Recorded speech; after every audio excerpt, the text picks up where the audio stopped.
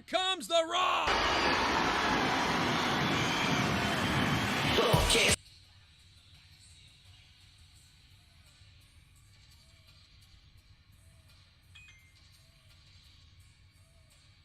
Wait, it's not The Rock, or is it The Rock? What the hell's happening? Is it Ricky Saints? I thought Ricky Saints was coming out.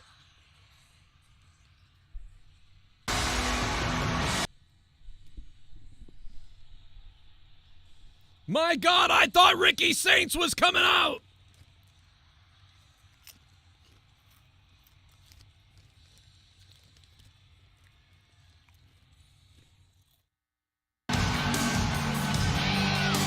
But no, it was The Rock.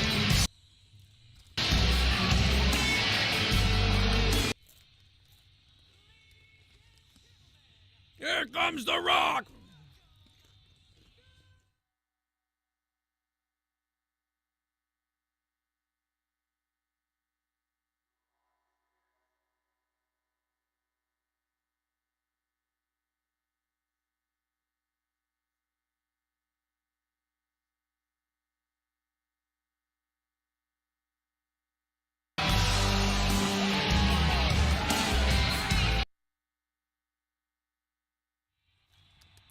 Oh yeah, it's erupting. The crowd is erupting.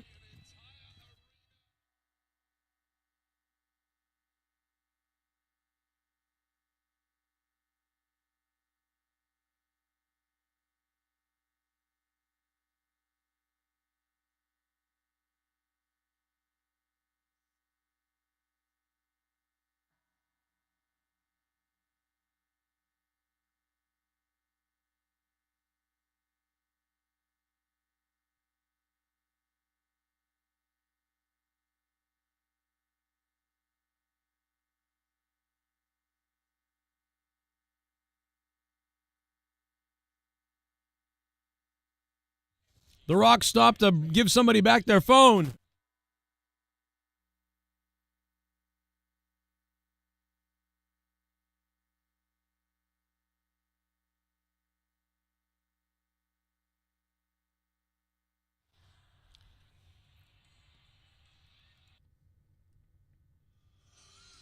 It's deafening for The Rock.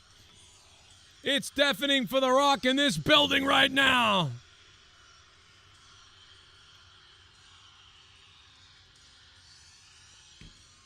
I told you he was coming out around 9:50 to 10 p.m.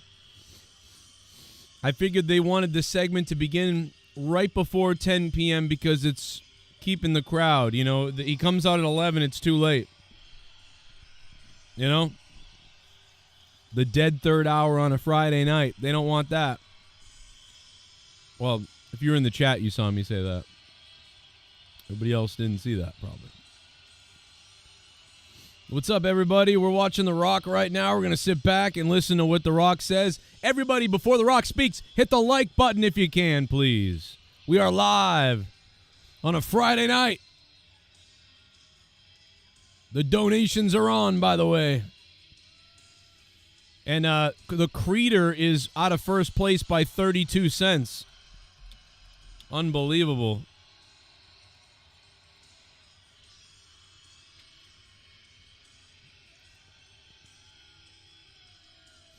Final boss gonna speak.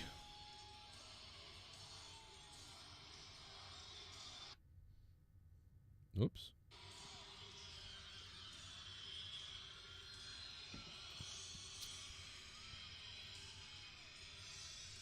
Oh, then on Netflix, Rock's gonna be careful here.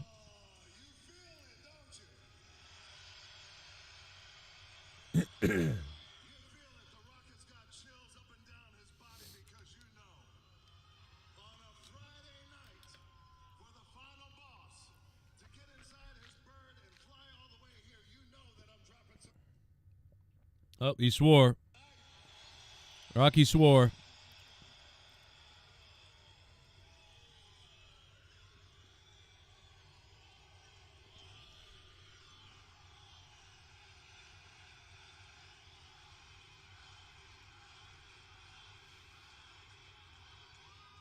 They're chanting The Rock's name.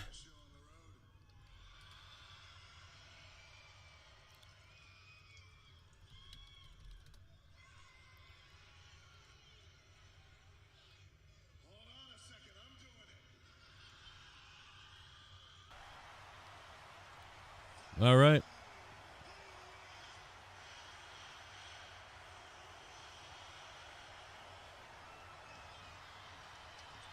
This ain't sing along with The Rock. That'd be great if you said that. What's up, chat?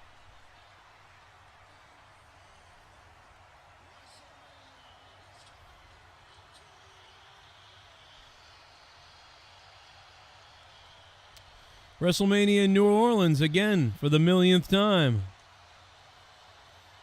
God, it's like the Super Bowl.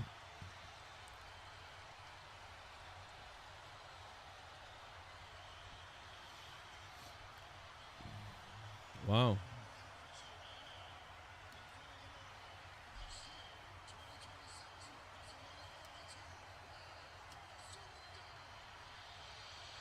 Superdome WrestleMania 42.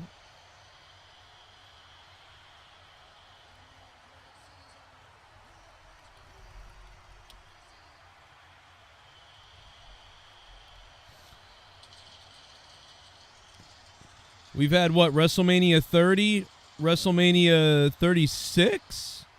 What other WrestleMania? I don't remember. You got Ricky Saints. They already got the sign. It looks just like the other two signs that they used to have. It's like the Saudi Arabia sign.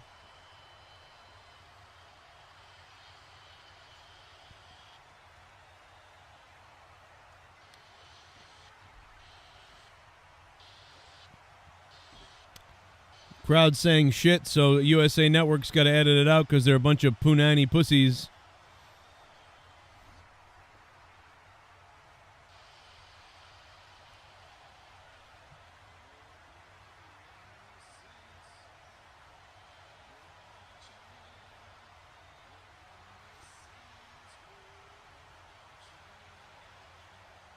What the fuck is The Rock doing, bro? Yeah, there it is. There it is. He said it.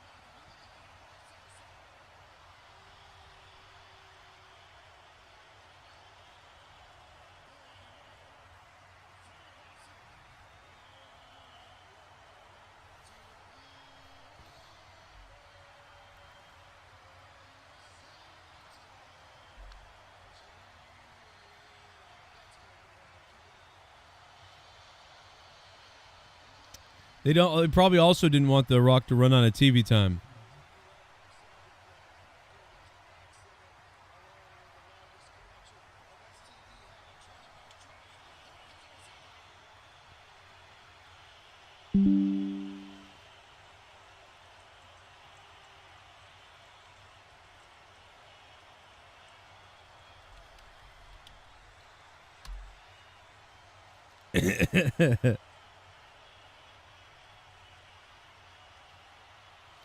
Oh, boy.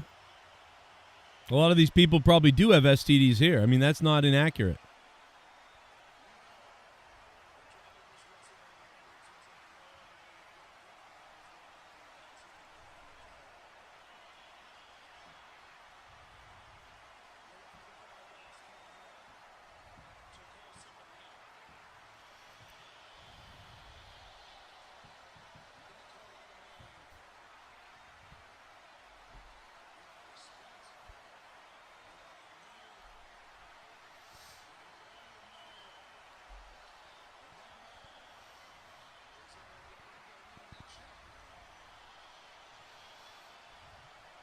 Get weird.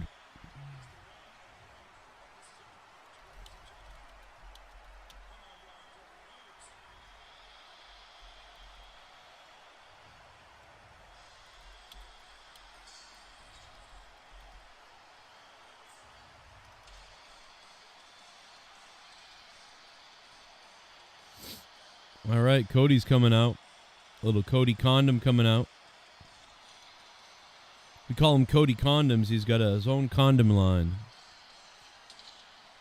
There's melanin in his soul. Raheem Rhodes.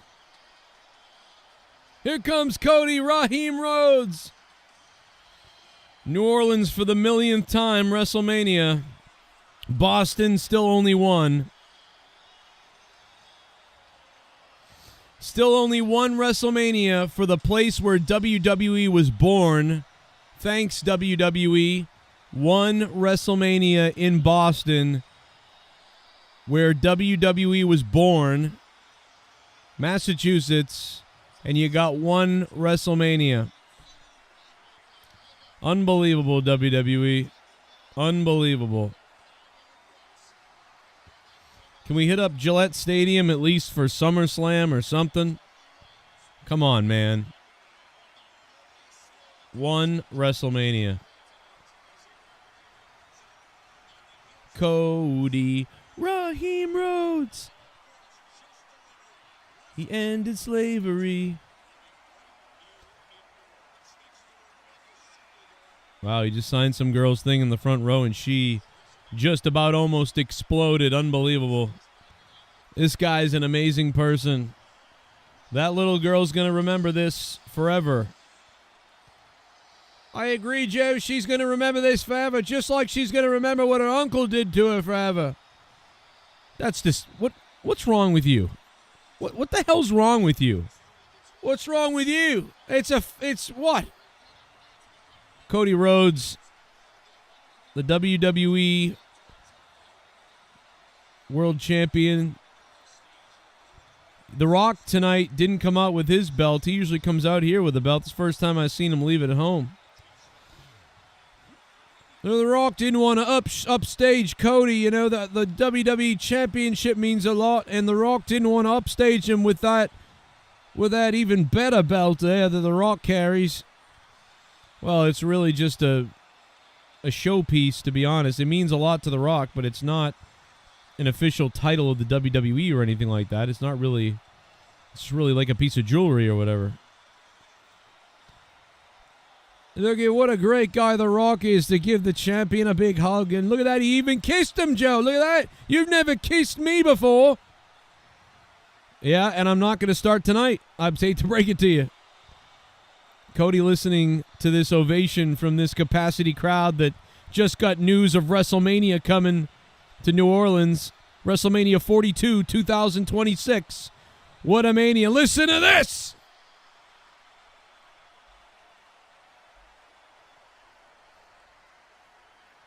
What's up, Chad? How you guys doing? We're having fun.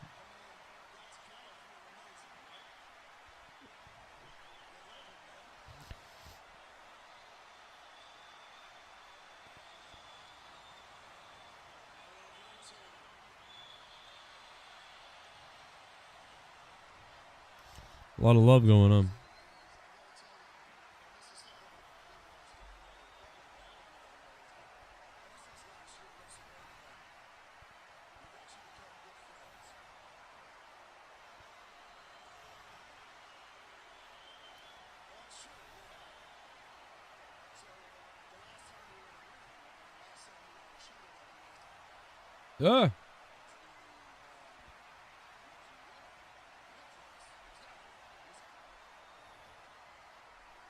My feed.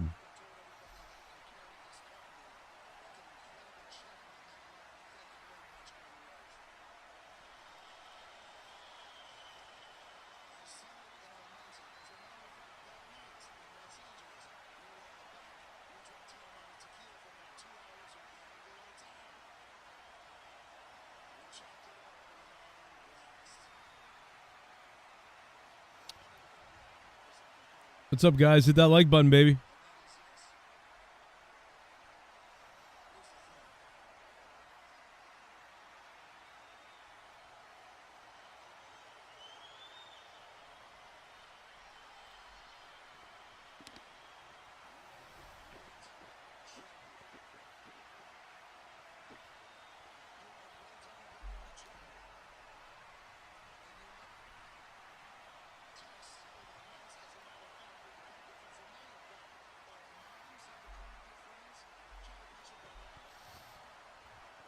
Was LA lights. What?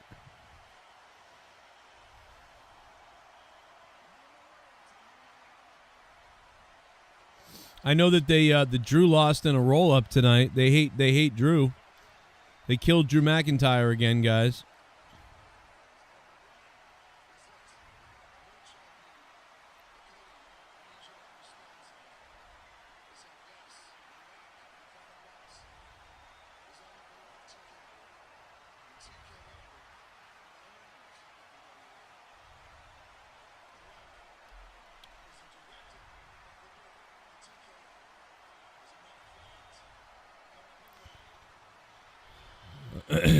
The Rock's talking TKO.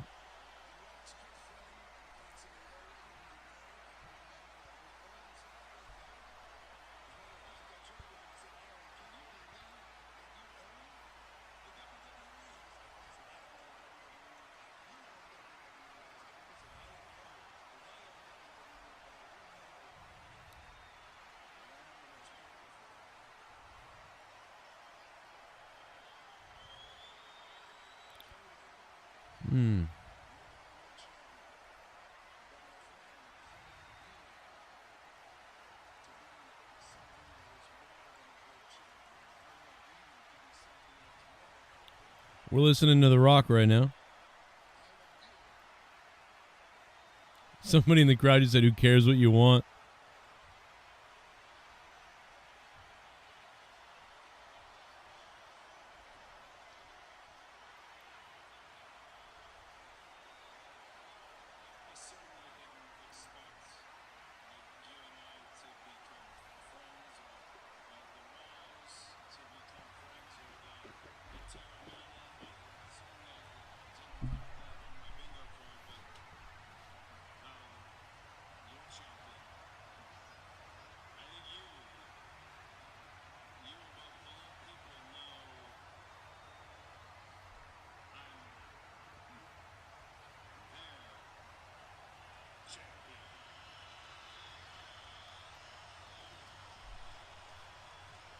Is Rock trying to be the Mr. McMahon right now? What's going on?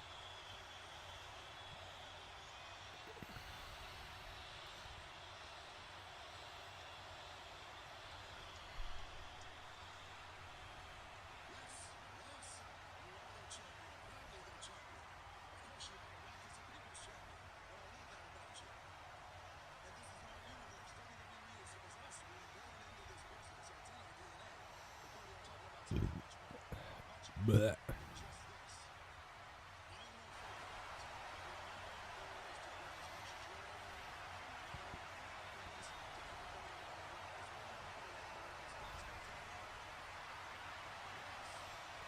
Well, Cody's going to cry again. What's up, chat? Hit that like button.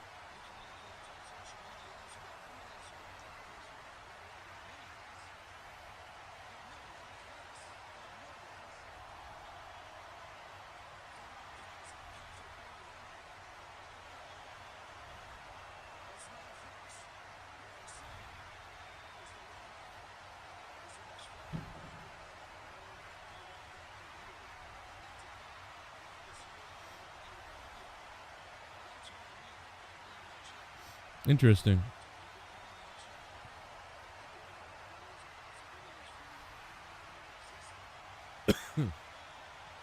This is like the McMahon Austin thing. Put on the suit, Austin. Except Cody already got the suit on.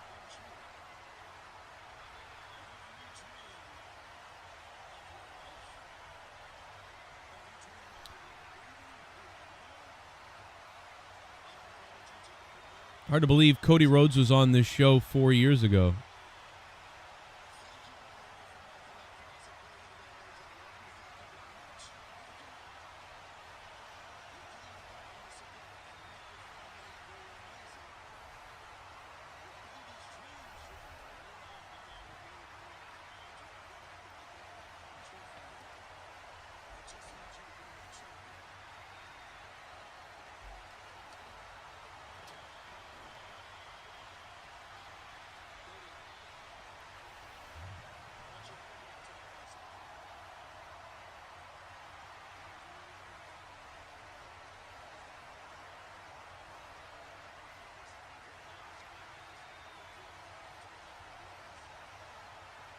Girl dad lucky boys.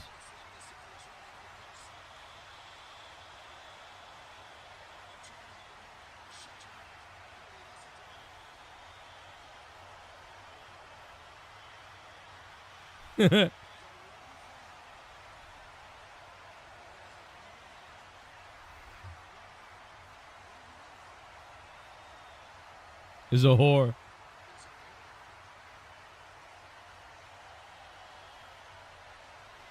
That's right. The Rock needs Cody because he's black. That's right. Raheem Rhodes.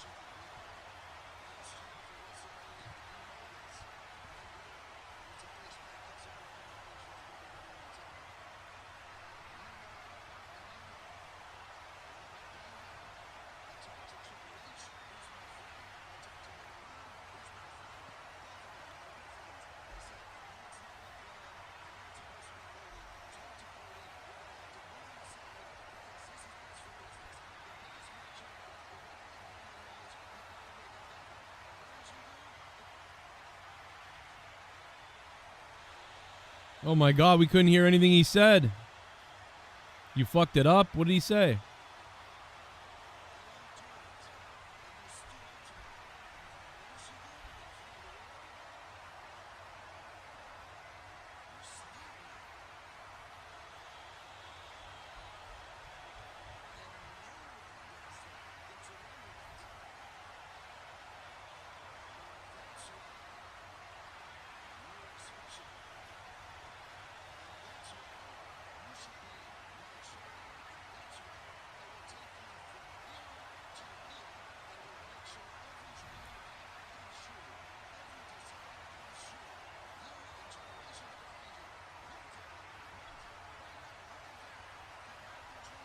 Interesting.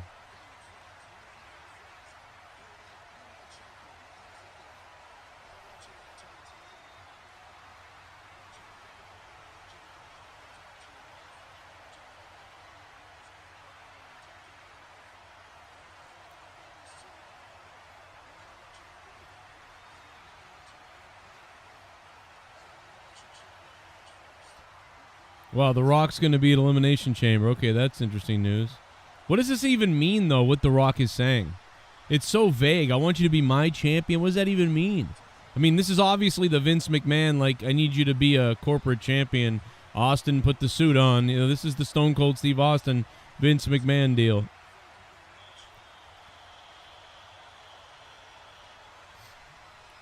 Yeah, I do think The Rock will face Roman at WrestleMania, maybe. But I don't know. But it seemed like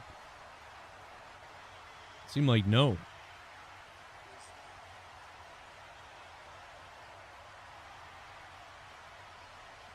What did The Rock just say?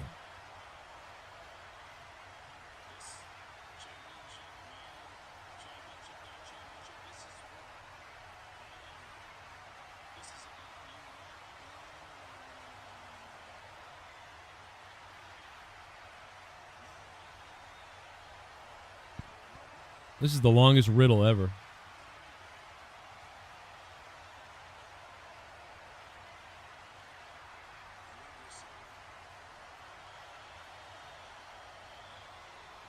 The Rock is Shao Kahn.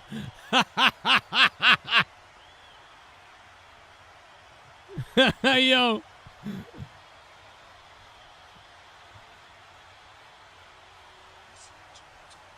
The Rock's from Hollywood. He wants his soul. That's what you do in Hollywood. He's literally making an allegory for Hollywood and how he's a Satanist Hollywood like all the other people in California, and that you got to give up your soul to be something like Lady Gaga and all that stuff. And that's what people say about The Rock, that he's a Hollywood, satanic whatever the fuck, like Batista and everybody. So he just pulled that in the ring with Cody Rhodes. That's hilarious. It's kind of brilliant.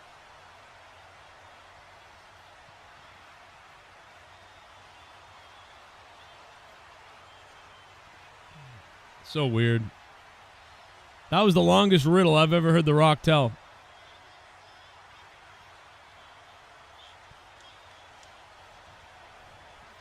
Your soul is mine. Fucking The Rock is Shao Kahn. Unbelievable. He's come down from hell, from heavens. That is the funniest shit. Yo, that's... Oh my God, he's Shao Kahn. Wow. I mean, The Rock is basically playing into the Hollywood Satanist stuff with that. Like, yeah, this is how I got to where I am. You know what you got to do. You got to drink baby's blood. You got to give up your soul. I gave up my soul to somebody. You give me yours. Wow, they're really playing into the whole Hollywood, satanic. That's crazy. I mean, that's what I got out of it. Maybe you didn't get that out of it, and maybe I'm stretching, but that's what I got out of it. The Rock wants Cody Rhodes' soul. What the hell does that even mean? I wish there was commentary when that was going on. What the hell does that mean? Well, you know all about it, Joe. You know about what goes on in Hollywood. You know about Beyonce and Jay-Z and Lady Gaga and The Rock and Rosie O'Donnell and... Rosie O'Donnell? Well, maybe not her, but you know, Oprah. You know what kind of people The Rock's involved with and what kind of stuff they do. I don't know what you're talking about, but I know that The Rock just asked for Cody Rhodes' damn soul, and that's a damn weird thing to say to somebody, especially when it involves their family. Don't you understand, Joe? To go the level that The Rock's at, you've got to do some things that are unspeakable. You've got to sacrifice things that are unbelievable. Things that you can't believe. You think that you get to where The Rock is, or you get to where, Jack Nicholson and some of these famous actors are. You think that they just got there because they're talented. Joe, they got there because there's a whole world that you don't even know about. Well, I don't know what the hell that means. Still, I don't understand, but it sounds damn bizarre and sadistic, to be honest, what The Rock just said to Cody Rhodes. Joe, just Google P. Diddy later, will you? All right, that's enough. I get it. The Rock wants Cody Rhodes' soul, whatever the hell that means. It doesn't sound good. But I know Cody Rhodes, and my God, you don't think Cody Rhodes would do something like that? I don't know. I'm just making stuff up. But it's just that was crazy. He wants his soul. The Rock playing into the Hollywood Satanistic devil worshipping elite class. The Rock is a reptilian, confirmed, guys. He wants his soul. Somebody find me the clip on Twitter. We got to find the clip on Twitter of The Rock asking for Cody's soul. I'm sure they're going to post it any minute. Any minute they're going to post it. You know it.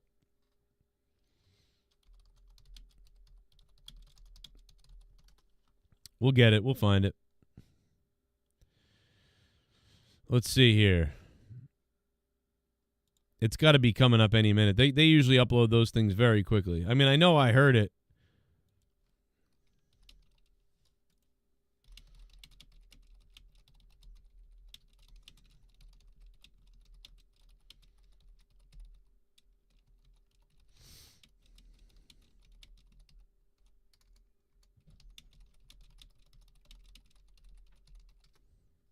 That's funny.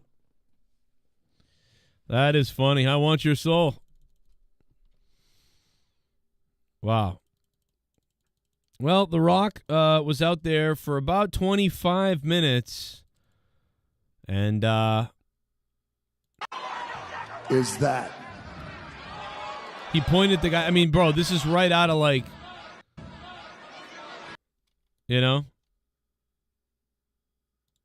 He basically he went with the Alex Jones thing.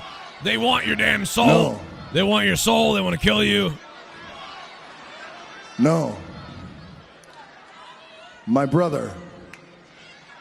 I don't want that.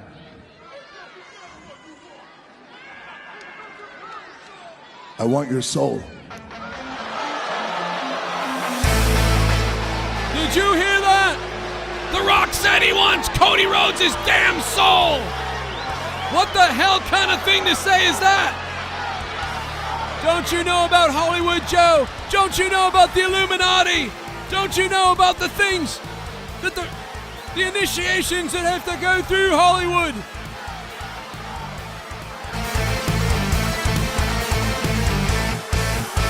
I'll see you in Toronto on March 1st at Elimination Chamber.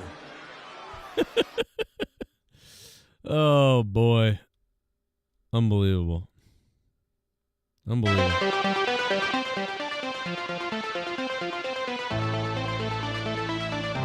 I don't want that.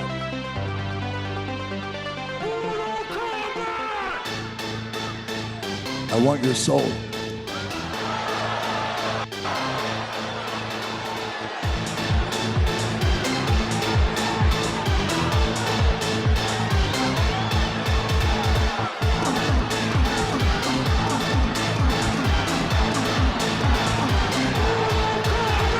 I'll see you in Toronto on March 1st at Elimination Chamber.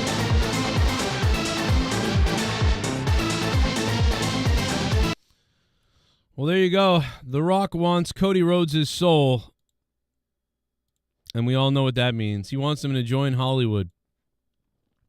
He wants you to become just like Robert De Niro and just like Leonardo DiCaprio and Joe Biden and everybody else.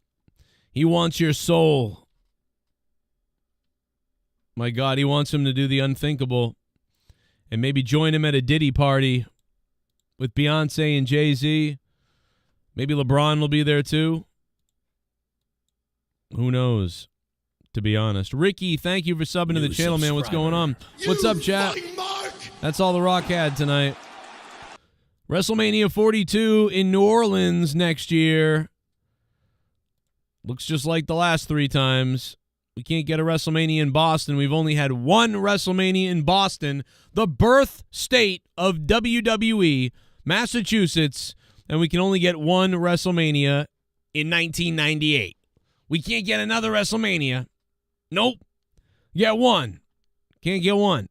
Gillette Stadium, something else. Can't do it. Can't do it. But we can go to New Orleans 900 times to the Superdome. Hey, maybe they can bring Hogan out, get booed, and call it the Superdome again or whatever it was. Or the fucking Silverdome. See, I can't even get it right. Unbelievable. The Rock is Alex Jones, confirmed, ladies and gentlemen. I need your soul. I want to gobble your soul. See, I don't need you to win. I don't need the belt. I need your soul, The Rock. Because The Rock is Satan and Hollywood is Satan. These people are all reptilians. They sell their soul, and that's how they get where they are. Like Lady Gaga, and they're all just Satan-worshiping, demons telling us what to do. Oprah Winfrey, I mean, the list goes on. And The Rock literally playing in to that character tonight. It doesn't get any funnier than that. I never thought I would see that. But I love it. Wow.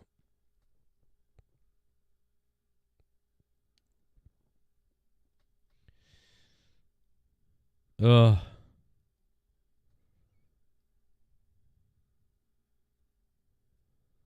Unbelievable. Oh boy. What a bizarre segment, but yet really, really cool because of like the deep cut it was. It has so many layers to it about what The Rock is saying. And he's playing into the whole thing, which makes me it's interesting that he thought to himself, hey, they think, the Satanism in Hollywood and we all sell our souls to get where we are. So tonight I'm going to come for Cody Rhodes' soul. That's pretty crazy that he thought of that, or that somebody thought of that. And that's what they're going with. I want your soul, Cody Rhodes. And he's going to be a heel. And he's going to be bad. And you wonder what's going to happen going forward. Is The Rock going to miss WrestleMania this year like we thought? Or is The Rock potentially just delaying until Roman Reigns comes to stop him? Maybe the Roman Reigns is going to come to Cody's aid when Cody finally decides not to, go bad or give his soul up or whatever. And that would be interesting if then Roman was trying to stop that from happening. And they were going to have a match this year at WrestleMania. But maybe that's not happening, and this is just like a mini story they can tell on the way to WrestleMania, as Cody goes into WrestleMania, and it's like, hey, The Rock wanted his damn soul, but at WrestleMania, that sort of whatever. So it's like a side story leading into Mania, and then at Mania it just comes down to, whoever, John Cena and Cody Rhodes. Wouldn't it be funny if John Cena was like, I'm also a demon and I want your soul too, and we're from Hollywood? Pretty funny stuff, though. But what do you guys think in the chat? Leave it in the comments. I'll be reading the chat. If you want to donate, the Streamlabs link is pinned where it always is, on the top of the chat.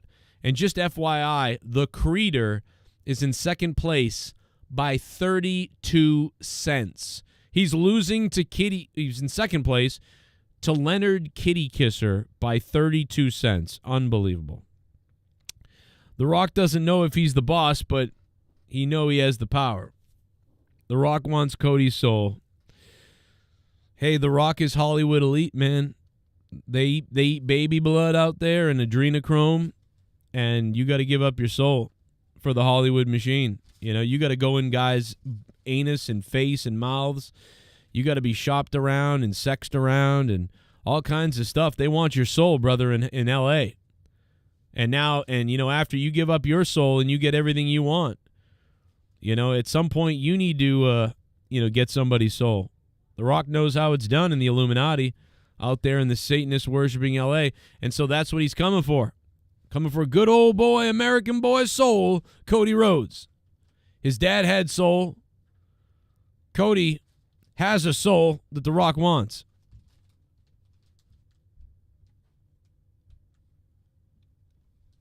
Unbelievable. So there you go. WrestleMania 42 will be in New Orleans again. WrestleMania 42 in the year 2026 from the Superdome. And The Rock will be at the Elimination Chamber to get an answer from Cody if he wants to give up his soul to The Rock and get everything he ever dreamed of. And his family taken care of for life.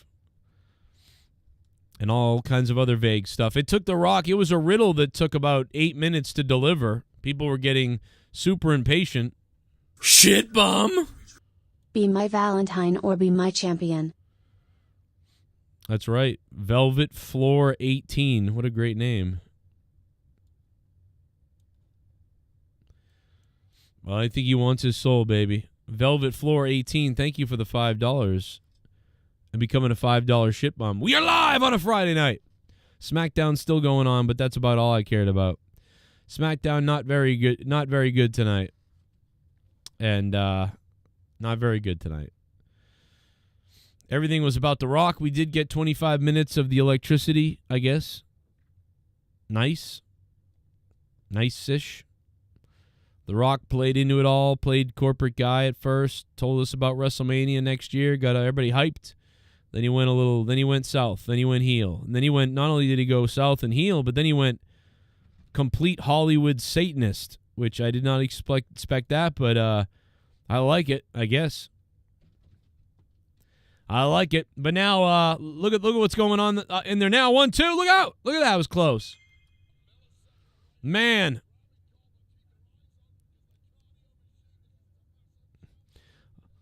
Tommaso Ciampa, look at this, on one of these girl guys, and then reversed, then he caught an elbow, and now, look at this, side suplex, and Ciampa, and down oh my God, on the back of his damn head! Oh my God! Ciampa went down on the back of his head. That might be it. What? Wait, what the hell is this? Who's this attacking? Is that Montez Ford? And that's Dawkins delivering the worst punches I've ever seen. And Montez Ford drives him shoulder first into the steel post. And my God, on the outside, Private Party. Oh, wait, no, this is the Street Profits. Well, it's almost the same thing as Gargano tries to fight him off. Rejected into the arms of Montez Ford. And here comes Ciampa. And the Street Profits are just annihilating everybody in this match. Montez Ford down across Ciampa's chest. What the hell are they doing? Well, it's obvious, Joe. These are the two most talented men in the company, and they weren't even in a match tonight.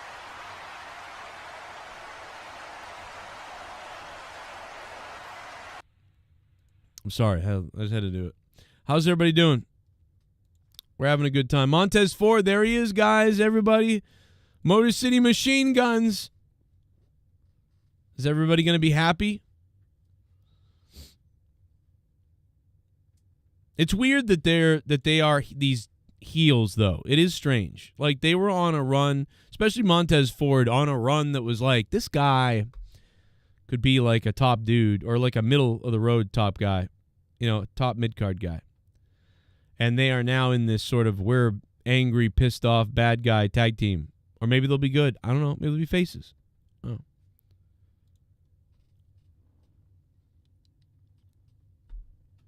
You wanted The Rock versus Roman, John Cena versus The Rock? What? John Cena versus The Rock? No, I don't think so. I mean, no, because I think they want. I still think they want John Cena versus. Maybe it could be. I don't know. I don't know. I mean, I think they still want Cena versus Cody, but it could have been potentially, Cena versus The Rock again, but I don't think so. I don't think you need to do that, and I think that would be bad. I wouldn't do that. I know that Cena could come out and say, like, try to defend Cody and I'll wrestle you, but I think that's what Roman would do. So I'd rather see Roman face The Rock. I think The Rock, really, they could use The Rock at WrestleMania, but like I've been saying is that The Rock isn't going to be at WrestleMania, I didn't think, and I've been saying that, and so I still... Until I get a match made, I will be shocked if The Rock does make it to WrestleMania. I know he's got the Scorsese movie now. He's a big movie with him and Leo, and The Rock is playing like a main character in this. I can't even believe that. Who knows what The Rock is going to do in that. But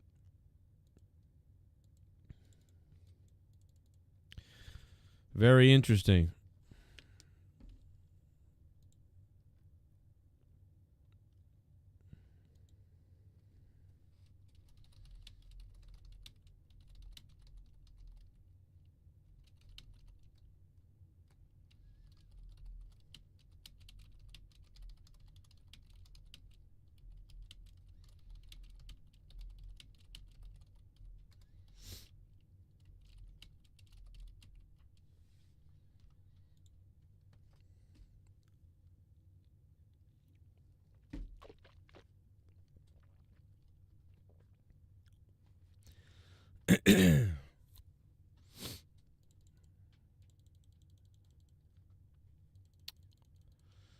Now there's a pizza commercial. So The Rock will be at Elimination Chamber. So I think that's a good thing for the company and for them. I think that's good that they were able to sort of, get people pumped a little bit more about next week at Elimination Chamber. That The Rock's going to be there, and apparently some kind of answer is gonna happen with this. Becoming a Hollywood Satanist like The Rock. So,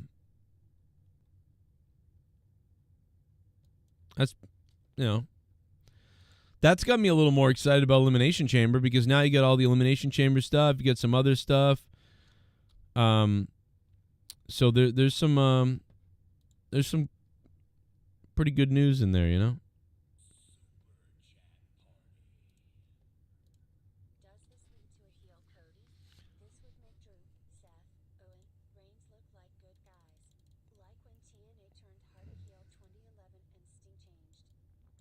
Yeah, I mean, I don't think they're doing that. I think they're doing the whole Aaron. Thank you, Aaron, for the $4.99. I think they're doing the whole Vince McMahon, Stone Cold Steve Austin. You know, Austin, you're the champion now. You know, we need to have more of a business. Put on the suit. You know. Wow, that would be crazy. That'd be crazy. I mean, that'd probably be too much. You give me half, but hey man, I'll take anything. I'll take anything you win the lottery. That would be crazy. But thank you, man. I love you. Thank you. If I win the lottery, I'll give out money on the show. How about that? But I thank you for the super chat. But it's interesting, but I think it's more of like a, Austin, put on the suit. I'm Vince McMahon. We got to do things a little bit differently now that you're champion. I need you to be, whatever. And then Austin, rips the suit off, the tie off, and stuns him. So that's what we're looking at, but like a more drawn-out version of that maybe. Or maybe not. Or maybe Cody does go heel, but I don't think so. I don't think Cody's going heel here at all. I think that's what they want you to think, obviously. They want you to think he's going to do that. But that would really hurt Cody if he were to say, yeah, I'm going to just sell out to The Rock now and sell my soul to The Rock. That would really damage the character. And knowing Cody, he wouldn't do that. He won't do that. I can see Cody turning heel eventually, maybe, but not. It's hard to see it because Cody just doesn't want to do it. He didn't want to do it in AEW. I guarantee he doesn't want to do it here. And he sees it like, well, Cena was never heel, and so I don't think that he will want to do that for a while unless it was a little different. I don't know. I just don't see it. Not in this way. What I'm trying to say. Look at Cena's little boo-boo on his head with the Band-Aid. Look at that. But yeah, The Rock is going to be at Elimination Chamber. WrestleMania 42 is going to be in New Orleans at the Superdome. And The Rock wants Cody Rhodes' soul legit. How about that? And tomorrow night's Monetize This. By the way, I put up a video, little highlight thing of Monetize This past earlier. If you saw that on the Corrupted channel. Pretty good stuff. Where's the clip of the Jake the Snake? Oh, here it is.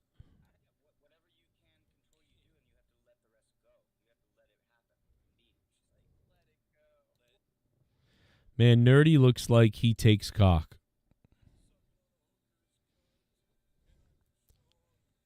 Was it Shake the Snake Roberts song?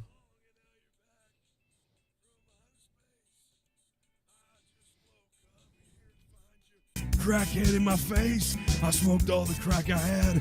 I did all the drugs I want. Now I'm gone. And my dad fucked my mom in her, but my mom's my sister. I don't know. That guy's family. That's Jake the Snake Roberts. Don't you know that? Aaron, thank you for subbing to the channel, man. First he donates and then he subs to the channel. Thank you, Aaron. I really appreciate that, brother. Thank you for hitting that like button. Does anybody want me to hop on Discord? Yes, sure. Come on Discord, J Menace. We'll get you on Discord. Will you be bringing in some old co-hosts for Monetize This? I don't know. Maybe if we can find any. I don't know if you can find them. We've been inviting Jake on to Monetize This for like 7 months, and he hasn't come on, so I don't know about him. No, I doubt it, though. I doubt anybody's available. I know, like the regular people will be here. I don't know any older ones, though, that would be coming back. A couple of them are terrible people, and so I wouldn't let them back, but... Actually, it's funny, back around Monetize This 300? I think it was Monetize This 300. I think I sent out, like, invites to every single person ever and, like, hit them up all over the place. I scorched the earth to try to bring back every single person ever that had been on the show, and I, like, reached out to everybody. It was crazy. And most of them said fuck you or made a video about how I'm a scumbag right after that. So I said, well, fuck you then, to everybody. So I didn't ask anybody back around 400 because I was like, okay, well, I'm not going to do that again. But maybe, who knows? Who knows who could be coming back on Monetize This? KO going crazy. KO likes to make videos like me in the car. He's like, let me make a bunch of videos in the car. Hop on and tell Joe how to find a job. God, I'm usually really good at finding a job. Boom, boom, boom, boom. I just get jobs. It's crazy. But a lot of the times I already have a job when I get another job because I never let it come to what it's come to because I didn't expect to get let go. In fact, this is one of the first times I think I've ever been let go, like laid off. Like, oh, goodbye. That does not happen usually at all. So it really sucks because I had the worst time. It couldn't happen, when I had some money saved, could it? No, it happens when you're living paycheck to paycheck. Oh, guess what? You're laid off. Oh, I don't. What do I do? What do I do? So yeah, I know it's bad news. Maybe Jay Menace can tell me how to find one faster. I have like 7 interviews next week. But yeah, maybe Jay Menace knows better. Hey, maybe Jay Menace can tell me how to be late to the next job. Maybe that's what Jay Menace could do.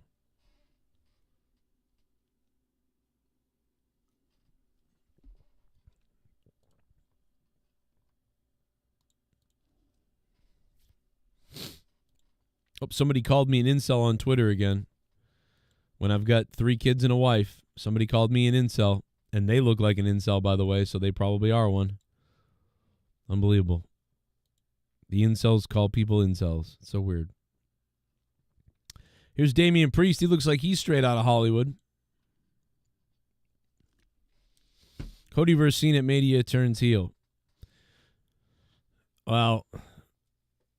Oh, maybe that's because you're thinking they want Cena to go up against a face or a heel rather.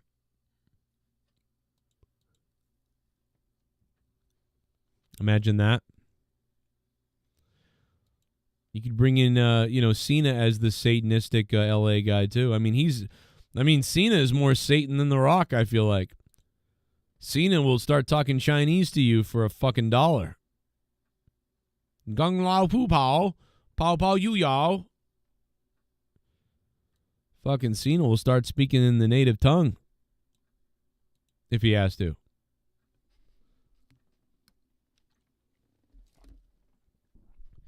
That's right. That's right, Andre Young. Here comes bisexual Undertaker. Here he comes. Place is exploding. I don't even care. I'm turning it off. I'm turning it off, and I'm just going to talk. I've had just about enough. The Rock wants his soul. Let's hear it again.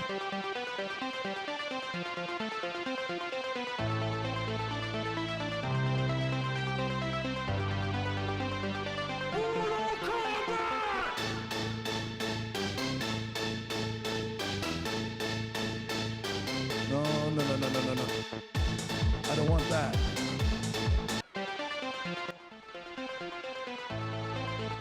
I want your soul.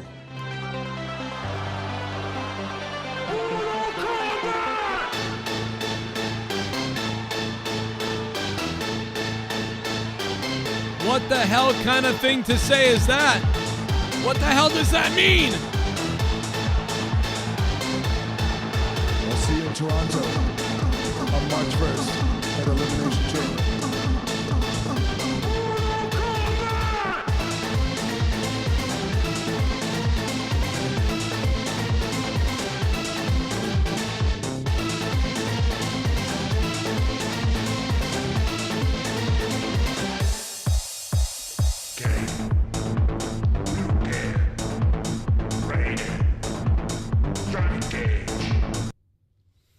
Fire. Let's see what else we got. Pretty much that was all. I mean, like, you should have known out there, people that are disappointed. It's like, they probably should have known to just wait for the clip, right? Like, Rock's going to be there. Nothing else is going to happen. Whatever, I'll just wait for the Twitter highlight of the video or whatever.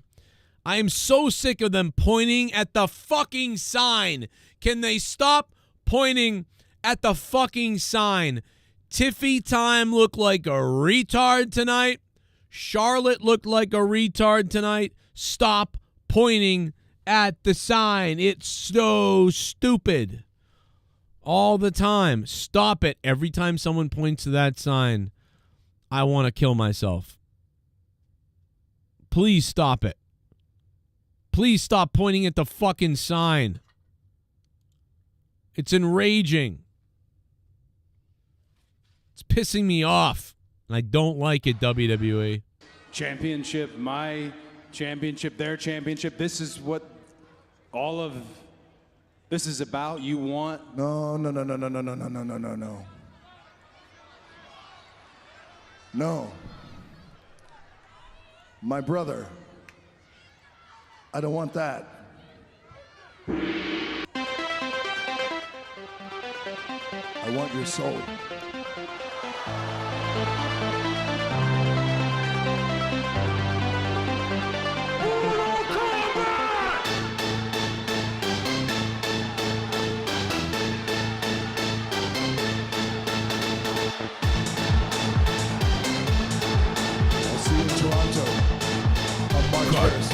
Elimination Chamber. Mortal Kombat. This summer, Cody Rhodes, The Rock, Mortal Kombat. Cody Rhodes is Johnny Cage. The Rock is Shao Kahn. In one of the most epic movies of all time. Mortal Kombat. Bad.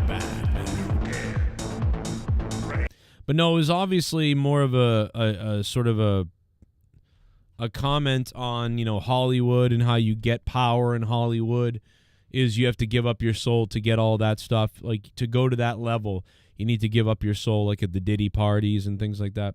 So The Rock was really playing into that, and so I found that interesting. Some people got it, some people didn't, and honestly, it took The Rock 70 riddles before he actually said that thing to Cody Rhodes.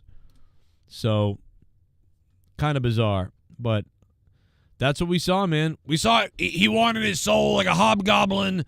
That's what they all are, in Hollywood. Alex Jones would tell you guys. Alex Jones would tell you all about this. If you knew Alex Jones stuff, you'd know this is real, and it's what they do in Hollywood, and that's what The Rock is after, his soul. Not surprising. Totally understandable. Is LFG a complete work? I wonder that. People are asking that question. Maybe. Man, Chris Van Fleet, after watching the Chris Van Fish Fillet the other day, watching a lot of it, boy, did that guy suck the Road Dogg's balls. Man, Chris Van Vliet, he literally is one of the biggest WWE corporate chills I've ever seen, man. He was sucking the Road Dogg dry on that podcast. And listen, I would have blown the Road Dogg a bit too. I love the Road Dogg, but man, he really was blowing him. Like, it was getting a little bit out of hand. A little bit out of control, weird, to be honest. It made me uncomfortable how much he was sucking on him. But, that's what these guys do. And just like in Hollywood, you sell your soul, you get more than everybody else. And just like if you're a WWE shill, you get more than everybody else. If you're Joe Cronin and you just say what you mean and what you're thinking off the cuffs, then you get nothing. Or you don't get nothing, but you get blocked. You get hidden. You get denied. So many other things.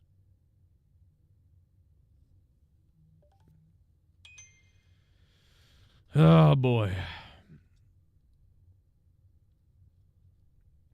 But here we are on a Friday night.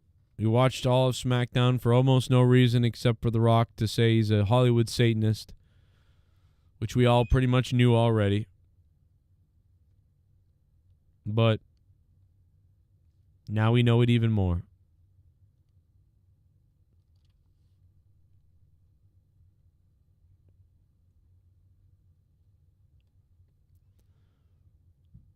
Unbelievable. I don't see you on Discord, though, Jay Menace. Went over to Discord to take a look at you. If you guys want to hop on Discord to talk about it, go ahead and hop on Discord, and I'll get you on there. Dork Knight or Jay Menace, I'll put you on there. Yeah, weird promo from The Rock. Basically, The Rock was saying he's a Hollywood Satanist, and he wants Cody Rhodes' soul. What's up, B? My Bluetooth headphones are on the desk next to the bed in my room, my bedroom. My adapter's broken. Okay, yeah, I think they're on my desk. Can you buy me some just like black comfortable wireless headphones when you have the money so I can have my own? All right, I'll take a look. I have white ones somewhere too. But on the if they're in there, they're gonna be on the nightstand next to where I sleep. If they're not there, ask Mom.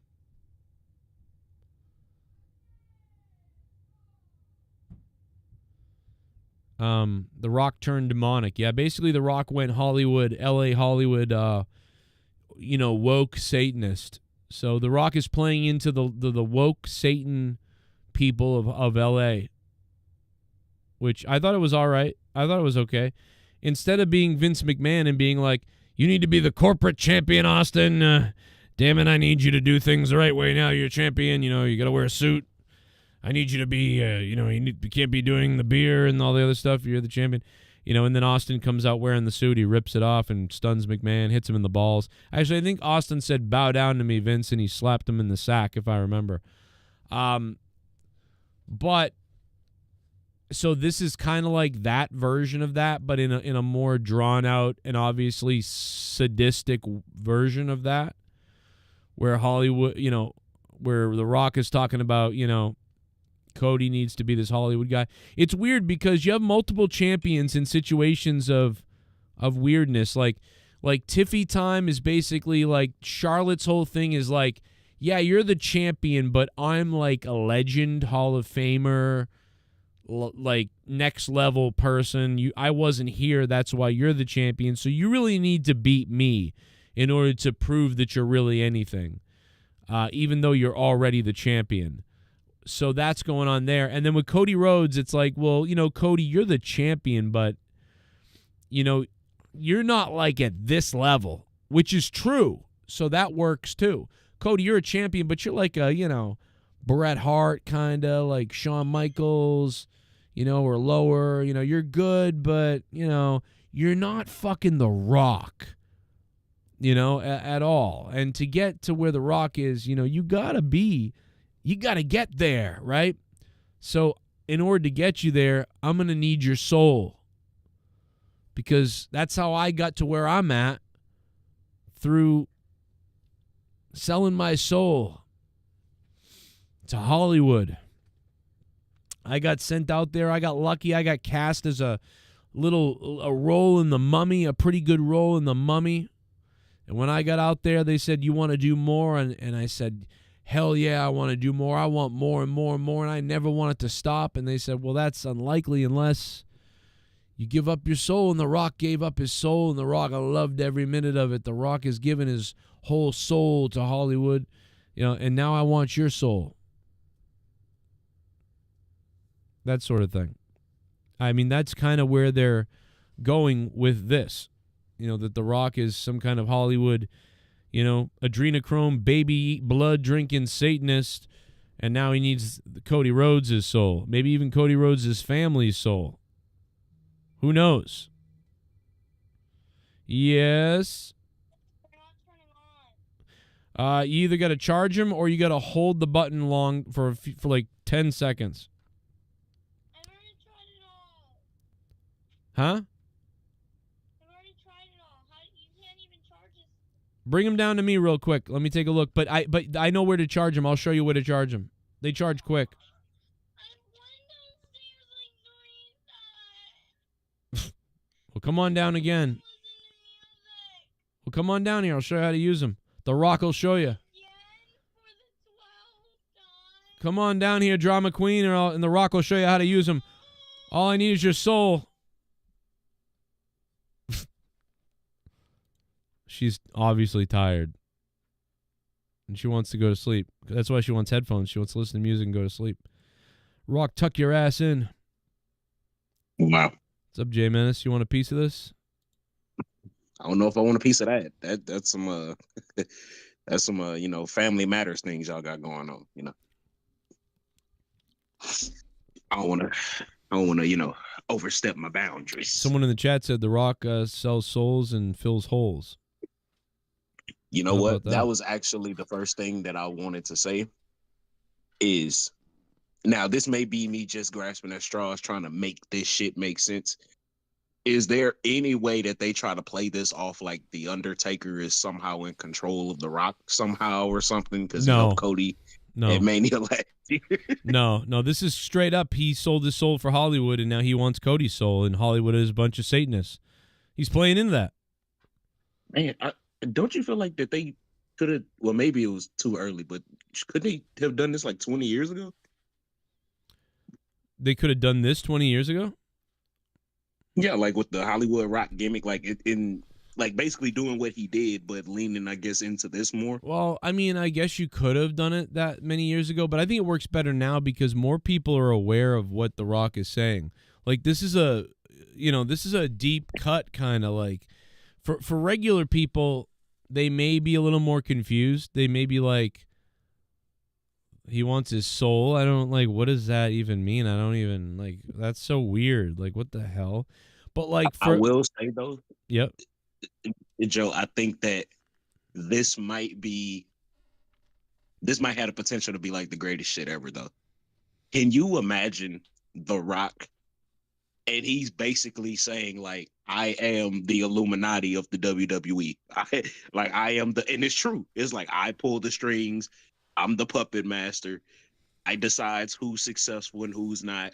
And he just like turns into like Vince McMahon, but not there all the time almost. And you know what I mean? Like if something happens, it's like, oh, did the Rock have something to do with that? Or, he fuck around and turns storylines into conspiracy theories just because of the what if factor of it. Right. That could be fucking amazing.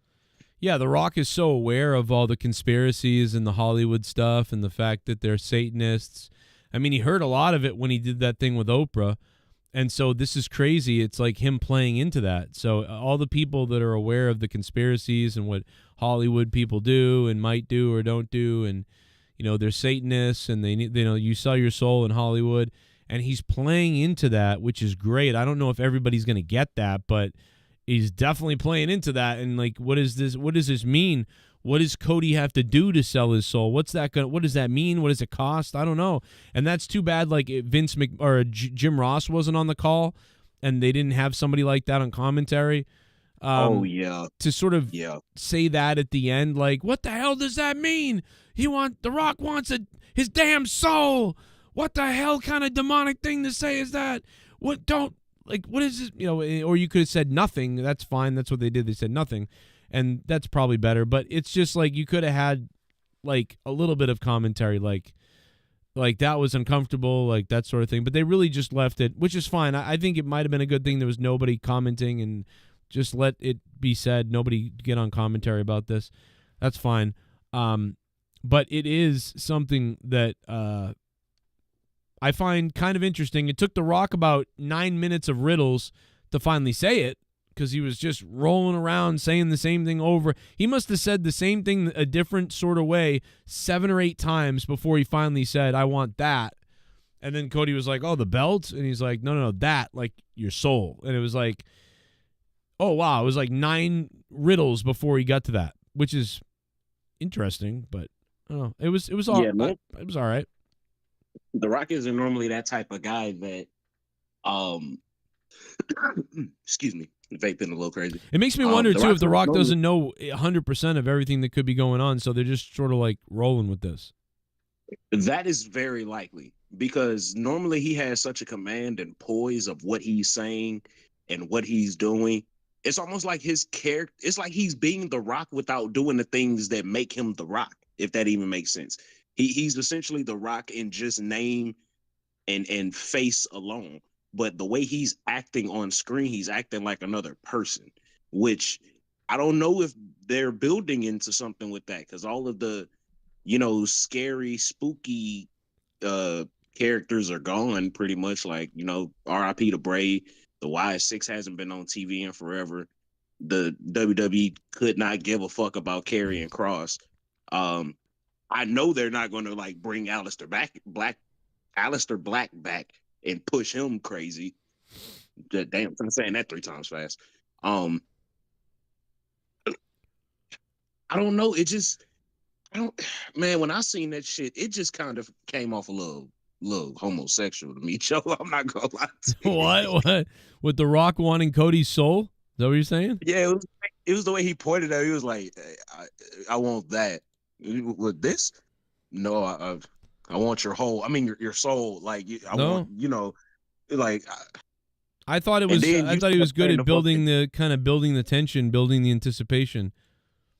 Yeah, that's normally what you do when you want to take somebody's soul, or whatever he said.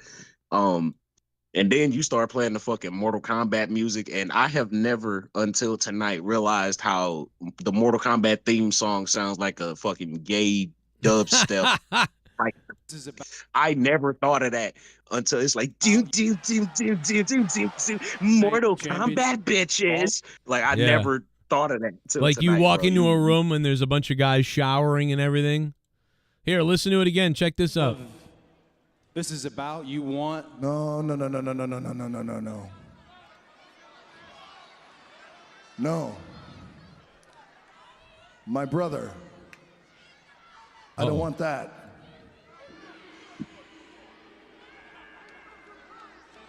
I want your soul.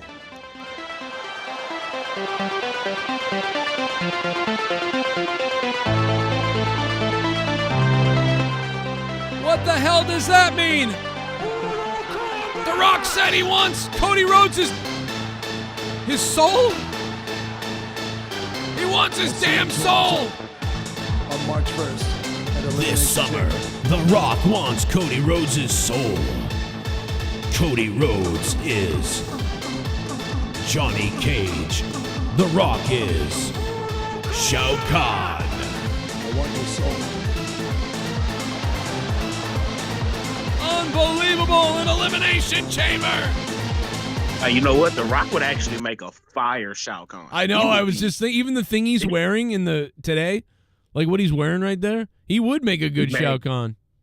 He would be actually great, and you wouldn't really need to see his face. He's got the like jaw structure in it. He would, you own something with that. Yeah. That's crazy. Yeah. They pull his eyes out a little bit to the side, but you got some. I will say when you play that, all I hear is Mortal Kombat. Like I don't hear combat. Wow. Well, that says more about you. I think that's like you got some kind of sexy thing going on there that, Hey, look, I'm just a messenger, bro. I just report what I see. All right. You're turning me on. I turned that shit off after that because I didn't know what to do. I was questioning everything at that point. Man, and Joe, you were so right. You know what? I think Paul Levesque needs to immediately institute a rule, or The Rock, whoever is in charge. If you point to the fucking sign, we're going to find you. There has to be repercussions because this shit is ridiculous. It's immersion breaking. It's fucking stupid. It's pointless. We all know WrestleMania is coming up. We all know that you're trying to be there. You're vying for position. Wait. Oh, wow. Whoa. Oh, wow. We plan the spot all day. I want you to jam it in. Oh, it's in your bunghole. Oh my God, it's Z-Pain.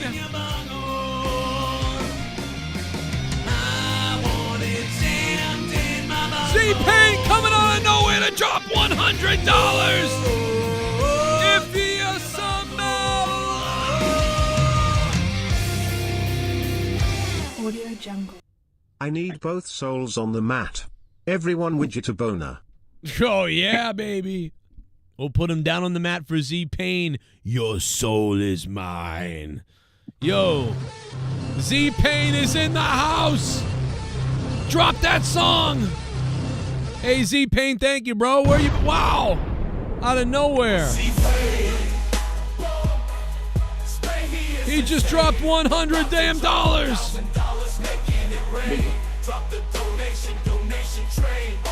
He wants my soul.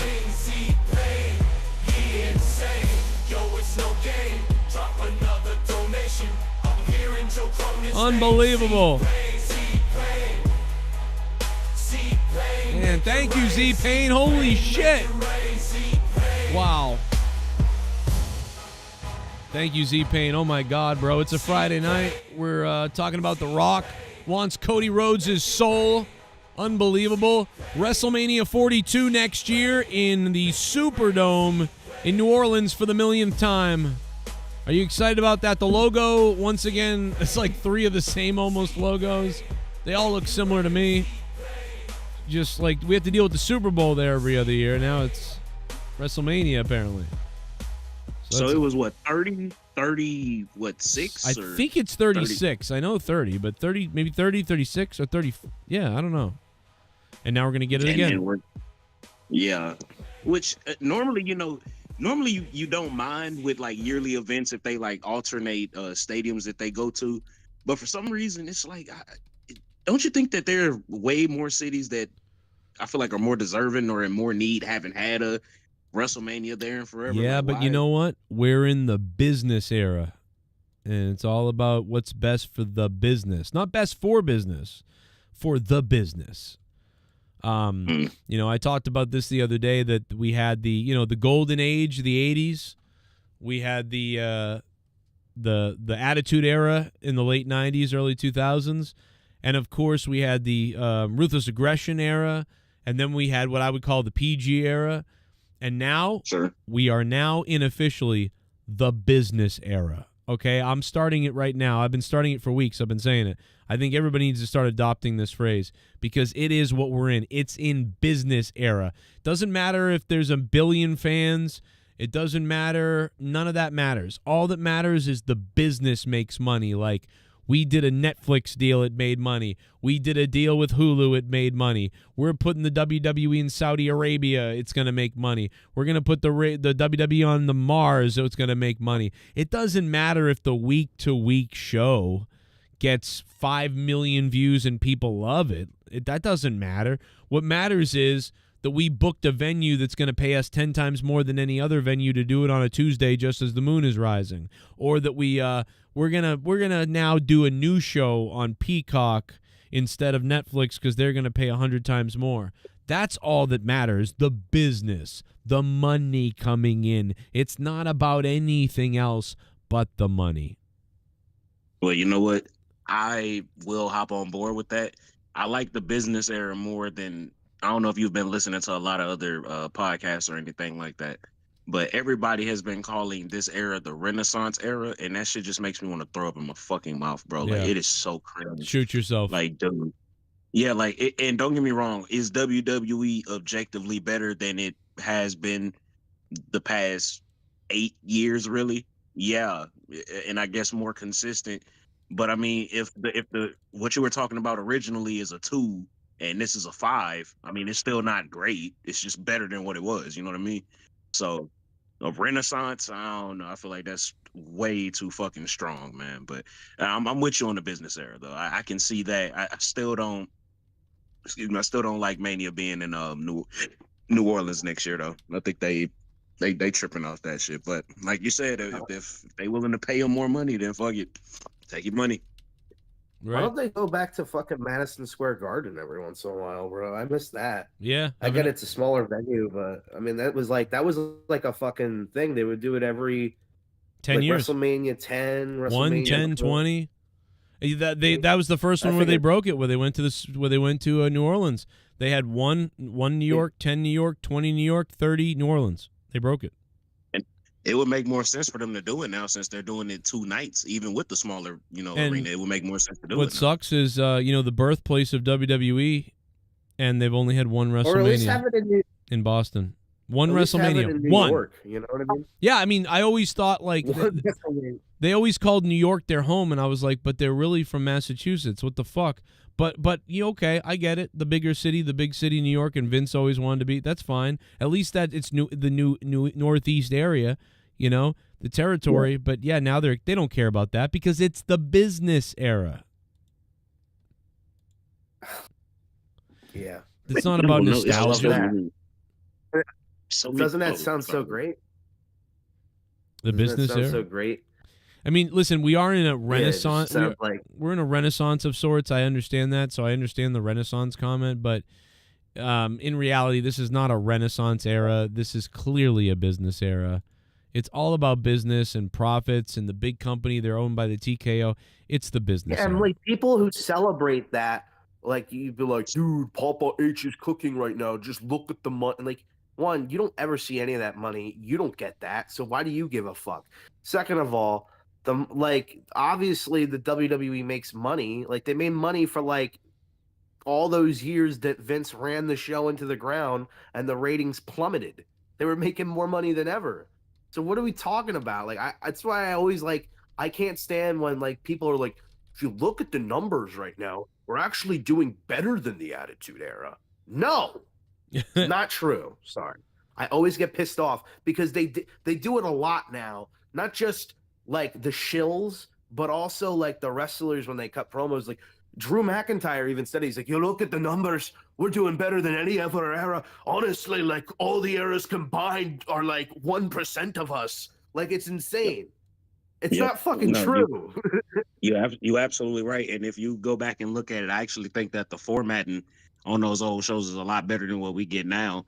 Like even back then, you might get a 4-minute quick little, nothing match that'll progress a storyline. Most of the finishes are run-ins of some sort or some type of finish that can be under, scrutiny or review.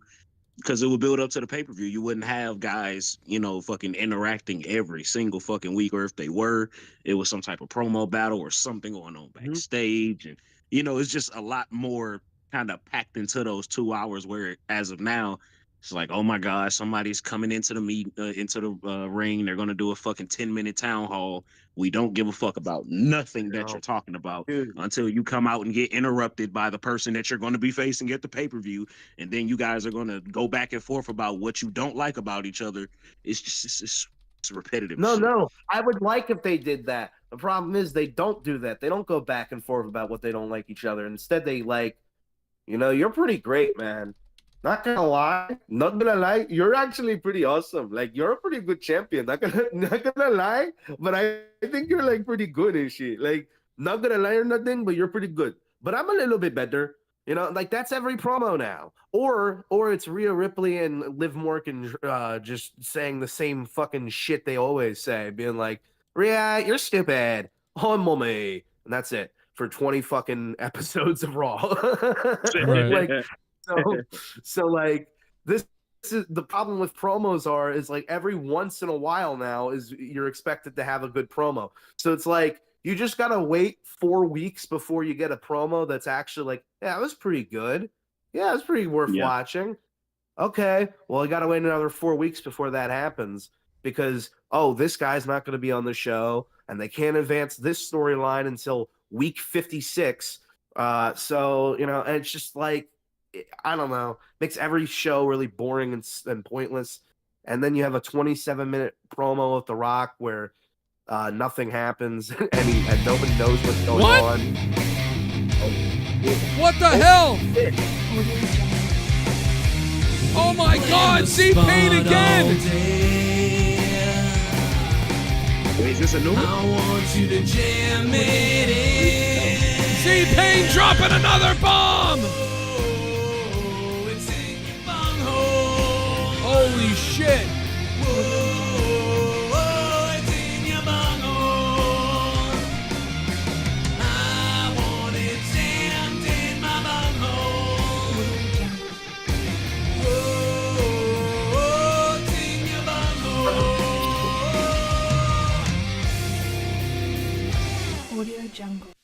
You talk about the final boss. Joe, you ever listened to Boston Manor? I think you'd like them. Final boss aside. Thank you for the final boss. You're the final boss, Z-Pain. I don't think anybody's going to be able to top the Hundy bombs from Z-Pain. Boston Manor, no. I'll check it out, though. I'm assuming that's... I have a very scary feeling that this is about to somehow turn into one of them nights. What, where I get raped? No, we're like, so it's one more like $100 donation from us doing a 7-hour stream, bro. I can just feel it. I can fucking feel it. I'm ready. I would love it, bro. I would love it, dude. I have had a horrible week. I've been sick Joe's probably had the worst week, but but I've had a horrible week. I've been sick all fucking week because 4 people came into work sick. Like either had the flu or had something. And then some fucking guy wanted to return like 6 mugs that he didn't even have the fucking receipt for. And he's like, oh, my family right now have COVID. And my fucking, my wife's in the hospital. And, I have COVID. And he's not wearing a mask. And he's in my fucking face. And he's dumb and stupid. And he's like, do you think you just cut me some slack, man? Cut you some slack, return you $30 fucking dollars worth of mugs, you retard. Go fuck yourself. You got me. I was so fucking pissed the next day when I woke up sick as a fucking dog. I thought I had COVID. Luckily, I don't. I have like a sinus infection. This guy did that at my work, and we all got sick, and he said he had COVID, but he didn't. Everybody had fucking the flu. But I'm like, dude, what are you doing at work with the fucking flu then? What are you doing? He had the flu. I'm like, go home. I'm like, and then I got it. We all got it. And I was out a week. Like, oh. Yeah, luckily I don't have the flu. I don't have, like, I think that, like, I don't know. I think it's just like a sinus infection. I don't know. It's just fucking pissing me off. Right. I don't know. I'm really annoyed. And SmackDown was weird. And I don't know. Is Cody Rhodes, like, did he see his dog get raped or something? Like, well, his reaction was as if he saw someone just get robbed, raped, and killed, and he did nothing about it, and he was contemplating life. And The Rock is rambling to him about this, like, in this serious, like, you, me, we can take the world together. And hey, shout out Moana 2, that's out in theaters. Thanks for watching it, man. Like, it's so jarring and tonally confused, and that's the biggest word for it. The promo was so confused. It was interesting, and it kind of makes me want to watch Elimination Chamber. Yeah, I like it. But at the same time, I think it's retarded. So yeah, I get what you're saying. It was confusing, and I think if people don't understand what the soul thing means and everything, the more conspiracy person you are, the more that was good, I think. And it's kind of funny. But yeah, Cody looked like he was shocked. I think he just looked really disappointed. Like, oh, damn, like, I thought we were all getting along and everybody's getting along and you want my soul. But yeah, what does that even mean? And, but I just... he didn't understand what he was talking about. Like, well, you'd be my champion. Be my champion. You have it all. But I could make you have it all, even more have it all. And you could be my champion. I love you. You're a great champion. You're a great champion. We're friends. You know that. You're friends. We're a great champion. I want to tell you something, though. You're a great champion.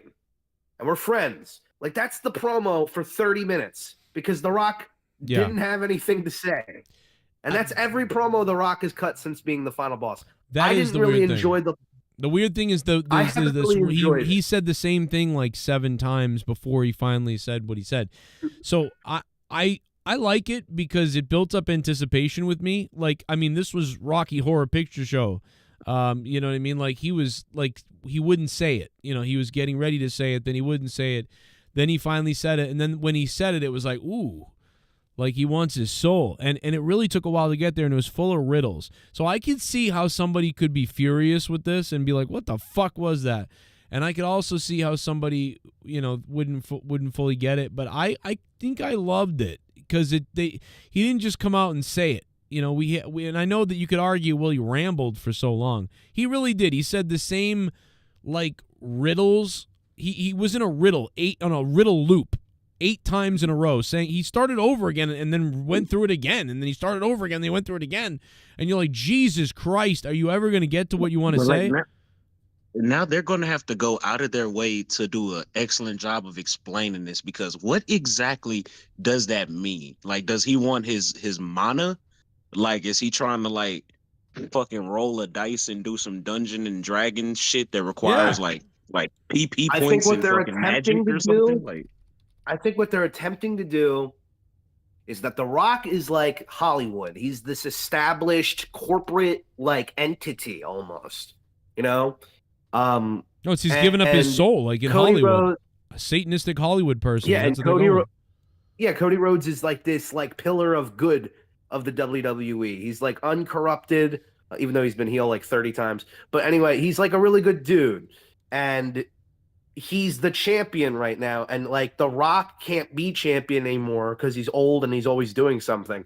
So now he can use Cody as his face of his new WWE, and I guess rebuild his reputation, because everybody thinks he's a scumbag. And it's like, well, no, look, Cody's mine, even though you're going on public television and saying that you want his soul. I don't know. I don't know. It doesn't really make much sense to me, but that's what I think they're kind of going for. yeah, And that, like, maybe I think what they're going to try to set up is they're going to do Cody and Roman 3, and Rock is going to be in Cody's corner, and he's going to have I don't know, like, because what match would this set up for at that's WrestleMania? what I was thinking. No, I think I think it's possible that The Rock gets the answer he doesn't want from Cody on Elimination Chamber, and so then The Rock has to, destroy Cody Rhodes at Elimination Chamber, and then it's possible that Roman Reigns comes out to help Cody and goes after The Rock, and that sets up The Rock and Roman. I just need to make sure that I am on record. So Cody goes for a 30. I'm sorry, I didn't mean to interrupt you, but so Cody goes through this thing with The Rock. Cody goes through this thing with The Rock, and they have this like intense promo, and like this, what the fuck's going on? What's Cody? And then it's for The Rock and Roman. So that just leaves Cody and like, oh yeah, I got fucked over again for like the 3rd time in a row with this guy. Right? No, it leaves, I've been involved. Well, it would leave Cody with John Cena. Man. Yeah, but you just wasted a bunch of time. You just wasted a shit ton of time, and you got people invested with a story with Cody and Rock, and then it's again like, no, it's for Roman and Rock though. I mean, maybe or maybe not, but I guess maybe then it could be Cody and Rock. I guess. I think they don't know what the fuck they're doing. I think this. That's what I said earlier. I said I don't think anything is set in stone. That's why I think it's vague. I think they don't know yet. It was the same last year too, to be quite honest. Everybody acts like last year was built up brilliant. I think last year's was kind of a train wreck. And if you remember, the biggest problem with last year's was that Roman and Cody didn't get any build up at all. Like, they didn't get to promo each other at all. WrestleMania 39 was spectacularly built, but nobody talks about it because it ended in kind of an, like a depressing way, and night 2 wasn't the best. But WrestleMania 39's build compared to these two, like, they had matches established and ready. Like, I think 2023 overall has been better than 2024 and 2025 so far. This year, just in terms of like coherent booking. It'll be kind of hard to disagree with that, honestly. But I mean, of course, this year isn't, all the way finished yet. So, of course, we all do reserve, the right to, change our opinion later on that. Man, so Luke, like I was telling Joe, would you be on board with like a full fucking Illuminati Rock? Like he's like giving Cody gifts, making life easier for him. Like Cody's trying to travel to the arena and the fucking like jet pulls up and shit. The way he was talking about Cody, I thought we were gonna see Diddy Rock, bro. Like, bro, The Rock happened to bring some lube. I don't want the belt. Take off the shirt. Take off the pants. That's what Super chat party. Oh shit. They selling the same amount of seats for more. I don't think attendance changed at all. Yeah, no, well, no, their attendance got a lot better since 7 years ago or 8 years ago. The attendance has gone up since a few years back. I mean, it's weird. So, like, while some viewership might have dropped for sure worldwide, or at least locally, the attendance is back up again. I mean, there were points where they were tarping off like 3, 4, 5, 6 sections in WWE just 5 years ago. When the year before AEW started, I mean, they were tarping off 1, 2, 3, 4, 5, 6 rows at SmackDown. Now there's barely seats. So it's pretty crazy, the turnaround of the last 3 years. Business is much better. Not only is the attendance is better than the last 10 years, and the business is certainly much better, while the actual viewership might not be attitude level and might not be John Cena at his best level and might not be, ruthless aggression and all that stuff, but it is at a pretty good amount, and it's at an amount where they're in the top 5 most of the time whenever they're live somewhere. And certainly that is massively lucrative and viable to, Netflix, Hulu, places like that. I mean, that's why AEW still gets a major deal themselves for $500,000, $600,000. Well, that and Tony Khan, put up some of his shit too. So kind of a cheat code there to get that whole thing to go. But, I mean, dude, if you can get 500,000 viewers on TV or a million, somewhere between 500,000 and 1 million, I mean, you got a show. I mean, 100%, unless you're Jesse Ventura's Conspiracy Theory, and then you get taken off the air and then they burn all the DVDs. But, other than that, you'll be good to go. Wouldn't it be awesome for WrestleMania 41 if it, in the show, just out of nowhere, Shane McMahon just, flew down from the ceiling or something? That's his big return. In a Tony Khan mask. Wearing a Tony Khan mask. He breaks his ACL again. Or what did he do again? Maybe at this point, Shane and Vince can start their own company. Imagine that. Yeah. I mean, that would be pretty cool. I mean, I'd be into it. Vince would be like, I don't want Shane in charge of anything. I would love to see it. Honestly, I would love to see it just because maybe something would happen in wrestling. Nah, you know what? I was actually just looking at something on YouTube that just kind of made me depressed, because I was thinking about what y'all were saying about, the viewership now. And I was like, I wonder if the streaming has anything to do with it and if that kind of equates the numbers. So I was just looking on the WWE YouTube channel. Oh, Billy Goldie, thanks for subbing to the channel, man. Jeez, you just shit yourself. What was it? YouTube what? No, I was looking at the YouTube, the WWE YouTube, just to see what the viewership is like on some of their videos, and I looked at a video of Gunther and Jey Uso on Raw, 503,000 views from Monday, and then I went to my subscription box and I just click on Jacksepticeye, a video from 4 days ago. Literally the title of the video is "A Game About Digging Holes," 2.5 million views. Jesus. And it's just dude, that is a company full of 120 athletes. They cannot get more views than an Irishman playing a video game about digging holes. Something is wrong. Something is fucking wrong. Actually, numbers don't work like that anymore. Actually, views don't work like that. You don't understand. You see, things are different now. You don't understand. Clearly, you're an AEW mark. This is what people say. And isn't it funny that every other record matters? Oh my God! Look what is happening. We planned the spot all day. Oh my God! I want you to jam it in. Oh, it's in your bunghole. It's C-Pain again. He's a crazy. Oh, it's in your bunghole. He's gone absolutely bananas. I want it jammed in my bunghole. Oh, it's in your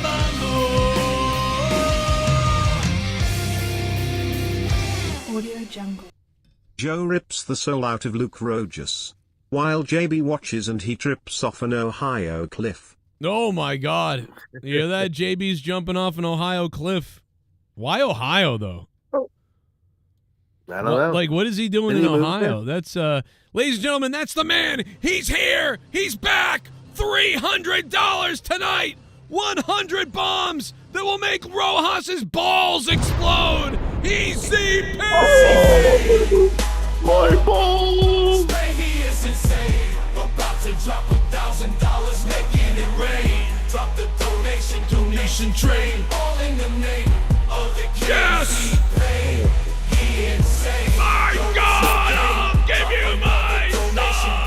Hearing Joe Cronin's name. C-Pain, C-Pain. To be honest with you, this is really creepy sounding. Make it rain, C-Pain.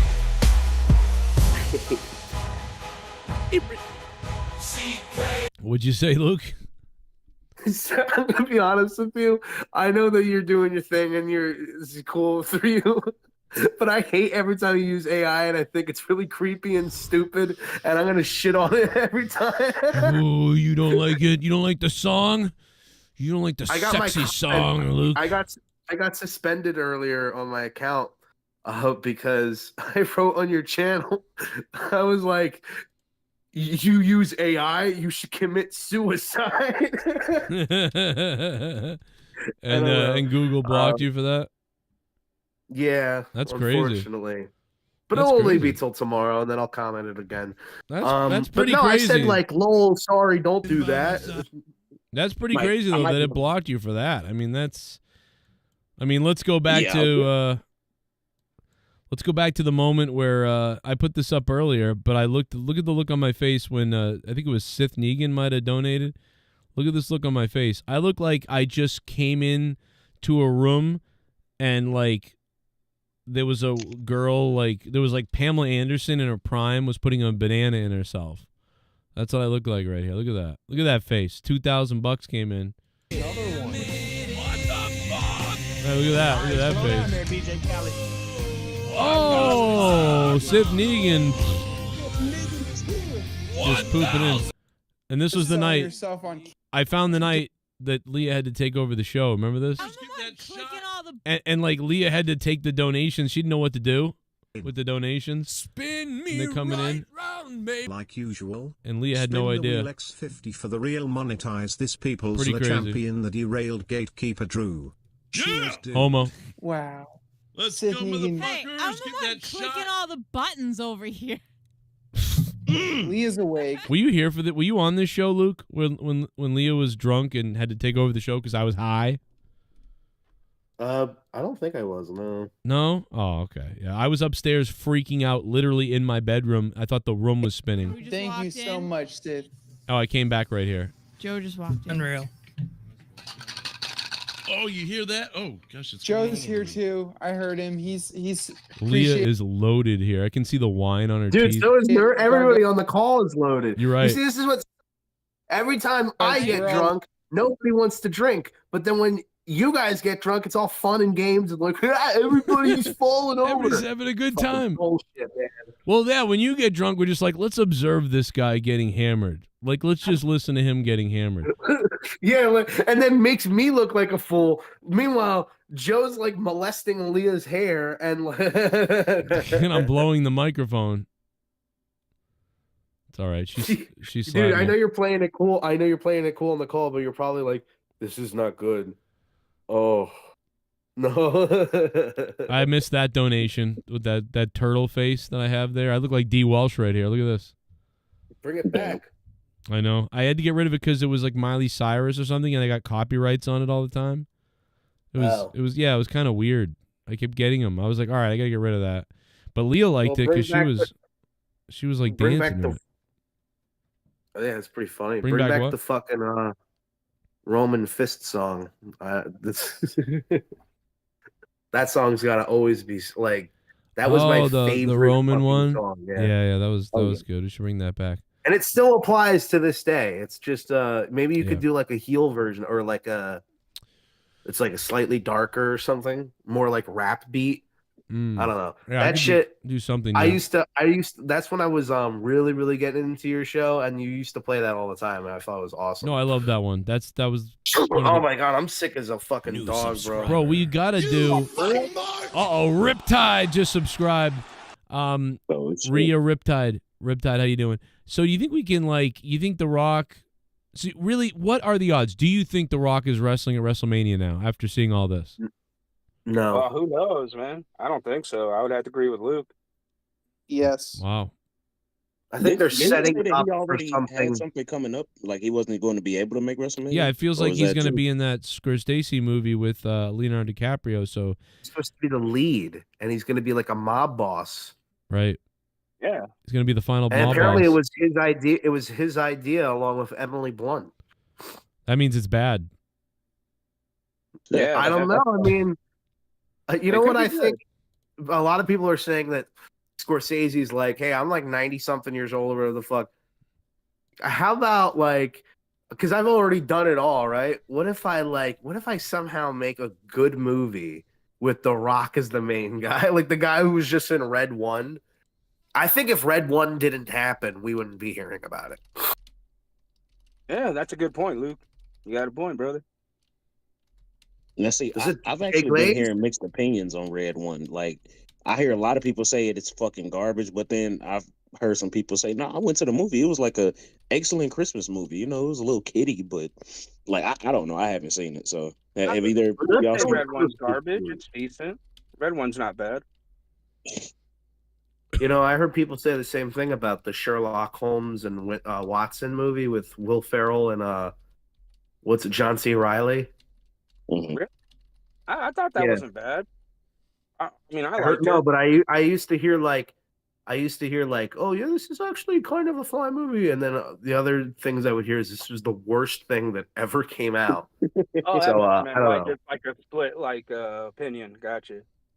Yeah, I think The Rock only has two good movies: Walking I'll say- Tall and Snitch. Yeah, The I Jumanji don't movies think weren't Hey bad. man, fucking Doom is great. big fucking gun.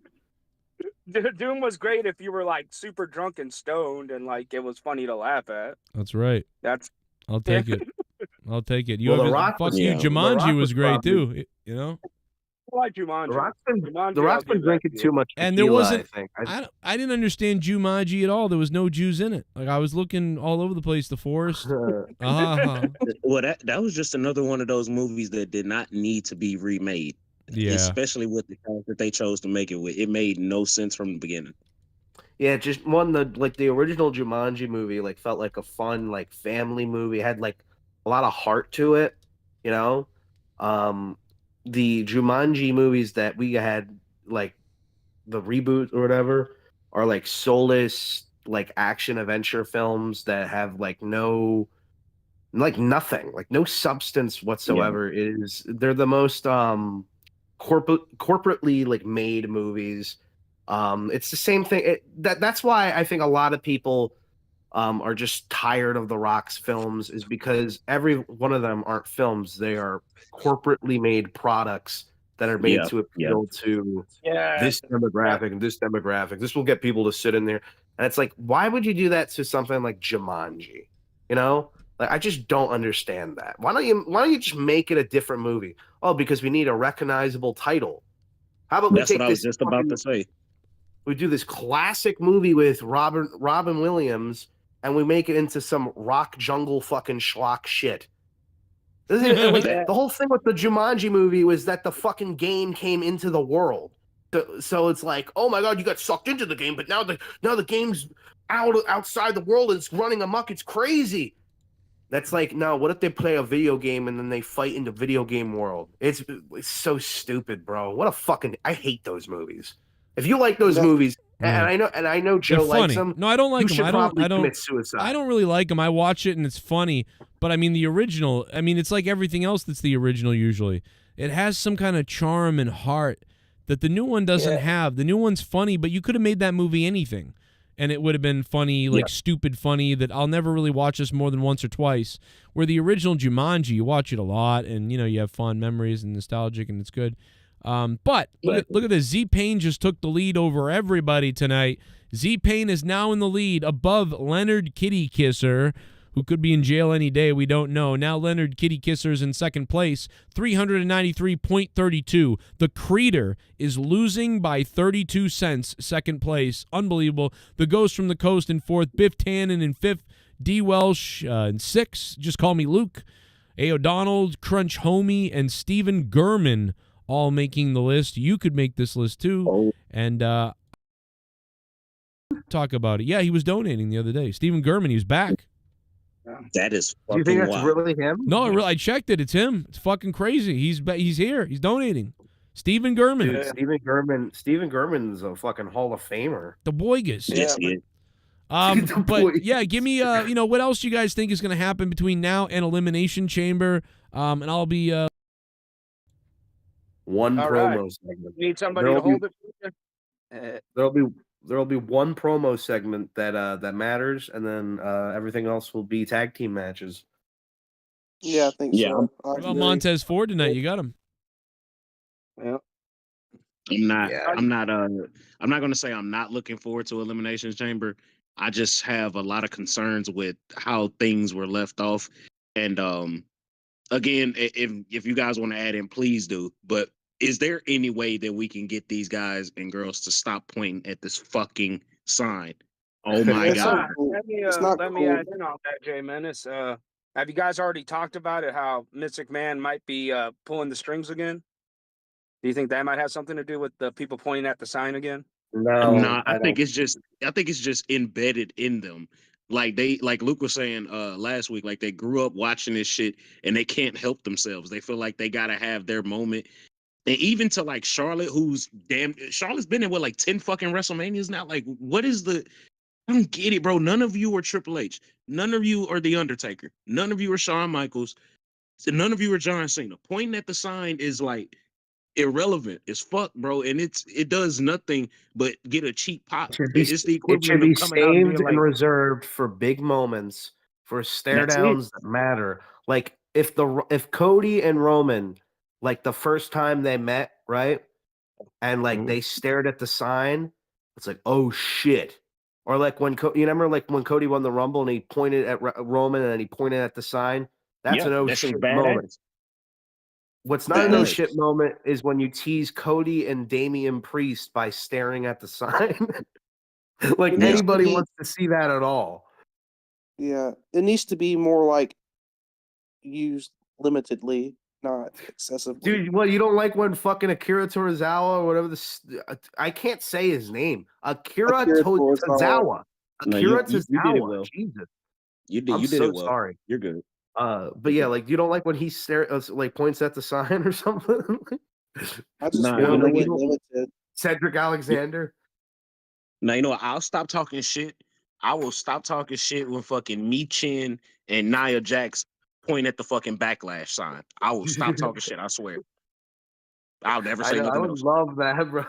They're gonna point at every sign, like they're gonna point at the little banner that they put on the screen or something. Like, yeah, Great Balls of Fire, me, Unforgiven.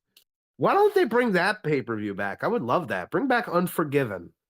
Bro, bring back Capital Punishment in DC, because I'm not gonna lie, that like 2011 era, WWE was still going all out with their stages. I think they should bring a lot of those pay-per-views back. Yeah, 2011 was a weird year, and got like very very weird year. But man, the stages were good. WrestleMania, we talked about it. WrestleMania 27 stage was insane. Such a great stage. And I think that we like WrestleMania 28 stage wasn't anywhere close. It was a really good one, I remember, but like 27 was just beautiful. And it was like the cleanest looking stage they've ever done. Everything just looked so polished. It looked like you could almost slip and break your fucking neck on like coming down the ramp. But I remember where was 27 again? Was that Florida? Yeah, that was Atlanta. Was that the Jersey one? No, it was Atlanta. Jersey and New York was 29. Yeah, 20. Okay. Yeah. But I remember Edge did an entrance when he was facing Alberto Del Rio, and his Yep. entrance was so awesome looking because the Yep. whole like the giant Titantron behind him like turned into this like trippy looking Edge logo, and it like almost was hypnotic. Dude, that shit was awesome, bro. And the Undertaker came out with the Johnny Cash music, and Triple H came out with Metallica, which they edit out now on the network, and it sucks. Yeah. Edge, But man, that was Edge. a great stage, and I mean, it was a terrible WrestleMania besides the Triple H and Undertaker match. But Bro. yeah, and so I know what you mean. I know what you mean because they had what was it? Over the Limit. With the big Which was ass speedometer, that shit was fire, bro. The Night of Champions fucking stage where like all the title belts with the big ass banners hanging down. I don't know what it was about that, but I just always loved how that shit looked. Now I hated the concept of every title being on the line because it was a whole bunch of fuck shit going on. But just remember the Vengeance? presentation. Remember Vengeance? They brought back Vengeance, and then John Cena and Alberto Del Rio had this fucking awesome last man standing match. Nobody ever talks about it. When I was a kid, I fucking loved that match because I was so obsessed with like falls count anywhere, street fight type matches where they go anywhere in the arena. I thought that was so cool when I was a kid. And they fought like in the like destroyed ring after Big Show and Mark Henry hit the superplex. And dude, it was so fucking cool. And John Cena got put through the fucking Vengeance logo. It was so badass, bro. I fucking love that match. Dude, 2011 had some fucking bangers, bro. And if you go look at it, a lot of that roster is basically what we have now. The only one that's kind of missing, I guess, would be like the other members of like Legacy, like Ted DiBiase, fucking, I guess, Lance Archer, if you want to put him up in there. But everybody else that were projected to be stars are. So yeah, they definitely missed the boat on that one. Yeah, you got me on that one, gang.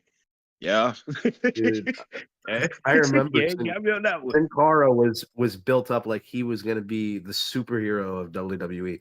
They gave that guy so much, and he gave them so little, like a pinky. He might have literally been like one of the worst potential returns on investment they've ever done. Like there has not been a lot of people that they've put that much gas behind and they just didn't do well. Like somebody like Ezekiel Jackson, they got something out of him. It wasn't great, but they got something. Shit, like Sin Cara just it's like he never solidly got his footing, and then when he would get his footing, he would get hurt and then be off of TV again for 6 months, and then come back and then what really pissed them off? Wasn't it what really pissed them off is that he broke his pinky and he put the X sign up? And I mean, I get it. If I broke my pinky, I wouldn't want to wrestle a fuck match. But apparently, I guess that got him a lot of heat because it's like, dude, we all break our fucking pink, fucking faggot. Oh shit! I didn't mean to say that. No, that didn't happen. That didn't happen. I'm sorry. I realize there's a lot of people watching. Fuck. Nah, but Luke, aren't you so happy that we can call people faggots and gay and retarded again, bro? It just feels like a whole new world, bro. I don't know if I should. I don't want to get in trouble anymore. I feel bad because the whole Rumble stream was stupid and I said stupid things. I don't know. Probably people think I'm a shitty person. Yeah. Also, to your point though, Luke, the reason that we don't drink like that with you is because we can't. If we're all sitting here chugging like 9 shots in 30 minutes, there will be no show. It's just gonna be. We already struggle with talking over each other when we're all on here sober. All right, so everybody's sitting here drinking. I didn't chug 9 shots in 30 minutes this time. This time I fucking drank as watching the show. I feel like the show is long this year. But I might have just ended up finishing the bottle near the end because I was bored. Yeah, no, you definitely did like 4 or 5 during the Rumble, like literally during the Rumble matches. So you were going in there. Bro. At the end of the Rumble, I was like, I don't think I'm quite drunk enough. I need to be a little bit more drunk. and then I got insanely blitzed. I hate listening back to that because I just talk over the whole every fucking time someone tries to say something. I'm like, but you know what? I was right about one thing. The stupid border was dumb. They should have gotten It rid of was that stupid fucking time code thing. Like, I don't need to see every factoid about everything. All right? You're taking up space. Yeah, I feel like that's something that maybe you do on the playback. You don't do that on the live show. If you want to throw your like, quick Snapple facts at the top of the screen while things are happening, like, oh, this is CM Punk's 9th Royal Rumble entry. Like, okay, great. Like, you can do that, but don't just have it or like have it, ticking on the bottom like ESPN where it reads through and then it goes away and comes back. Like, don't just leave it there though. Yeah, like make it a little tiny box. How about that? And we don't need to see the factoids. How about when they come out, we see those little like attributes and facts. Yeah, The that box or on the screen should be a little tiny box in the corner that says like whatever the time is for the next entrant. We don't need to know how many people are in the ring. We don't need to know the fucking total combined weight in the ring or whatever and what their birthdays are. We don't know. We need to know what they fucking ate for breakfast this morning. I just want to know. I don't even want to know who's coming out because it kind of gets rid of the surprise and makes everybody like, I don't know. That and whole thing also pissed like me off. the other I'm sounding like the I'm other sounding like a bitter fuck. So No, it's all right because we agree with you. Like the other thing that they could have done, and I know that this is like, maybe asking for too much, but maybe just kind of let the announcers do their fucking job, and you wouldn't need to do that. Like, instead of putting fucking tickers on the goddamn screen all night, how about you give them those key points and let them say it? I don't know. Maybe this is the revolutionary show. thinking, but I mean, like, because the ring is already so cluttered, then the ring side is cluttered as well with like ads and I'm sorry, with ads and like these graphics that are constantly going around. And then you have a giant fucking like thing just taking up a fifth of the screen, and it's so stupid. I don't know. Like I guess it's trying to appeal to that like autistic, like can't focus on one thing, has to see Subway Surfers playing at the bottom of the screen in order to enjoy it. Like, like, hey, I can't watch this wrestling match unless fucking Temple Run is being played. Temple Run. What the fuck? It did kind of look like one of those things like we used to watch Fox and they be like an all new season of Bob Burgers this Sunday. And then they'll have like the little characters at the bottom fucking like fighting or something. Yeah, dude. I love Family Guy. When Family Guy made a joke about that, like, what the fuck? Why is there just like they're putting an advertisement in the middle of our show and then like, oh, it was like slowly rotating black guy. That was the name of the show. What the hell? Shit. Yeah, look at it. If you ever see that clip where it was like, oh, I watch a all new slowly rotating black guy, and it was like those little adverts that you see on the bottom of the screen, and it's like some black guy with his arms crossed, and he's like slowly rotating. Yeah, Family Guy's hilarious. Oh, shit. Oh, really? Hilarious. I fucked you, Lost. It was. DJ Glaze, man. I didn't get to hear from you earlier because I got up to Pee Pie and see Leah for a second and slap her in the butt. But what did you make of The Rock tonight, man? Were you vertically stimulated? I was like everybody confused, but I know like it's Hollywood, so it's that weird shit. But I know that I think The Rock's gonna wrestle again. I think he's gonna wrestle. I think he's gonna wrestle Roman, like you said. Okay. And I think it's a setup for Roman versus Rock, and it gets Cody over none. He doesn't get over at all for nothing. Oh, what? Why doesn't Cody? What do you mean Cody doesn't get over? What does that mean?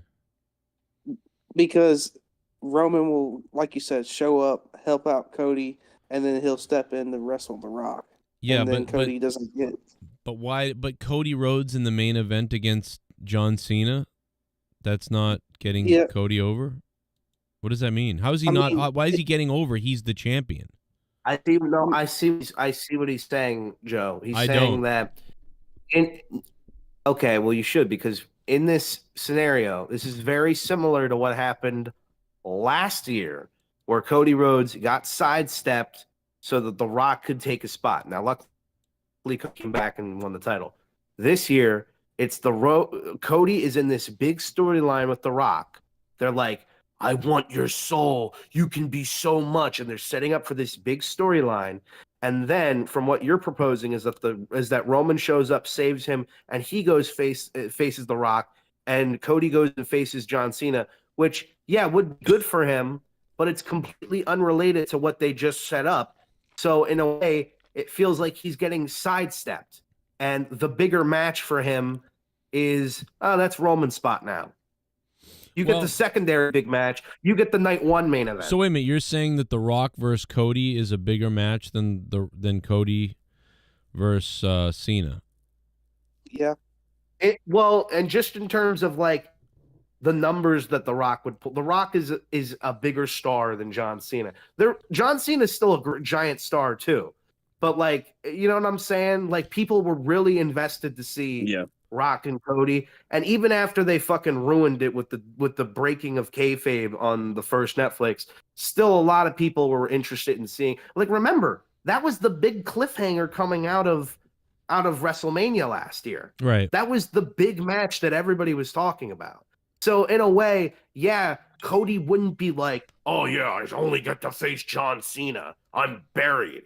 But at the same time, he is getting sidestepped, and it is showing, oh yeah, Cody, you're the champ. Well, really number 3. But I don't. And you're right. Maybe it is setting up Rock and Cody, but I also feel like it could be setting up. Hey, listen, I want your soul. I'm a Hollywood elite Satanist, and to get where I am, you need to sell your soul, and I want your soul. And if you give me that, you'll get all these things. Amazing. And then at Elimination Chamber, if Cody Rhodes says no, you know, The Rock could potentially say, well, then I'm going to have it anyway. And then out comes Sikoa and all those guys, and they start beating the shit out of Cody Rhodes and kicking the shit out of Cody. And so that's when, you know, the Roman's music hits and he comes out. And now The Rock turns all of his energy into like, you son of a bitch, you stuck your nose in my business again as I'm beating up Cody, you know, whatever. And that's when, you know, again, Roman. So now The Rock is focused on Roman. And Rock takes, you know, Cody said no, essentially. Where does that leave? What does so The Rock that leaves do? Cody nowhere. That leaves somebody who wins the Elimination Chamber. If John Cena wins the Elimination Chamber, then John Cena challenges Cody, and then they're into some big thing, the chase for 17, Cody Rhodes, legacy, Cena. Where does that leave CM Punk is the question. But it's the storyline. That's my I don't think what you proposed, Joe, I'm going to be honest. What you proposed sounds like it would really bury Cody. He's the champion. Who gives a fuck? Seth was the world champion last year and got completely buried by Roman Reigns. Are we going to pretend that didn't happen? People can't be buried when they're the champion. If they lose. When Seth he was clinging on for dear life, trying to make himself relevant in the storyline. We seen at Mania kind of I guess, come to fruition. I just don't see that he's buried. I don't get how people are saying he's buried if The Rock doesn't. Maybe buried not the word, but he would be getting disrespected. Is like, you're not seeing that, like, oh, we're building the company around you, Cody. You're the face. You're the best. You're the champion. I want you to be my champion. Oh, well, now I'm going to just turn my attention to Roman. Yeah, I mean, maybe you're right. And in that case, it's Roman. So you're telling me it's Roman, Punk,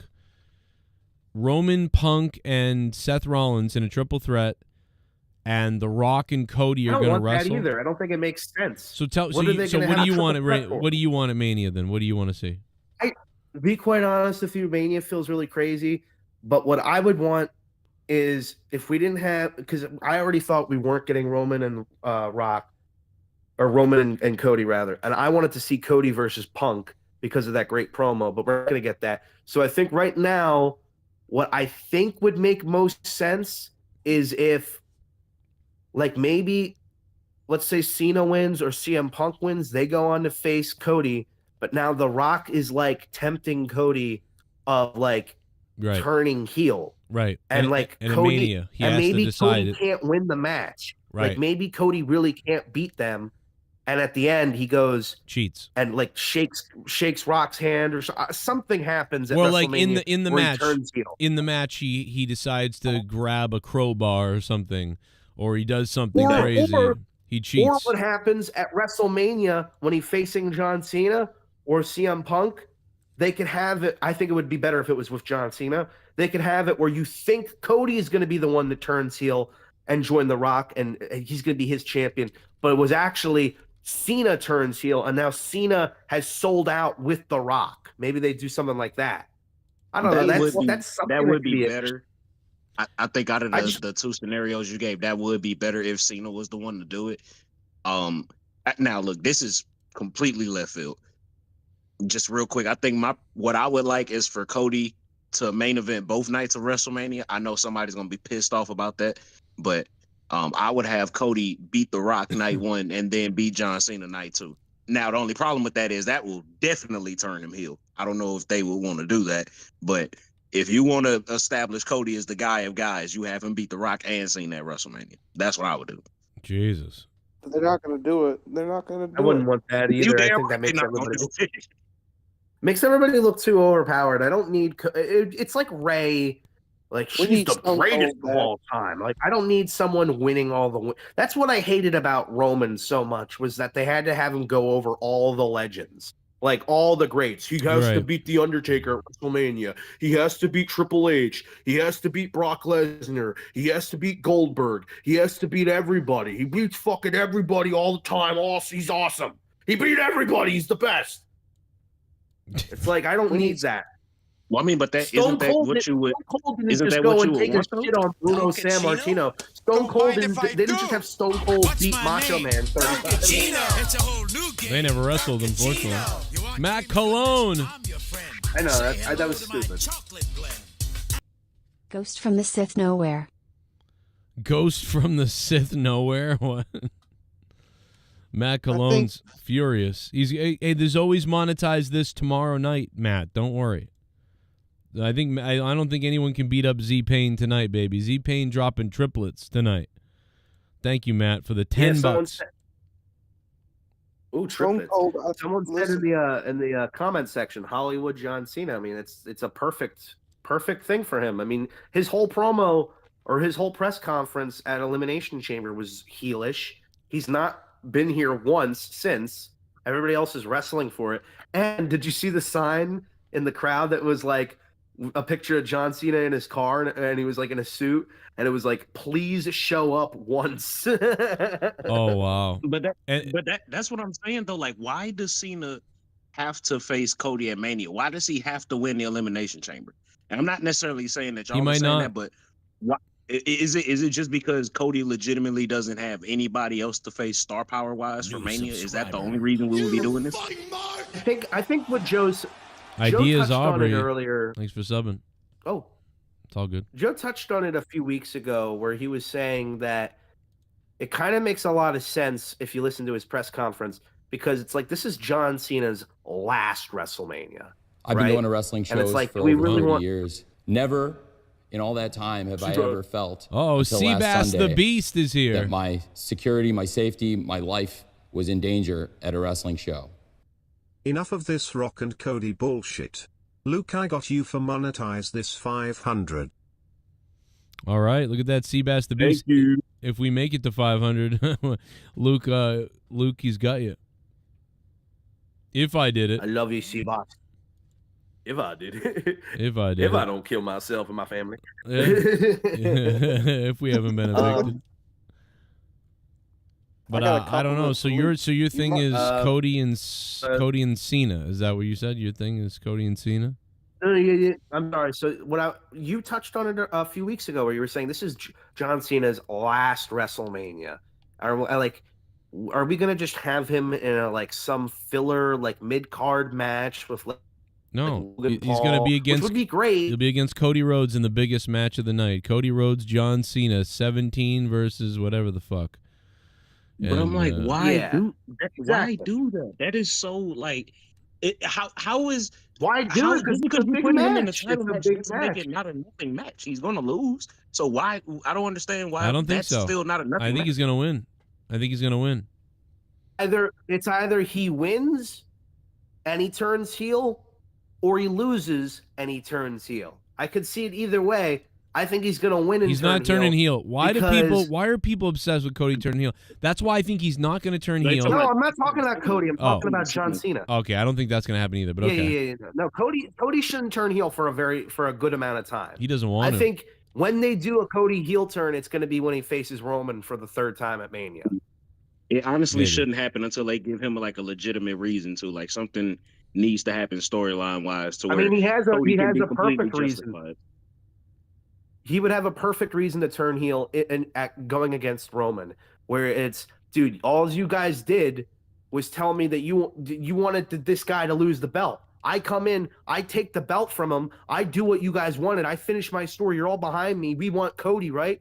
Well, the first thing I'm getting, the first week I'm hearing is, oh, Cody Rhodes, the worst champion ever. Oh, I miss Roman. We want Roman. We want Roman. And I had to put on a fake smile this whole time, being like, oh, yeah, cool. And I even tagged with the guy. And you still cheer for him more. He doesn't show up for weeks and weeks and weeks. I'm here every week smiling my ass off to all of you, giving you guys hugs, high-fiving you, doing everything I can for this company, and it's still all about Roman, who right now is on his couch. I don't know if that's going to work. That's the perfect reason for Cody to turn heel. It might work, but I anything could work maybe. But I don't know, man. I don't see Cody and Cena being heel. I just don't see it right. Like neither one likes it. And Roman, who gives a fuck anymore about like? Oh, I don't see it. That would be too weird. That's WWE. No, now. it's not weird. I've wanted Cena to be heel forever, and I don't want Cody to be heel. People have an obsession with Cody being heel in AEW and everything, but I mean the crowd kind of turned on him, so that kind of made sense. But he didn't want to do it, so I think he's obsessed with not being a bad guy, just like Cena was. And I don't know, man. It's going to take a lot of convincing to make Cody Rhodes go heel, I think, based on what he was like in AEW. I mean, they were begging him to go heel, and he wouldn't do it. Well, he was probably just ready to leave anyway. He was probably ready to leave anyway from the WWE, and he wanted to come in as a face, and he didn't want to like set up this reputation as him as this big heel coming into the WWE when he knew he was going to be probably presented as a face. That's probably why he was so adamant not turning heel. Maybe you could be right, and maybe they knew he was going to go, maybe, and so they wanted to kind of make him go out shitty, and he wouldn't have it. So. Because if you also pay attention to Cody's interviews, like prior to like 2020, like 2-ish or 2021-ish, he was very like candid, cursing. He didn't give a fuck. He was saying all this. Now, if you see these interviews that he's doing, or even like pre going into the WWE, he was very like more professional, and he like kind of cleaned up the way. So like, not that he was ever like, you know, outlandish or whatever, and he was always like AEW's spokesperson basically, but he was more less rough around the edges, you know what I'm saying? Shock factor's out the window. He was already getting ready to go back into the WWE. You're right. Okay. My thing, not to double back on this, but I'm still stuck on the idea of, if it's such a big deal that this is John Cena's last WrestleMania and we want it to be a spectacle in the show, why would we put him in the ring with our biggest babyface and have him lose? Because again, John Cena is not beating Cody Rhodes. Because he's putting why? Because is there nothing else that he can do? Is there nothing else? He's trying to they're trying to use because he'd go insane. It's for Cody. It's to put him in one of the biggest matches with the biggest wrestlers of all time, and he goes over. It's Rock and Hogan. But it would add to the storyline of John Cena not being able to win the title. That's his whole thing. His whole journey is trying to get that title. And it would be interesting, what level what will John Cena do? What will he go through? What decisions will he make in order to get that 17th title?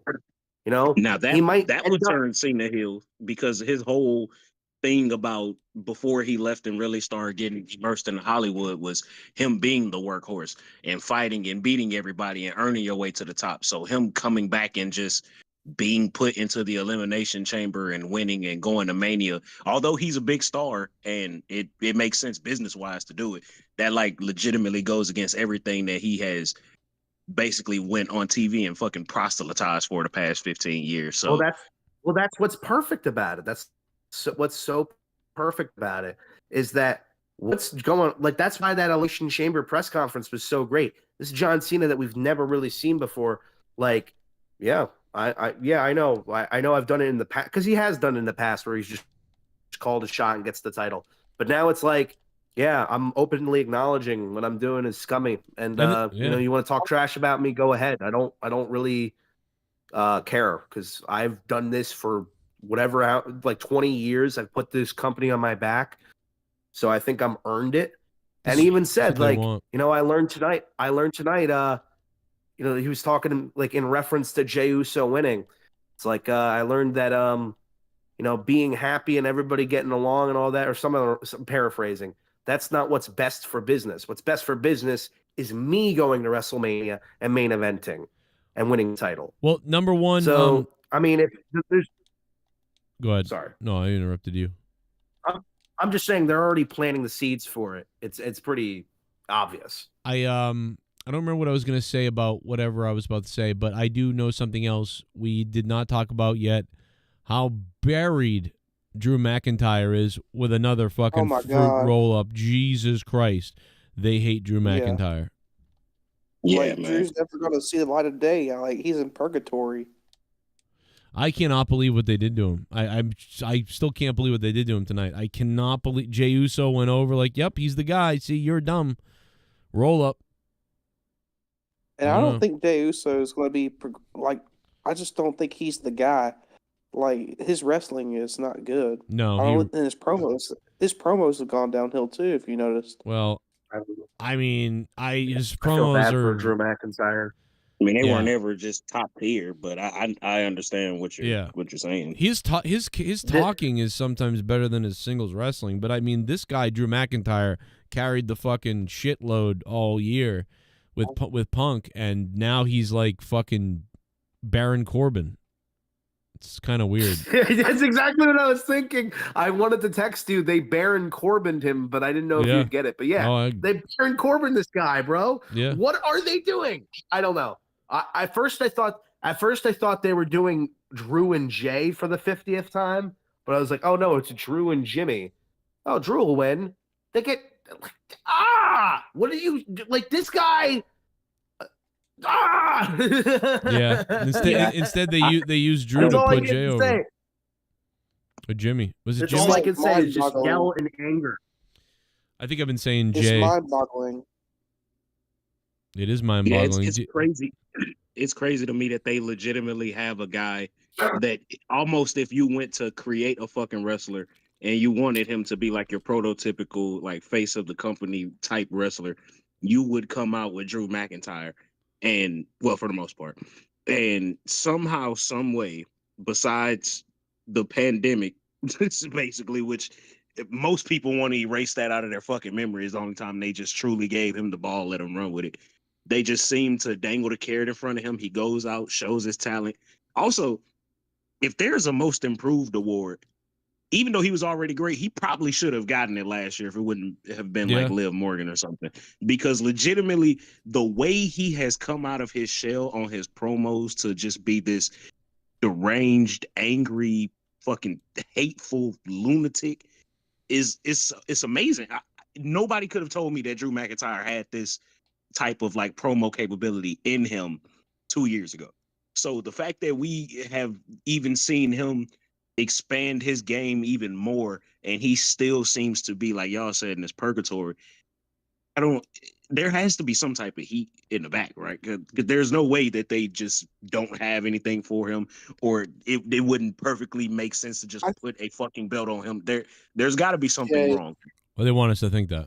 No, they're working you. They're working you. You're stupid for believing that he'd have heat. They're working you. So I mean, when are they going to do something with him then? Because I mean, they're working you. That's all that matters. That's all that matters. They're working you. You're so stupid.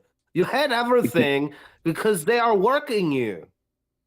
I think, in my opinion, it's going to be there's either two options for Drew for WrestleMania: triple threat match between Seth and Punk and himself, or LA Knight versus Drew, and Drew needs to get the win and take the belt and be a United States champion. Both of those things if make me all want to throw up in my mouth. Both of those. Well, that's the only I thing don't he's mind the got. triple threat. I don't mind the triple threat with Seth, Drew, and Punk because that's what should have happened because that's the match that was built. But instead, they're putting Roman into that equation with that whole fight at the Rumble, because that's what I see most likely is that Roman does something with Punk because I think John Cena is more likely to win the Elimination Chamber, and then I think Seth Rollins. So I guess they would have a triple threat match at WrestleMania. It's not something I want to see. But Drew is just left out of that equation when this guy is the one that was involved in all these storylines and is really like, if you think about it, is like kind of the thread line of all these storylines and the what's the word for it? I'm missing the tether. No, it was another word. He kind of kickstarted all of this, right? Like his hatred for Punk and his hatred for Roman Reigns, getting into Seth's mind, like getting into Seth's head, like, hey, everything that I said was right. Everything that you told me that I was crazy about, now you're singing a different tune and you're telling everybody how evil Roman is and how evil CM Punk is. You told me that I was obsessed. You told me that I was crazy. So, like, they were setting up for a big fucking conclusion to that storyline or something. Maybe even an alliance. Like, what if we had Drew and Seth versus Roman and Punk? But now it's just nothing. That would be cool. I mean, I think Now it would it's be better than the triple threat. Because, like, I know that the match at Mania will be good, but it'll mostly be good because Seth Rollins will be fucking bumping and flailing around like a madman because Punk isn't taking any crazy bumps. And I mean, Drew will do it, but I mean, he's 6'6" and like 270. He shouldn't be doing it. So, I mean, I just, man, and Andre I agree. Young, And I still think that. Go ahead. Andre Young. I'm not saying nobody's saying he's like he didn't have a great heel. Like, yeah, he was great in 2024. We thought he was insanely good in 2024. Everybody loved him in 2024. Yeah. Why are we constantly being told he'll get his time again soon? When? Oh, listen to this. And then you hear these guys in the wrestlers like LA Knight and other people saying, "Oh, just be like Drew and cry about it." I was like, "What the fuck, man?" I mean, they make him look like a chump when they say that. Well, LA Knight had to get back at Drew because there was a whole thing where it's apparently not just him. It's not just him. It's other wrestlers. It's like Jimmy Uso, Jay Uso. It's like a whole caravan of people say it. I don't know. Like, Well, yeah, I know what Luke was out. going to say because they were saying that at the Rumble, Drew was like visibly upset backstage and left in a fucking hurry, and there's some type of like issue, I guess, with LA Knight because I don't know who else they could have been talking about in the Rumble that he was like upset with or was hogging the spotlight. I thought it was couldn't have been Logan. I thought it was with Damian Priest. I thought it was with Priest because Priest was the one who eliminated him and looked like he was shocked that he did it. Yeah, I was like, I didn't exactly know who they were talking about, but it could have been. He's Priest. mad at that, dude. So Damian, LA Knight was supposed to eliminate Drew, and instead, for some reason, Priest did. And then I don't know if Drew McIntyre really in the back got mad at LA Knight and said he had to get his shit in, or if what I believe what happened was he was angry at Damian Priest. He was in the back and he stormed out pissed off at Damian Priest. That got out. People found out about that. So then they just said, well, it was LA Knight. He was mad about him getting his stuff in. And then the next whatever week, LA Knight literally in a promo says, "Oh, I didn't get my stuff in." So they're trying to recreate the rivalry. They were trying to go with it, the Rumble, by LA Knight eliminating him. Or maybe he did blame LA Knight for diddling around, and that's why Priest had to eliminate him. But either way, something was going on there, and it seems like the idea was LA Knight and Drew. And now they're going with this idea that there's a backstage squabble on top of it, and maybe there is. And then also maybe Drew's angry that he's wrestling LA Knight, thinking, oh, I should be in a bigger position, but I'm wrestling fucking LA Knight, and now the guy's going to get his stuff in, fucks up the Rumble, and then Priest had to eliminate me, and this was supposed to be a build with the two of us. Man, I think it was more likely that it was the Priest thing because the Priest thing, when Priest eliminates him, there's a look of like Priest doesn't even realize that, oh, fuck, I didn't even, oh, shit. And it happened off screen too. Right. So like the whole idea that how was Drew, by the time he came in the back, how did Drew know? Because I think what people were saying was that Drew was pissed off that his elimination happened off screen because LA Knight was showboating and trying to get his stuff in. Yeah. How would Drew know that by the time he came in? He didn't watch the fucking show. Because it's all work. So he was eliminated. So he was eliminated by Drew, probably when he wasn't supposed to, by Priest. And like you said, they're covering it up because, we're going to save Priest, we got to, protect Priest. We don't want people to shit on him. And also to like keep some intrigue in the LA Knight and Drew McIntyre thing. Only problem is I think they dropped that whole thing because like they were doing with the Bloodline Hunter stuff where I'm going to be systematically taking each and every one of you down. Not anymore. Yeah, they buried him. Now it's a new. Yeah, I was never high on Damian Priest. I know y'all were, but I just it's something about that dude that I just cannot get. I can't get behind it, bro. I don't see it. Nobody's. I've been going to wrestling shows he's all right, for 30 but years. Never in all that time have I ever felt until last Sunday that my security, my safety, my life was in danger at a wrestling show. Damian Priest is so fucking boring, he literally adds nothing over push 2. That's the problem, Seabass. I agree with that. See, that's the thing. I think Damian Priest is serviceable. Damian Priest is a great, like, lower mid-card serviceable dude who can be there. I think he's all right. I don't mind him being there. But anything with him above mid-card or middle mid-card to me is like, what a waste. Don't do it. Yeah, to me, I see him as like the big guy in a big guy, little guy tag team. Like I think that's why him and Finn work so well, or him and JD work so well. Yeah, I think that he almost has that like big cast before they tried to break him away in 2016, 17. Like just keep him in a tag team, hide his weaknesses, let him be the big guy, come in, do his cool little fucking moves with his stupid fucking Undertaker goddamn Forever 21 pants, and let him go home. Bro. Bisexual. Yeah, he's got some pretty good. Like I like his hot topic, matches bro. enough. Like I like his move set. I like the amount of kicks that he does. It's just he's not all that interesting. And like everybody knows that he shouldn't have won the Money in the Bank. That should have been LA Knight's spot. He was the most over. Or if not LA Knight, they should have given it to Logan Paul because that would have been a good alternative. Everybody would have booed and I can't believe Logan Paul. But I mean, Logan Paul as world champion would have been 30 times more interesting than anything that fucking Damian Priest would do, despite the fact that I know that Logan Paul's title reign would also be bad because he wouldn't show up, which is the biggest problem with the WWE today, is that nobody shows up. But like the problem is they gave Damian Priest the Money in the Bank and gave him the world title just because of what he did for Bad Bunny.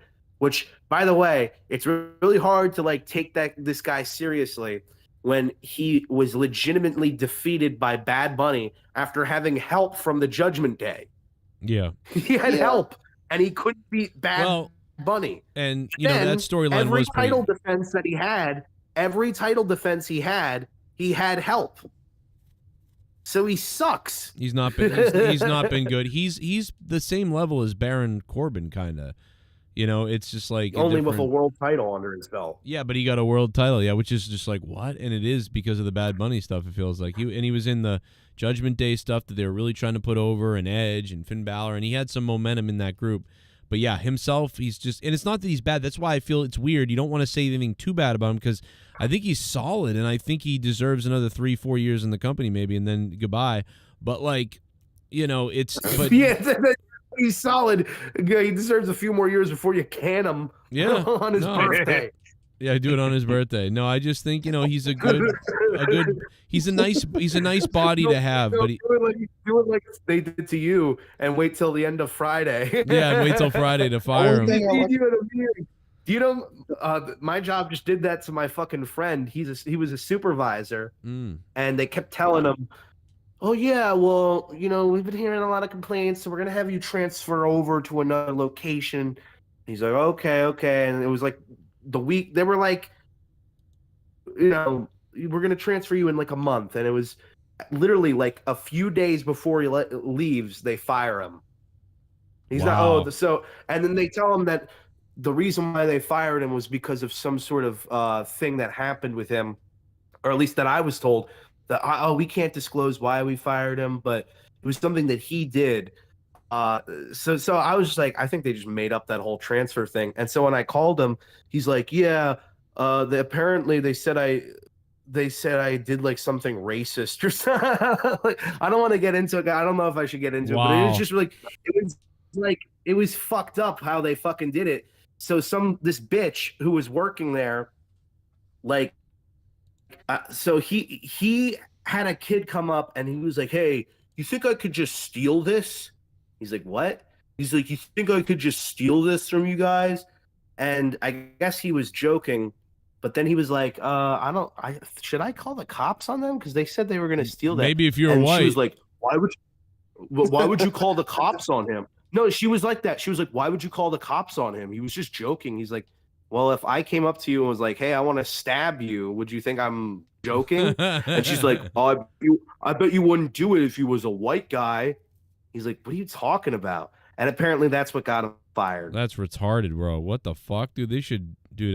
They just wanted to fire him. They wanted to fire him. They gave him some bullshit like, yeah, you're going to a farm, friend. Yeah, we're going to take you to this nice little farm.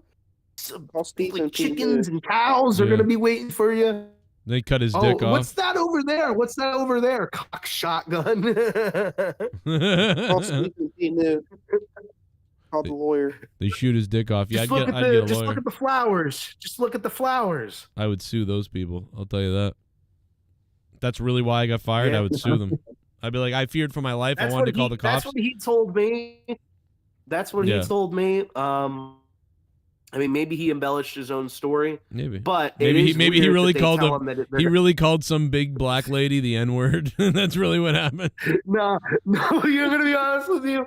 I know this guy, and he is a little unintentionally like dumb. The things that he says, so I think he might have actually unintentionally said something stupid and gotten himself in trouble. But either way, I think they were trying to set him up to get fired anyway. Because I don't think. Like, why would you do that one day before he's about to leave? That's weird. Like, it was a setup. But no, yeah. So I don't know where that came from, but it's just fucking fucked up, isn't it? That story is crazy. You know what's more fucked up? What's more fucked up is me interviewing with a place 3 times and telling them that I really don't want to leave where I'm at, but this sounds pretty good. But maybe it won't work, and then them telling me all the reasons why they think it could work, and then I went, wow, that's actually really cool. And then I go to work there, and I train 3 weeks, and then all of a sudden, in the 5th week, the person who hired me and did all this stuff is leaving. And then they leave, and a new person comes in who has no idea why I'm there and who I am and what they do. That's even more fucked up. And then a month. You get you got you went into a con man company or something. Yeah, and then a week later I'm gone. Like it's like even more fucking crazy. You got you got selected for like the fucked over lottery. Yeah, I mean, think about this guy like runs the whole department thing, and then he's telling me, "Here's what I'm gonna have you do, and it's gonna be great." And I go to all the meetings, all the things, and then like literally after I get trained on all these everything, I come in and I work for a week and I crush it. The first week I sell like 4 things the right way, and he's like, "Hell yeah, okay, now you're gonna go to this last training 2 weeks." Then in the training, on the last day of the training, one of the guys in my class next to me, who I've been kind of getting along with a little bit, he tells me, "Oh, by the way, I'm the new boss, and that other guy's actually leaving the company." And just wanted to tell you guys that I didn't want to tell you before, kind of like undercover boss or something. And then I'm like, "What are you talking about?" What? It's really funny. That sucks, dude. Dude, that whole situation, that sounds like some shady ass shit. It was. They didn't know what they were doing, but I didn't know that either. It was and my mom worked for a company like that. That was like, it just seemed like nobody knew what they were doing, and she didn't know what she was supposed to be doing, like, because there was Yeah. just like no direction whatsoever. And then there was like this bitch secretary that like hated her guts. But yeah, it's just weird. Like, it's weird how some places, like, you just wonder, like, how is that even allowed? Like, how, are we even? Is this a real company? Yeah, dude. I've seen some crazy shit over the years now. I mean, I've seen some of the craziest shit now in the last 5 years. But luckily, some of the crazier times, like when I worked at UPS for a second, it was the worst place I ever seen. I mean, I didn't necessarily need to be there. So it was kind of like, I mean, I needed to be there kind of, but I didn't need to be there. So, you know, that wasn't a big deal. This was a big deal because I'm living paycheck to paycheck. So I'm like, oh, wow, this is bad. Like, this is real bad news. But, so I am where I am, and I've got 17 interviews next week. But the bottom line is, work sucks. And I think I don't think at least there's something to look forward to on Elimination Chamber. You know, The Rock's going to beat Elimination Chamber. Now, is this Rock situation going to play out at the very end of Elimination Chamber, at the very beginning, in the middle? What's Cody doing in Elimination Chamber? Actually, In the middle. Is he doing anything? In the middle, it's gonna happen. Is he doing anything with Kevin? I mean, I hope not. God, I hope not. But No, I mean, no, it's Kevin and Sammy are having a unsanctioned street fight, which is going to be good because I think they just they're going to have a great match because they always do. Kevin. I like Kevin when he was. And like, and then did you notice? Go ahead. Go ahead. I like when Kevin was at Sammy's house. That was awesome. I bet you like that, you sick pervert fuck. Yeah, he was like filming through the window, and you see Sammy and his kids playing, or his kid and his wife. I guess he only has one kid. I'm stupid. Yeah, like Sammy. I don't think Sammy was wearing pants or something. That's weird. Cock out for some reason. Yeah, well, that's what, you know, Owens only films videos from his fucking car now. He thinks he's me in the afternoon on an Anything Goes. You know, he just films everything in the car. And that's better than Raw. Drinking Dunkin' Donuts. Yeah, he's just missing the Dunkin' Donuts. Or maybe for him, he can be drinking, whatever the fuck. Not Labatt Blue. That's a beer. What's the fucking coffee? Piss. What's the coffee out there in Canada? What's it called? Well, God damn it. They probably have Dunkin' Donuts in No, Canada. they do have right? Dunkin' Donuts, but it's not. They don't have many. I'm thinking of. Oh God, what is their fucking coffee? Oh my God, what's Canada? We lost Canadian bacon. no the what's? How can I not think of this place? What the fuck? Why can't I think of it? Tim Hortons. Jesus Christ, Tim Hortons. Tim Hortons. A little drink. Wait, that's Canadian? Yeah, Tim Hortons. They finally made their way down here to the U.S. a little bit, but no, Tim Hortons. I was gonna say we got a couple of those down here. I didn't know. Yeah, that was we Canadian. never used to have it. Like 10 years ago, you didn't see almost any Tim Hortons unless you were in like New York or Buffalo or something. You didn't see Tim Hortons anywhere. Now, there's well, we're trading Dunkin' Donuts with them a little bit. We have Dunkin' Donuts is creeping their way up there, and Tim Hortons is creeping their way down here. I mean, Tim Hortons literally, it looks like Dunkin' Donuts, like the food that I'm seeing. Yeah. Yeah, they have munchkins. They have the donuts look the exact same. So I don't know. Maybe it's owned by like the same parent company. It's not, but it is. I do know that somebody told me, and this was a Canadian that told me this. He goes I think he said about 10 years ago. About 10 years ago or something, that Tim Hortons changed their recipe, that they that basically they sold I don't know, like they sold their fucking recipe or something to McDonald's. So McDonald's has their essentially when you drink McDonald's, it's Tim Hortons old shit, and Tim Hortons moved to a different bean or something, and so like it's been tasting different the last 10 years. I don't know that to be true. I'm not Canadian, so I don't know, but now Joe, this Canadian that told you this, does his last name have anything to do with the flower? I don't know. It was the McKinnon one. It was the alien man that told me this. I believe. I think Goes from the coast is very interested now. I haven't seen him in I haven't seen Ghost from the Coast in here in days. He's like Welsh. Welsh and Ghost just DM me now. They DM me on Twitter. In fact, you know what? Ghost I from the know Coast, like 5 hours ago or something, or earlier today, Ghost from the Coast DM me and he's like, "Do you know about what's going on SmackDown tonight?" And I was like, "Oh my God, what's happening?" And he's like, "The Rock's gonna be there." And I'm like, "Yeah, what? We did a show on this last night. Like, I put out videos on it, like, and everything." Did you see the press conference? I saw that it happened, but I haven't watched it yet. Did you watch it? Not yet. I'll have to watch it later and Wow. see what they're saying. Real good. You What I wanna know welcome to bringing nothing is- to the table. What the fuck? Well, yeah, Joe. I mean, yeah, what the fuck? You know what though? You know who I think would bring something to the table is those. They're so witty, so like cunning.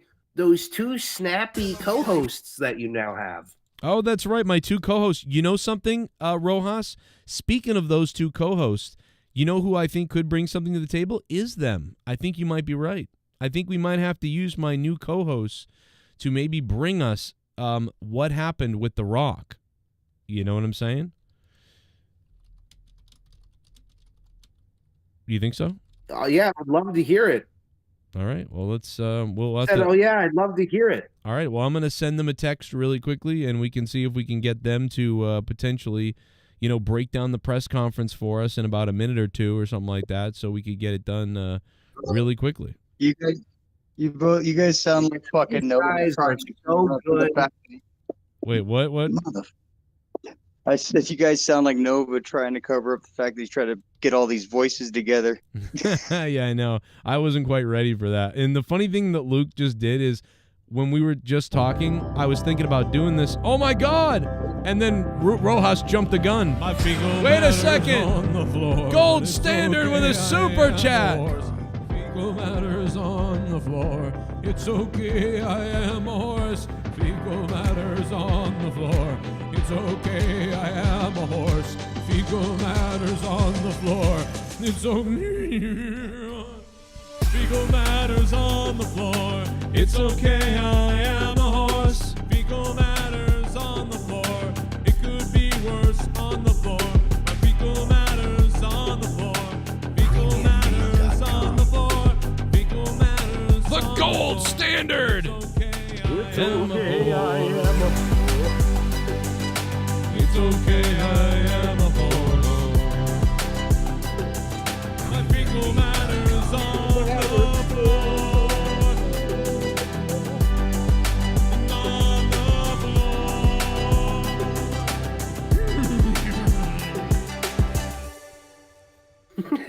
floor. Gold standard. I love you. Well, here it comes. WWE is telling long-term stories. Remember, we got SummerSlam 2 nights this year, so big matches that would be at WM will be at SummerSlam. WWE is proving why they are the only big-time promotion in Earth. It's true. They are long way to go here.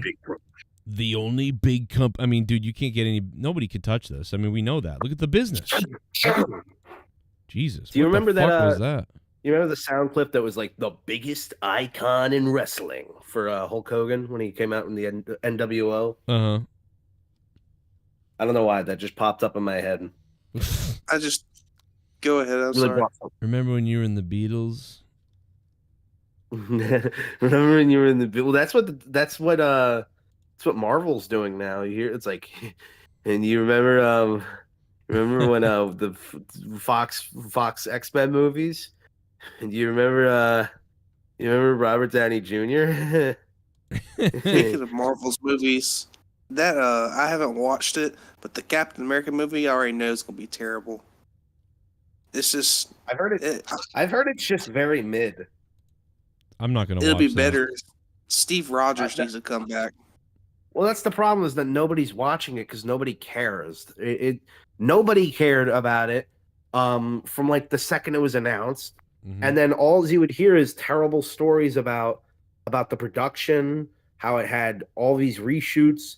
Oh, it only actually had 27 days of reshoots. It's not even that many. It's like, dude, they're reshooting how late into the fucking into the time span before it was released, and then also all these negative fucking test screenings that you're hearing. And it's like, if anybody was still holding out hope for that movie, I mean, you might be the most hopeful person in the universe, bro, because like everybody knows that, or everybody and their mother knew that movie was gonna fucking flop.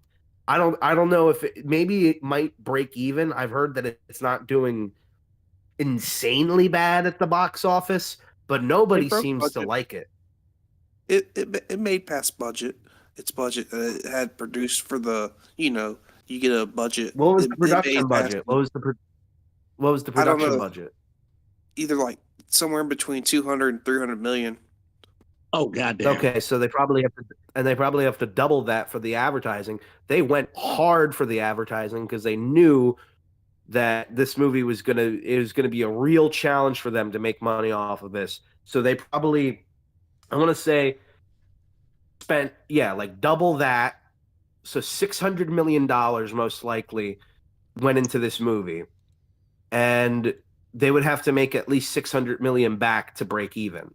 And even then, only making like $100 million profit or whatever on this movie, or $200 million, anything that doesn't make like $1.5 billion or something right now isn't good for them, because they put so much money in. They want to have double the fucking profit. Not we just broke even. I think Spider-Man, the next Spider-Man coming out next year, will probably be the next best Marvel movie, because it's a Spider-Man movie, the one with Tom Holland, and it's supposed to be the symbiote, the Venom suit. I'm completely out on Marvel. I don't care. Like, I'm not going to see any Marvel movies.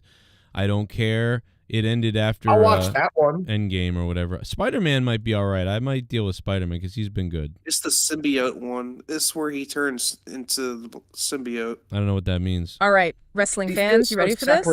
They all left their mark there for sure. And here The they Rock are. was talking about how New Orleans just hosted the Super Bowl, so they can definitely handle a massive event like Mania. No doubt about that. Plus, they've faced some tough times, with Katrina and other stuff. But they always bounce back. It's like that wrestling spirit. Shut the fuck up and tell us the juice, goddammit. Me with all that bass music, Uncle Luke 2 live crew, Yeah. What? Yeah. It's all about connecting with the local vibe, showing respect. And you know what else is a game changer? That WWE Netflix deal. 10 years of streaming. That's huge. Huge is an understatement. This is going to put wrestling in front of so many new They're not telling me about the press conference. Oh, yeah. He was wrestling there way before he became The Rock. Back in the Rocky Maivia days. He was Oh all over my Louisiana. God, they're not talking about the press conference. I said just only talk about the press conference. You bitch. Damn it, woman and man. All right, there's only co-host. There's only 3 minutes left of this, so maybe they've got to tell me what The Rock talked about. So after WrestleMania 13, what did he do? Did he just give up on wrestling? Nah.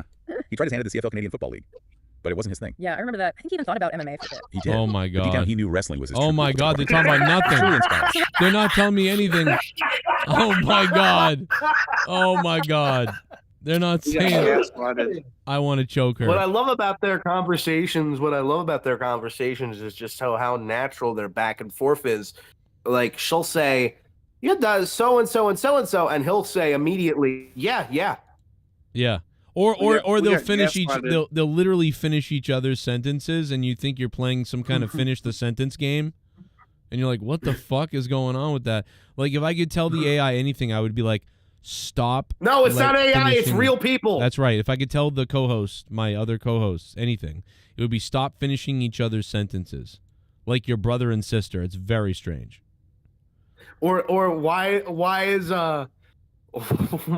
it when she goes, "Oh, and do you remember what happened with this thing?"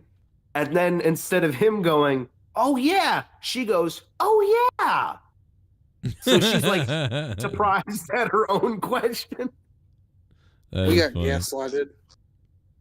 What'd you say? But they're really good, man.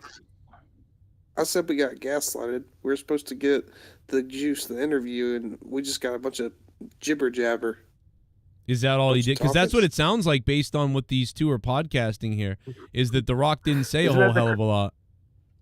Isn't that the curriculum that they fucking teach you at the school that you went to? Like jibber jabber? It like it was nothing. Like we didn't get no juice, like no context. It was Juice, just yeah.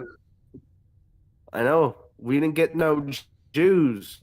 Yeah, I Ghost. went out with my shotgun, took some shots out at the people. They ain't no Jews. We ain't no juice, Jews. not juice. Damn. Juice, not juice. Oh. Sorry. Yeah, Ghost would not like So you that. think Jews should die? That's what you think. You think Jews should die. They're irrelevant. That's terrible. Yeah, see, that's It's sick. kind of No, fucked I up. didn't say that.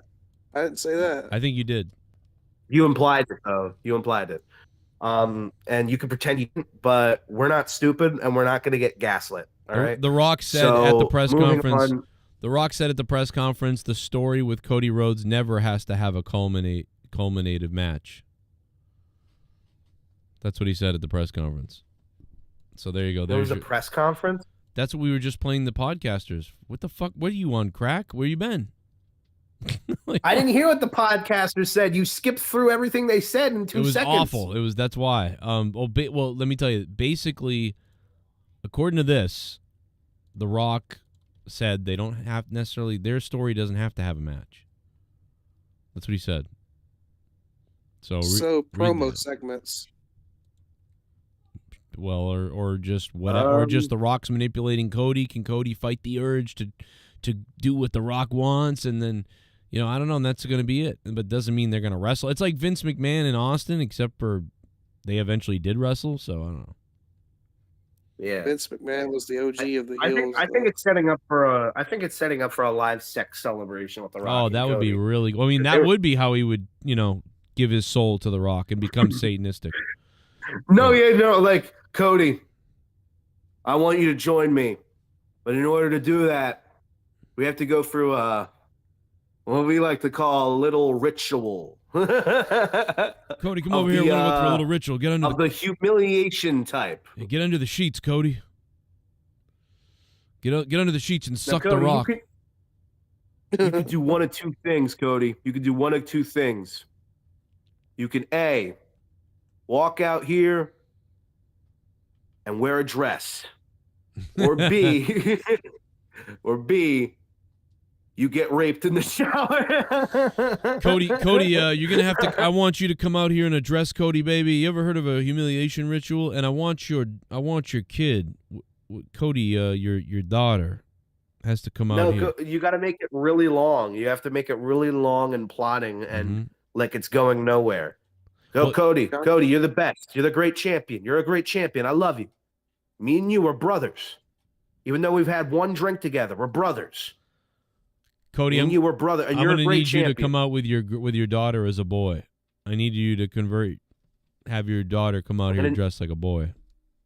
I'm going to need you to cut off your own penis and attach it to your girl, to your baby girl daughter. Oh my God! Make her your baby boy. Yo. Make her your baby boy daughter. Oh my God. Joe, can you play the Cody Raheem Rhodes song? Rhodes? No, because it's copyright.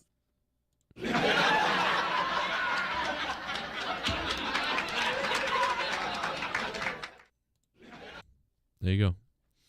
Can you play that on full volume? Can you please play that on full volume for the next 30 seconds? With that laugh? Yeah. Why? It's because I feel like that's where my headspace is at. How about that?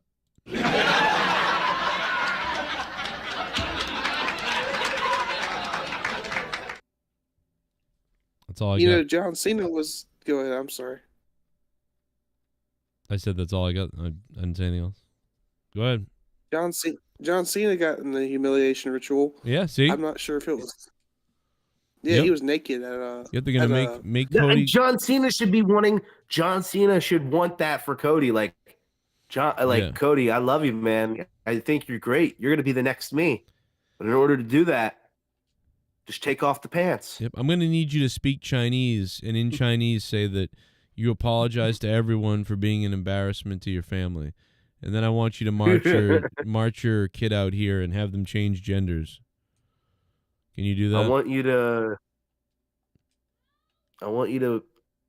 you to say that you're wrong for thinking that Taiwan was a country.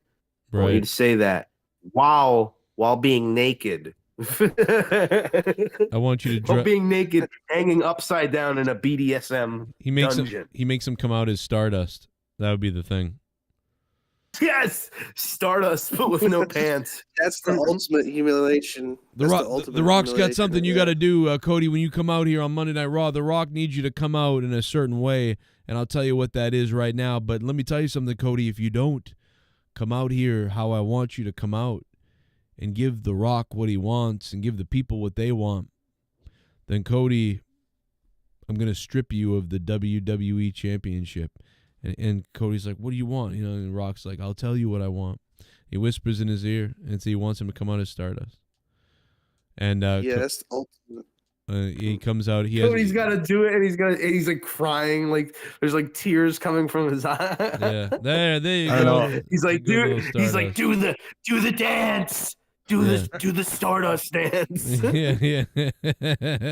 I'm not sure about that. I have my own theory right here. I'm thinking they're gonna bring back, for some reason, a corporation where to be the bad guys going against the good guys, like what they did with Dan O'Brien, and they took it away for 10 years. Maybe he might want to do that. Yeah, I mean, sign Cody soul over. It's definitely a Rock Austin because he was like saying, I want you to be my champion. Yeah. And he was like, well, I'm their champion. Like there can only be one people's champion. Yeah. Now he's the final boss. So he wants him to sign his soul over to work for him. It's the McMahon Austin story. It's the McMahon Austin story. It's McMahon Austin story if it made no sense and was really confusing and terribly delivered so far. And also it's the poorly Rock thought out. It's the Rock. Yeah, well, I could see But Rock's also Satan, so I mean, he's in Satanistic Hollywood, Oprah. Like he brought that all into this, you know, which is I think pretty good. Maui. He killed he killed people. Oh yeah, yeah. because, He set the fire. Yeah, him and Oprah tried. He was the one who did that. Yeah, him and Oprah tried to collect people's monies and everything because they're Satanists. No. They were responsible for it. They did it. Yeah, no, they did found it. Out. They did it, and then okay, now we need you to donate here to us. The Maui fires were. What Maui can I fires were say pitiful. except I'm Satan? The Maui fires were preventable. I mean, that was electrical fires. That was because of high gust winds, and that's why you got the Maui fires. Yeah, Did you find out that there was? Did you find out that they've actually uncovered with a lot of the investigations? They've uncovered that 9/11 was actually a Rock job.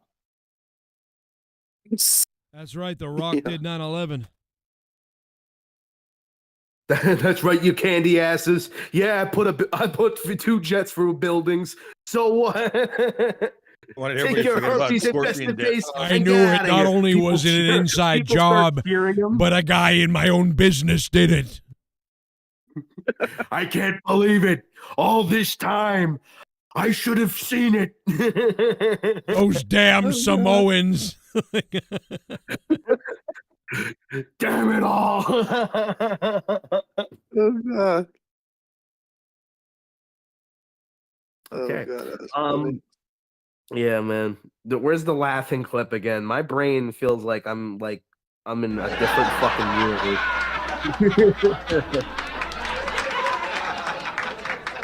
Jesus, Joe, I heard you do the corrupted clips earlier, and you just kept playing that laugh over and over. Yeah, you like that? It's kind of like when you tell the same fake story over and over. I'm sorry, I'm just kidding. Like, what? So what was more uncomfortable? This like 30-minute promo or like the 2 seconds that we saw at the end of NXT with Ava? I think NXT was worse. NXT was much worse. I mean, clearly she sold her soul to somebody. Stone, are you okay, Stone? Are you okay, Stone? Someone wrote on the wall. You're so right about that, by the way, that it feels like a little kid or something. Like that's exactly if I was like a little kid booking wrestling. I'm like, and they write on the walls, and there's like lights going off, like why is there strobe lights going off? Yeah. And whose blood is that? Because nobody was bleeding. It's overproduced, and who would write "No one is safe" on the wall? Like a 5-year-old would do that. And how did nobody notice that either while this was happening? Like this is like even in the first Ninja Turtles movie, like when the Foot Clan beats the shit out of stuff, It's like they didn't write that on the wall, but that's something they would do. They wouldn't even do that in the cartoon, I don't think. And it's like, but they did it in NXT. No one is safe. Jesus. And they've done it like 3 times already. Like they've done this exact gimmick. They did it with the fucking Retribution, which was a fucking shitty ripoff of the Nexus. And the Nexus went nowhere after SummerSlam in 2010. Right. It would have been better if they didn't have the flashing light, they didn't have no one is safe, and they didn't have Ava going, Dune! Dude, just Whatever. that fucking whole goddamn segment out. It would have been better if the segment didn't exist. There you No, go. I Just mean, end no, with the see, you fucking could do it. I NXT. get it. The end of NXT, you want some chaos? Okay. Have a guy get attacked, and he's beaten up and bloodied, and there's blood everywhere on the floor, and she doesn't know what's going on. And, somebody, and they could do something else, where it just ends like or that. They could have someone, if you have someone bloodied and you have the guy literally like take their blood and maybe try to write on the wall, but even then you probably couldn't do it. I've been going to wrestling shows. No for one over is safe 30 is years. too on the nose. Never It's in all like that time murder have I horror. ever felt until last Sunday that my security, my safety, my life was in danger at a wrestling show. Whoa. Garguts, you still beating the grape allegations? LOL, just kidding. I know you didn't do it. Oh, well, you don't know he didn't do it. Garguts. I can't believe you brought that up. He's really sensitive, Seabass, about that. Why would you do that? God damn it. I'm sorry. Can't wait for my fucking Christmas tree. I went to go turn on my fucking heater. It's fucking cold as fuck. Arguts is so emotionally upset right now. Yep, he's mad. Good job. So mad. I'm so mad. I'm so mad that Wembyama has a blood clot and we're gonna fucking lose everything. So yes. What does that mean? I'm pissed off about the Spurs. Spurs. Wembyama. Victor Wembyama. He's got a blood clot? Did you say something in African? Doesn't that mean he's That's gonna die? I don't know. He's out the rest of the season though, so that sucks. Blood clots are that's very serious. Does he have? I don't know. And the guy's like 7'8", so yeah, it's very serious for him. Wow. Yeah, but how many jabs? Yeah, but your big concern is he's gonna fuck everything up for us. Retard. Yeah, you selfish piece of shit. God damn, he's gonna fuck it all up. Yeah. Oh my God, brother. I was going to get on topic about CM Punk being all touchy-feely with the ladies in the locker room and reporters. That's just fucking... Yeah, Yeah, he's we've a been smart saying that for a bastard. while. He's hooking up with everybody. I would love if somebody actually went in on that in a promo. But you ever notice that now everybody kind of only goes half in on each other with these promos? Everybody's like, "Ooh, don't want to say anything too mean, might hurt his feelings." But it is funny though. I always see people go CM Punk destroyed this guy on the promo. CM Punk destroyed Drew. CM Punk destroyed Logan Paul. CM Punk destroyed Seth Rollins. And I think we've had some pretty good promos from Punk, but I don't think he's destroying everybody on the mic like some people claim. A lot of the times I see a lot of his promos go 50-50. I think the promo that he had with Seth before they had their match at Netflix, I think he got destroyed in that promo. And people were saying no, it was actually the other way around. Punk buried him. And I just didn't buy that. So I feel like people love Punk so much that they almost overhype everything that he does. Man, you hate The Rock, Punk. I mean, who do you like? You're mad at The Rock, Punk. Who do you like? I like nothing anymore. Okay, I used to like this because I was thinking, man, you know what? I think Luke hates everything.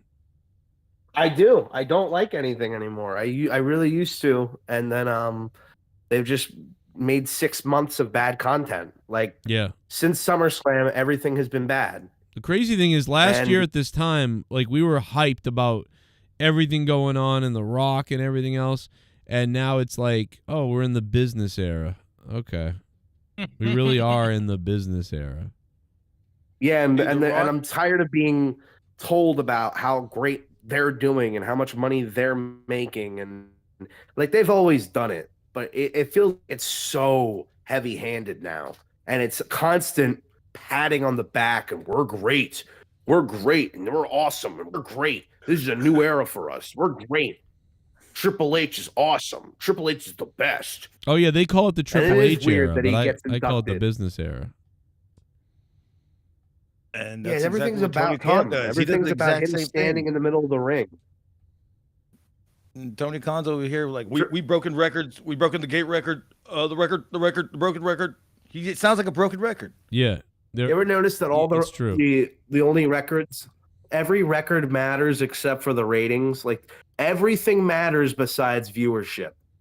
The money, the audience attendance, the fucking cup sales or whatever. What about the live viewership though? That doesn't matter anymore.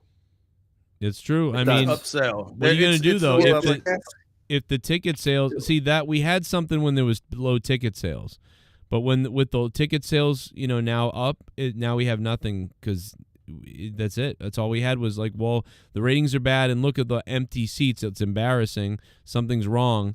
You can't deny it.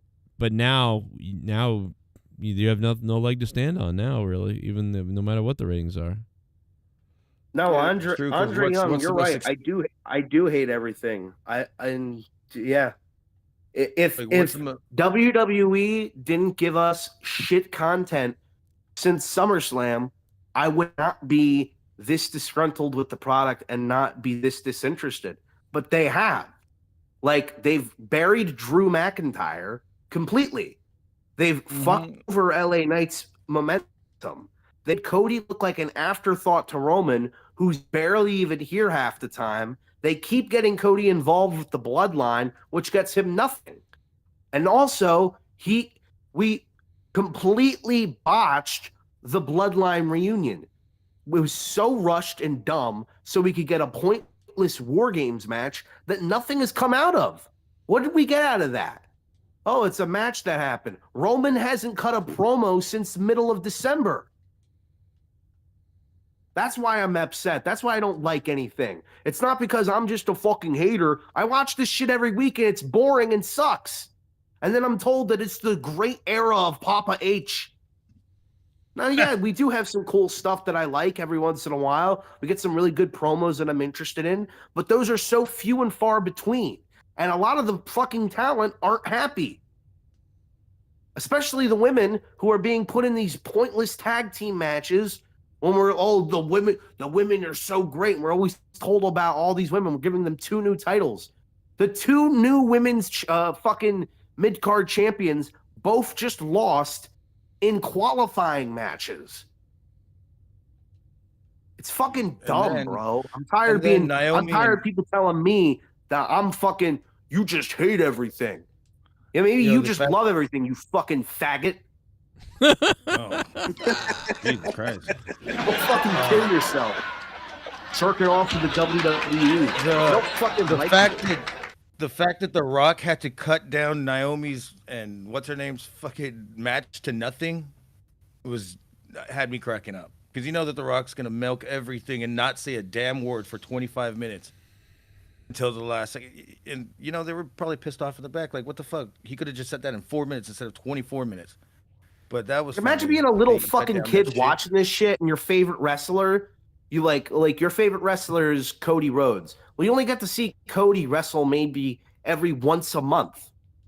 Or maybe your favorite wrestler is Seth Rollins. Like the Seth Attitude Era Rollins- back in the den.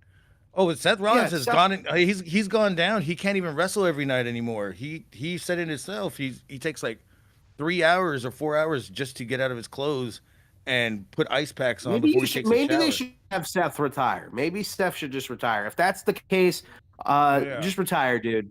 Like, and I don't mean to be like He put jerk on his Luke. work Like, in the I'm 20s. not saying that to be mean to him, but if you really can't get out of your clothes, like, dude, I would just retire because I don't want to see Seth Rollins die in the ring or something or be in miserable pain his whole fucking life. Like, if you really can't keep doing this to that extent, then maybe you should just retire. Because guys back then who couldn't do it all the time, they would like imagine Shawn Michaels just was like, yeah, my back is in such pain. Every time I move, it feels like I'm on needles, man. Well, this It is feels like around I'm where gonna Michaels die. was on drugs with painkillers and stuff. It's about the same Z-Pack. age. But what they didn't do with Shawn Michaels is keep him involved with main storylines. Once he got out with his back injury, he was gone. And then, near the end, he actually did retire. So I just think it's weird that like all these wrestlers, like Roman Reigns, well, he can't be here because of his medical stuff. Well, it's like, then don't make him one of your top stars and focus on somebody else. The problem is the big top stars right now are a bunch of people who aren't here or can't physically do it anymore. So then, like, why are they your top stars? And how is this any different than when we had veterans and legends and other part-timers main event every WrestleMania?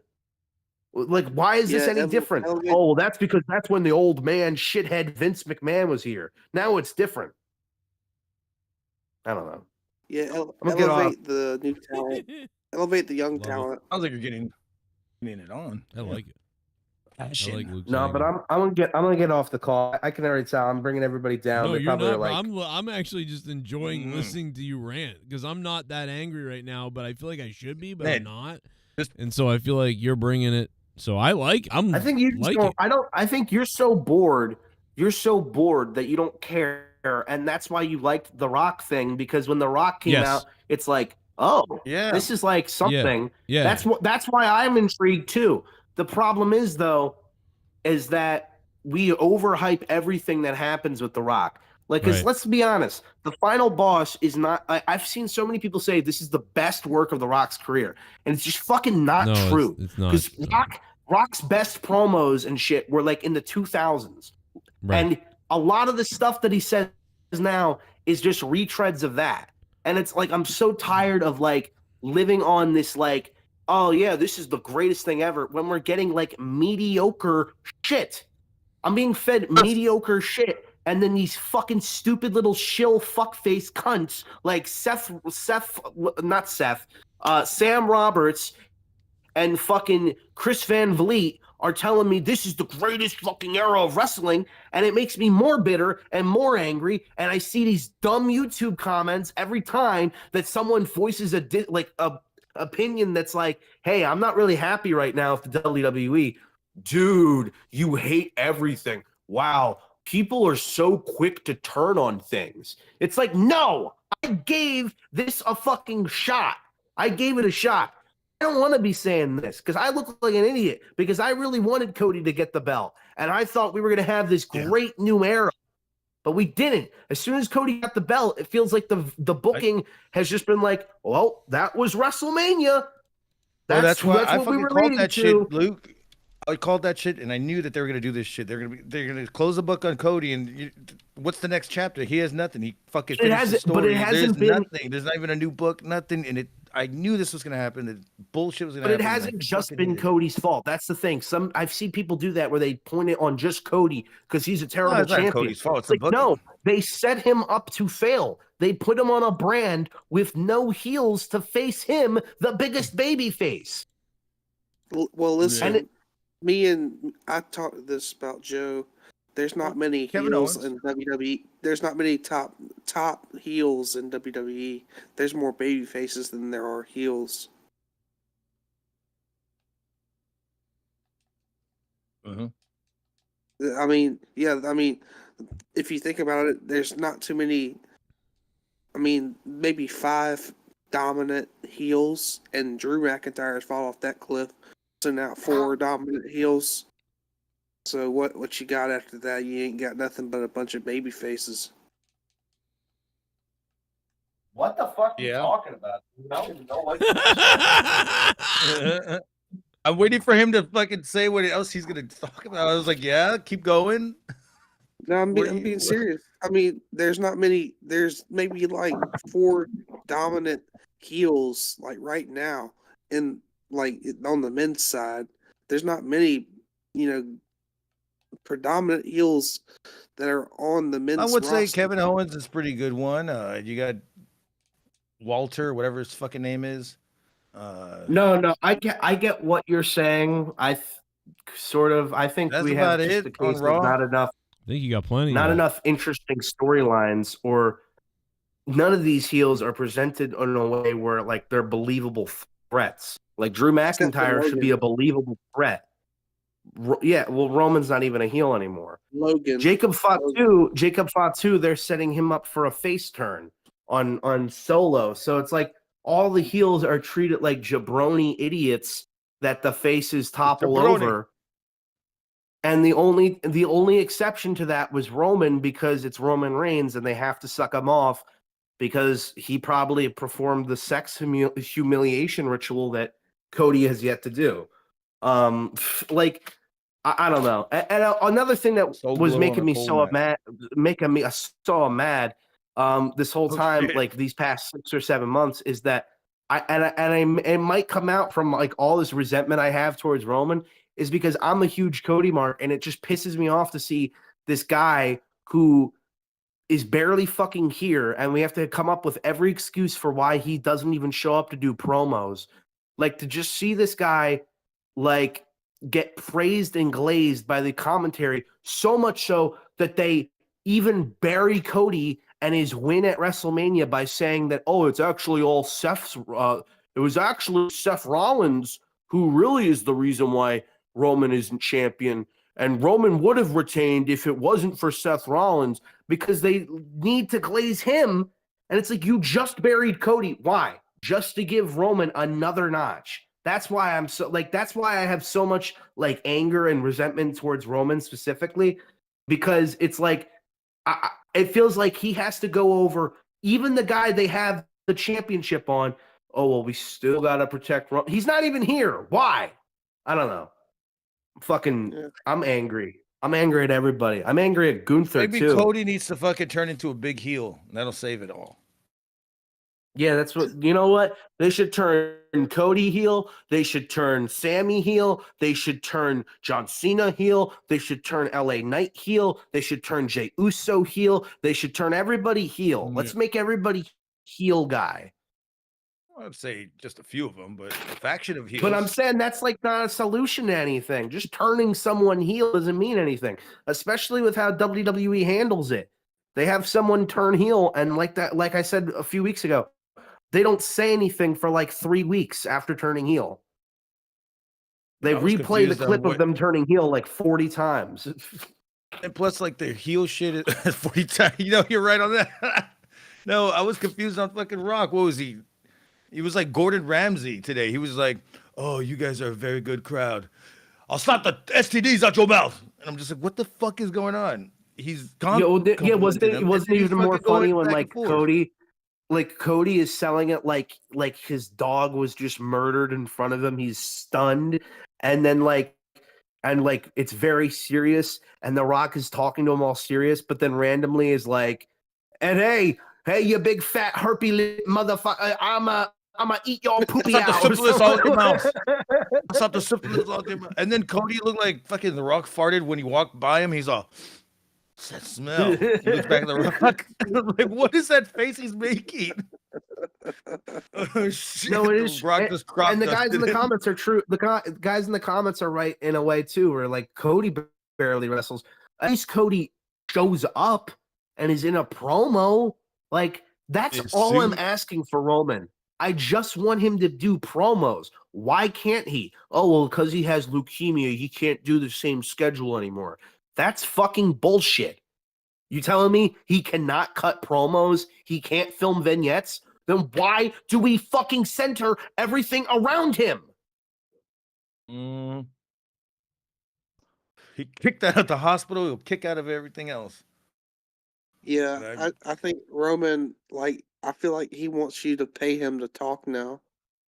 Cut a promo. Yeah, maybe. I mean, maybe it's like, yeah, I won't show up unless I get paid like $5 million or something. I don't know. I mean, I don't blame him either. I don't blame him. The WWE treats like a god. Why would you fucking? Yeah, I'll do nothing and I'll get paid 50 times more. I mean, literally, Roman Reigns just buries everybody he gets into promos with, because all he does is just tell them, yeah, I make more money than you, and you suck. And he just no-sells whatever they say. So nobody gets over with him. The only person who did is his family and Cody, because Cody won.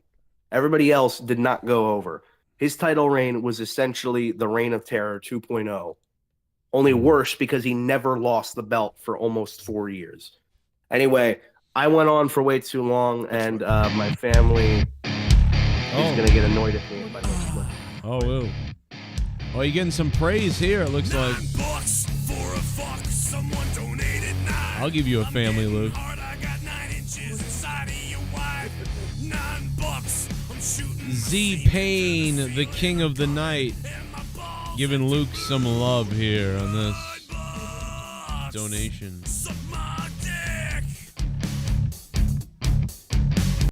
I hear ya, Bubba. At Luke. There you go. Luke Z-Pain. What did he say? He said, I hear you, Bubba, at Luke. Oh, I love you, Z-Pain. I love you, Z-Pain, so much. You're so cute, Z-Pain. I love you. Doing the sheik. Z-S. Oh, Z-Pain's a she? The sheik. I think he was doing the sheik. Oh. You know, Oh, okay. Bubba. Yeah, I don't know. I'm sorry. I'm like spaced out. I'm on like Yeah, sleepy. on Sleepy time. so many different medicines right now. Oh. I've taken like 4 Tylenol, and I had a like cough syrup. I'm like constantly spraying this fucking throat spray. Like I am all drugged up. I had a joint, so Someone is probably not good for my throat. Someone's got to edit the Mortal Kombat ending from the first Mortal Kombat movie with Shao Kahn at the end. The Emperor. Like, that's got to be done, right? Yes. Thank you, Z-Pain. Have you played the recent Doom games? No. Yep. You didn't play Doom 2016? No. Oh, wait. The one from 9 years ago? Yeah. I think I That's a might. recent game? Maybe I played. I think I played it for like a weekend on stream a little bit in 2016 or so. Yeah, but I don't. It's pretty fun. It was pretty fun if I remember that. Yeah, I think we streamed it and it was fun for like about a week and then I bailed out of it. I think you started playing Doom that 20. one with the girl. It was like Duke Nukem, but it was a girl. I think you were playing that one. Bombshell? What? Something like that. Or there was like a never- new Duke Nukem one. I remember you were playing Duke Nukem for like a week around that time. I never played. I Getting, don't. Oh, maybe I did play that. That was I feel like that was after. But Okay, yeah, it was around that same time. There is Doom Eternal 2020. That one's pretty good. It's a good RPG. It's really tough. Like I don't even play it on difficult. I play it on easy because it's Yep. not. It's very hard to It's play. not the girl one. I played this 2016 one. Here it is, right here. Garga. What the hell was that, bro? Hey guys, what's up? It's midnight. Hey, what's up? Loser. Hey, what a loser. This is 8 years ago. There's your question. That's the voice of my YouTube channel is doing really well. Yeah, What's up, guys? You know what? my We just life got is done with pretty Final good. Frontier, and it was a good show. We definitely, if anything, we came up with way more topics. But no, dude, I remember, like, it was like 1992, maybe 91. What the fuck? What a loser. Is this really? Am I like this now? I don't remember what. I actually don't remember, but it was Doom.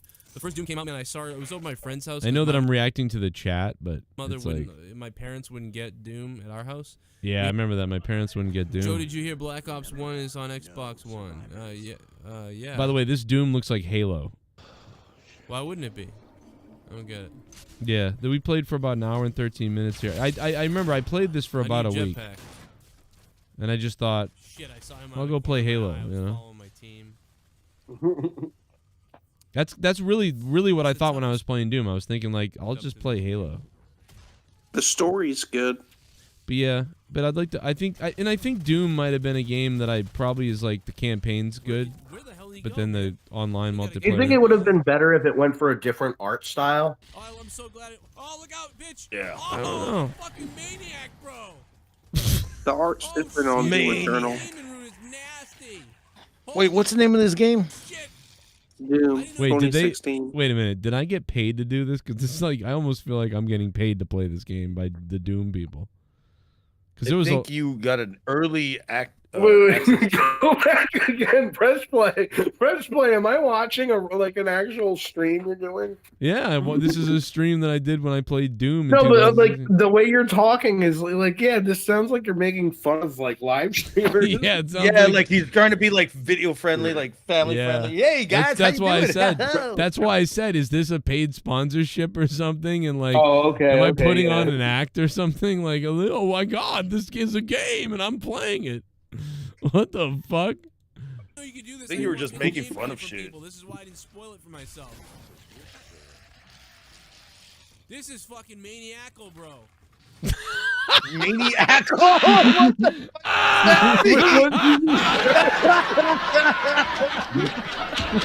you said fucking, and then he said maniacal. Wow, maniacal? Fuck. Maniacal. Wait, go back again. Go No back. wonder this kid. No wonder this guy didn't graduate. Is this like real? It's like, I'm telling you, it's like. Shit, eat shit and die, bro. This is messed up, man. Holy shit. What am I, like a stoner? Like, wow, man, this is crazy, man. Like, it's so like eat shit and die, bro. Wow. This is fucked. I mean, I know I'm excited, but that was. This is great. Yes, like what? This is great. What? No, maybe you really did. Maybe you really did like the game, and it's been so long that you don't even remember. Yeah, maybe I was that psyched about Doom since I don't know. Oh, I'm so pumped up right now. That's a fake line. Dude, this thing is awesome.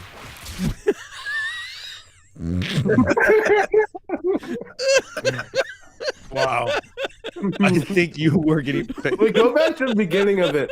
I want to hear your reactions to the very beginning. Were you like? Oh, he said he was like, What is this? Oh, What's up, guys? This is a gun? What do I do with it? What? Oh my God! This is like the first time you ever played a video game or something. Oh my God! You have no right now to make fun of those fake streamers anymore. I can't even believe. I can't even believe this is me. Like what is happening? I can't really.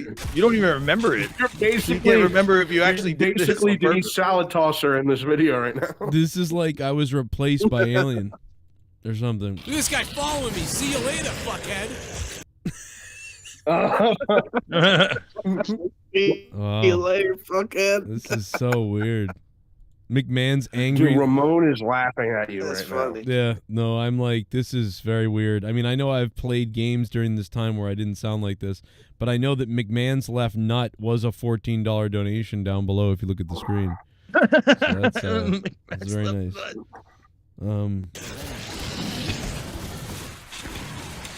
Oh my God, dude, people are dying like you wouldn't believe.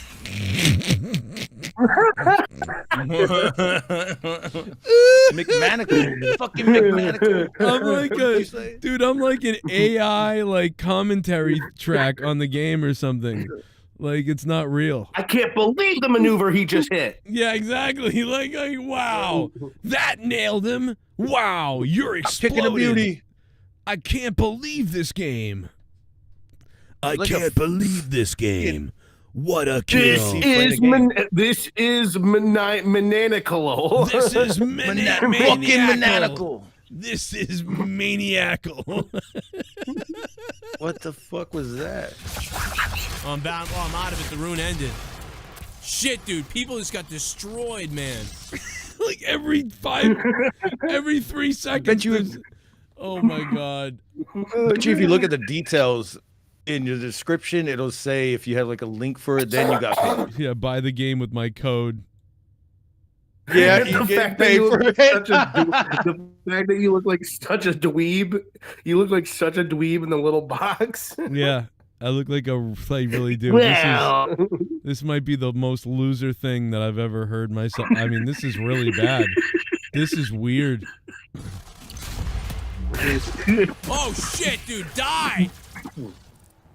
Oh shit, dude. Abused Bunny is the only one ahead of me right now. Abused Bunny was the guy who came in first place last game. Wow. Dude, it is on now, bro. It is on. It is on now. It is now on. Now I, 26 Joe, right now I know why. Now I know why you thought it was so similar to Halo. Yeah. Was because I heard, and this is just from what I heard, but I heard the major complaint about this was that the story was great. Sorry, but that the online was fairly generic because it didn't.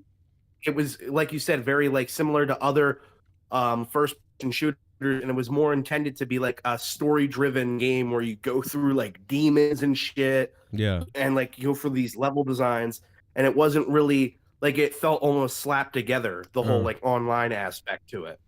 Yeah, it did feel like just an Unreal Engine slop fest. I mean, that's what it looks like. So it looks like. Did you play the story at least? I don't think I did. I think I played 3 levels in and 3 missions in or something, and then stopped. But it wasn't. I remember it being good. That was the funnest part for me when I played the. I only played the demo, but that was so fun. Was being able to like rip demons in half and shit. Yeah. And like the story was funny because like the Doom guy, the character you're playing, they call him the Doom Slayer. He's like such an aggressive like asshole at everything. Like the voice is like, now just gently disable the device in order, and then your guy just punches it full force and breaks it. Yeah, no, I like liked the soundtrack. Oh yeah, that's probably good. And the game is good. It really is. In fact, funny enough, I forgot to go back to the game. I was so busy at the time, and I remember saying the week later, I got to go back to Doom. I never did, and this is the first time. You just literally made me go, oh my God, I was supposed to go back to that. What is it, 9 years later? 9 years later? Yeah, I just thought I'm supposed to go back to that Now 9 years he has to see later. his embarrassing. Now he has to see this embarrassing clip of himself that he's probably burying for Right. so long.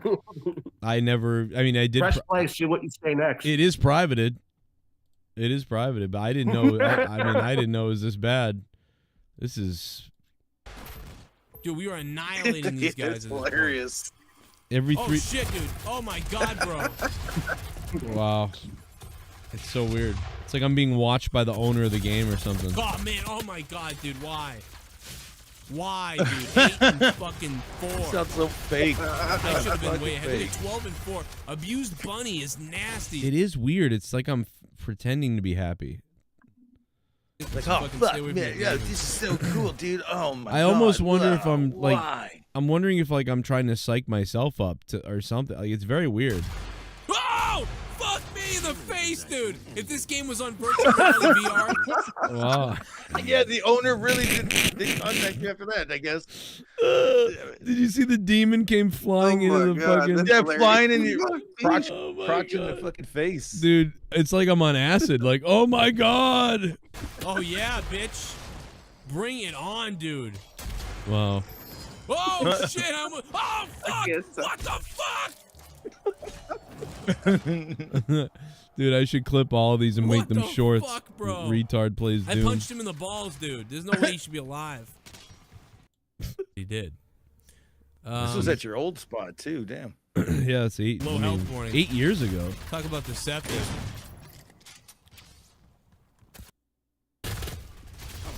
Swear to God, I better not die after I kill someone. Hilarious. Like every goddamn time.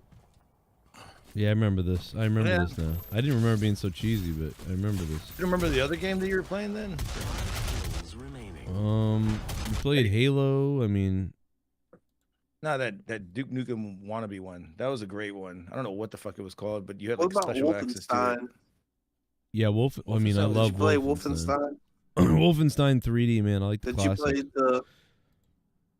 What about the know what newer ones? Wolfenstein Old Blood, Wolfenstein New Order, and Wolfenstein 2 Colossus. I don't think I have. I haven't played any of the new ones. I really haven't. Yeah, They're not really new. You would have to, speaking about new and shit. Did you hear about Call of Duty? What they're doing? They released a Ninja Turtle pack, so you can be the Ninja Turtles killing people. Oh my God, that's wild. But In Call of desperate. Duty? They're trying to get Fortnite-y, huh? That's what I'm saying. It was desperate, but it looks pretty brutal. I saw That looks cool. That's cool, though. I gotta admit, I would want to do that. That's pretty cool. I mean, I can't blame them. Yeah, I got the newest Black Ops. but the game, fact that and I don't even you know, play it. back in the day, Ninja Turtles were they had to calm them down in like Ninja Turtles, the cartoon, and in the movie part 2 and 3 because they didn't want weapons being used anymore. So they would like makeshift weapons, and then this one it's just like, well, fuck it, fuck them all. Let's just have them kill people with guns. I like it. It's great. It's totally opposite of what the 90s was. And the 90s was the best fucking era because it'd be I don't give a fuck land, but that was later on. COD was the new COD. I've only played it maybe I want to say a month in total, just for the campaign and the story and multiplayer. And it's just You not just like addicting. you just like shooting up the Russian airport, don't you? No, the new COD, the Black Ops 6. It's not even fun to play. It's just the multiplayer isn't addicting. It's not like you want to play it every day. It's not fun. What Black Ops? I mean, I played the zombie one. That was kind of addicting. The Black Ops 6 zombies that's fun, but the multiplayer, the new multiplayer, it's not fun. It's not, I mean, it doesn't give me Or maybe you don't incentive. have good teammates or any friends to play with, but I played it and it was pretty No, good. I play it. I've played it. I mean, I'm pretty decent at it, but I'm ready for that new Battlefield game to come out. Jesus Christ, how many video games do you own? Not many. I have them saved in my file. That's the same thing nowadays. I don't know. I think Battlefield has been the better game over Call of Duty, in my opinion. That's just me. I have not played Battlefield in so long. I just remember every time I stick my head out somewhere, just get shot. Same thing with PUBG. Stick my head out anywhere, you get shot from across the goddamn island, the world, in China. Like, what the fuck is going on? I remember Joe would have a fucking hard time with that shit, just getting shot out the air when he's parachuting. Oh yeah. I just didn't like. I hated that game. I miss driving around and just dying from blowing up in the Jeep randomly because the game wasn't done right yet. I think there was this one time where you didn't know that there was like a cliff, and you were like, "Oh, it's just a little hill."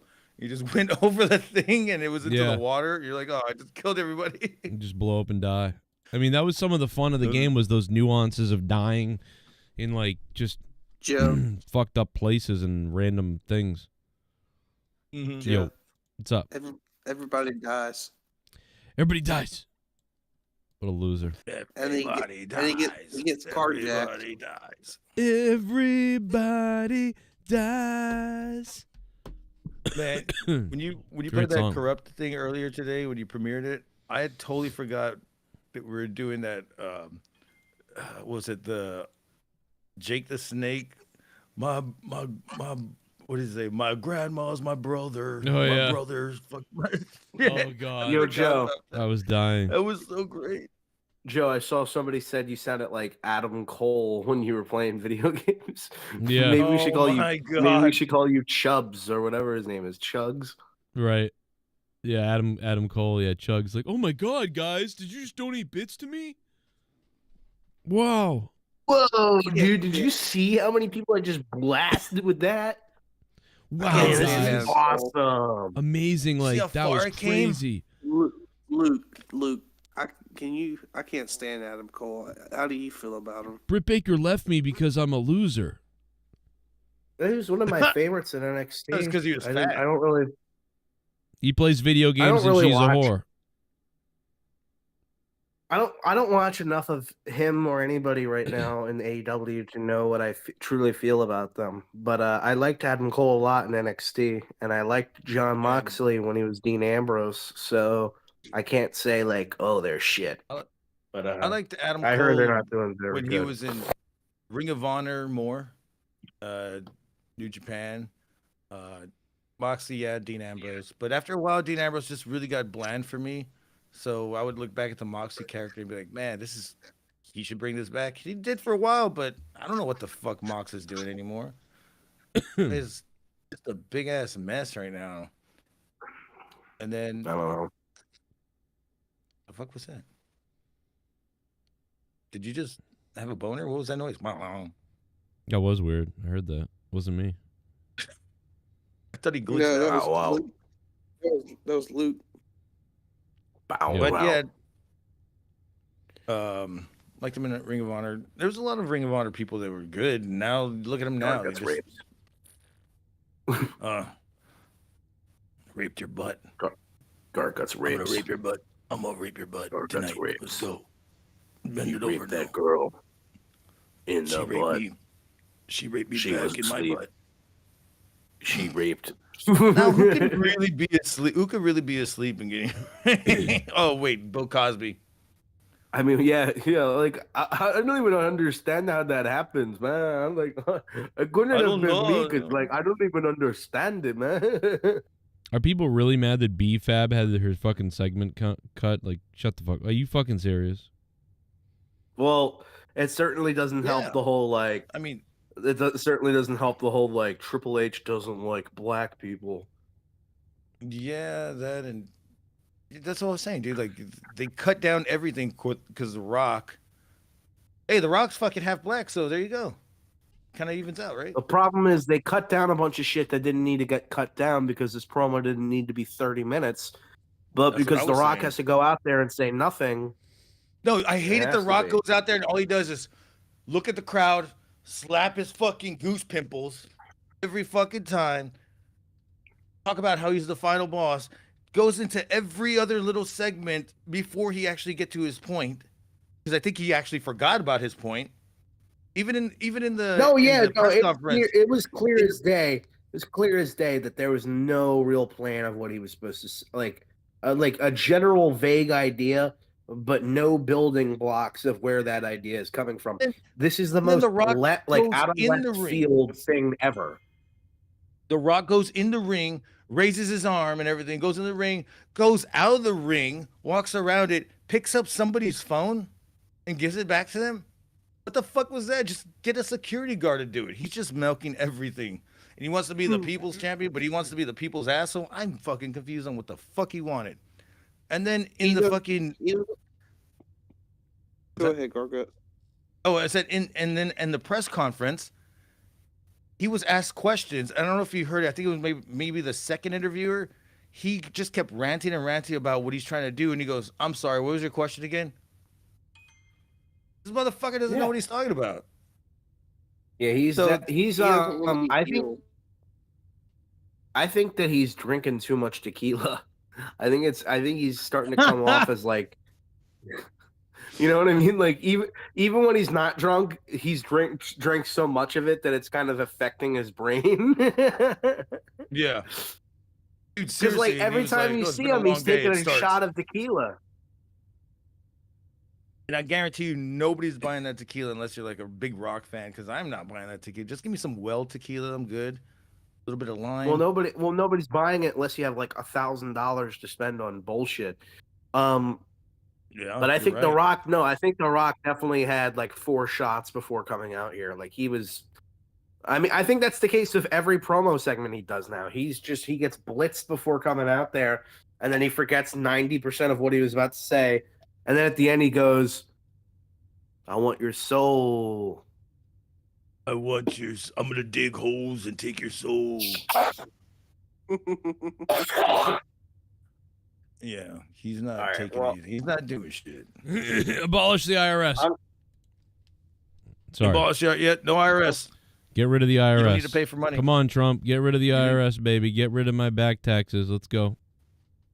I'm tired of fucking paying. You know what? $200 We're a gonna year. get rid of the IRS, and we're gonna call it the TRS, External revenue. the Trump revenue system. Oh, I was gonna say the Just rape really- sex goddesses or something. It essentially works the same way. It essentially works the same way as the IRS, but it's got Trump in the name. It's got the Trump. The Trump is here. I hear they want Trump to is call here. it the ERS. No, the ERS is a different thing that Trump is creating to go after the money that the other people around the world owe us. External Can we just revenue. Right. Can we get Trump and Erwin whatever? Erwin R. Shyster. Yeah, in a Hey, match. did you see? Did and you that's how see he gets Bernie rid of the Sanders' IRS. video? What's that? I hope Trump comes to WrestleMania. I hope he does. He probably will.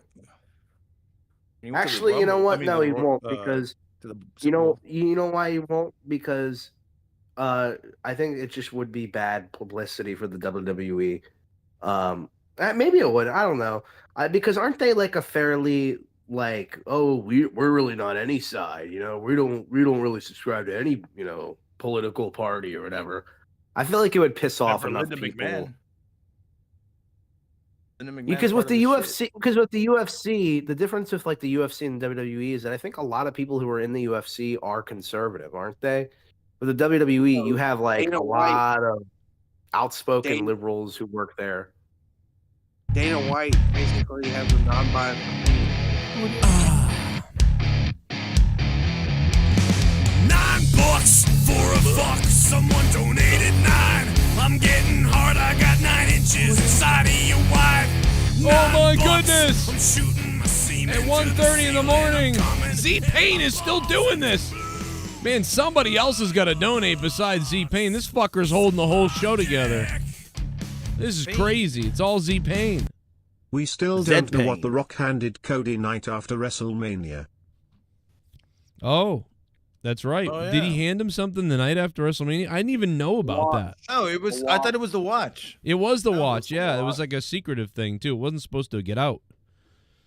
You're right. They brought him the watch, his father's watch, allegedly, that he pawned off back in the day. Him and Triple H and somebody or whatever went and found it. I wonder if it was the same watch with the same, serial number, or it was just, a replica, or like, No, from what I understand, No, it's the real watch. yeah, they It's think the it's real one. yeah, they think it's the real one. From what they know, it's the real one. It's not a symbolic thing. They literally apparently found the real actual watch. That's what they said. And Rock is the person that actually found it. Really? Yes, He from kept it what in I his ass hear. the entire time. Oh, so the It's You're an quoting ass that watch. movie. You're quoting. Yeah, the movie. Yeah, what's that movie called? God damn it, I forgot what it was called. Pulp Fiction. This is my grand. Oh, Pulp. Oh yeah, Pulp Fiction. This is my daddy's watch. He kept it in his ass since World War III. I'm pissed. World War III. my daddy's ass. Now I'm on Busted Open Radio with Bubba Ray Dudley, and I wanna fuck him. Okay. I still haven't watched LFG yet. LFG. Let's fuck girls. The Oh. show with Bully Ray Dudley and Undertaker. I'm I gonna haven't do seen a it show yet. at your mama's house. I recorded it. I'm gonna pick her up and throw her against the bed and blast her with my rising taker. This is What's weird. Jesse doing? He's thinking about killing you. Look. You look. Look, what is he making? You goddamn lit. Oh, no. He's cutting out Don't a get- poster or something or other. I'm gonna call somebody the N-word. Don't do that, please, Undertaker. You already said the. You already said. What well, did never I mind. say? Say what I said. No, I'm not getting. Go ahead. I'm not getting. What are censored. you afraid of, pussy?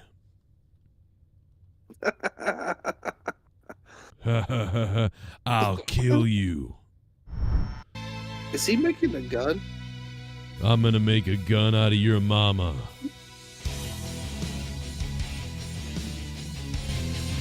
Blah, blah, blah, blah. Don't need me.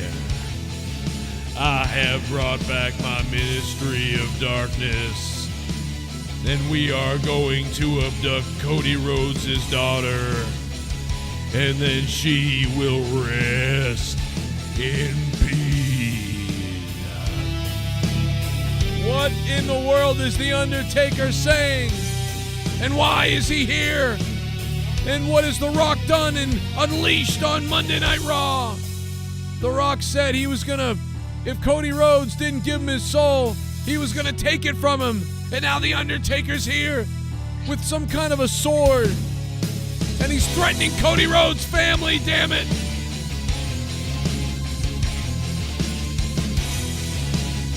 Give me that story. Give me that story, baby. You ever heard a European joke? You want to hear one? Yeah, tell me, what's a European joke? Like how many Jews can fit in a submarine European without... on my boot. Oh, okay. Well, Jesse looks like he's about to rob a house, and then Kevin McAllister's going to kill him. That's what he looks like. Maybe you can see this. He's cutting up. He's cutting up a penis on the floor. There he goes. Oh, oh my God! He just fell over. Like, is he making a gun? You know, I think those might be weights, or like barbell. I thought he already had. Yeah. I thought he had lots of weights he's though. Putting, it's Look at new. that. He's taking the It's a new plastic one. off. It's very shiny. It's very chrome-like. Cro-Magnum. Okay. I like where this is going. This could get really. This could get sexual at any point, and that really turns me on.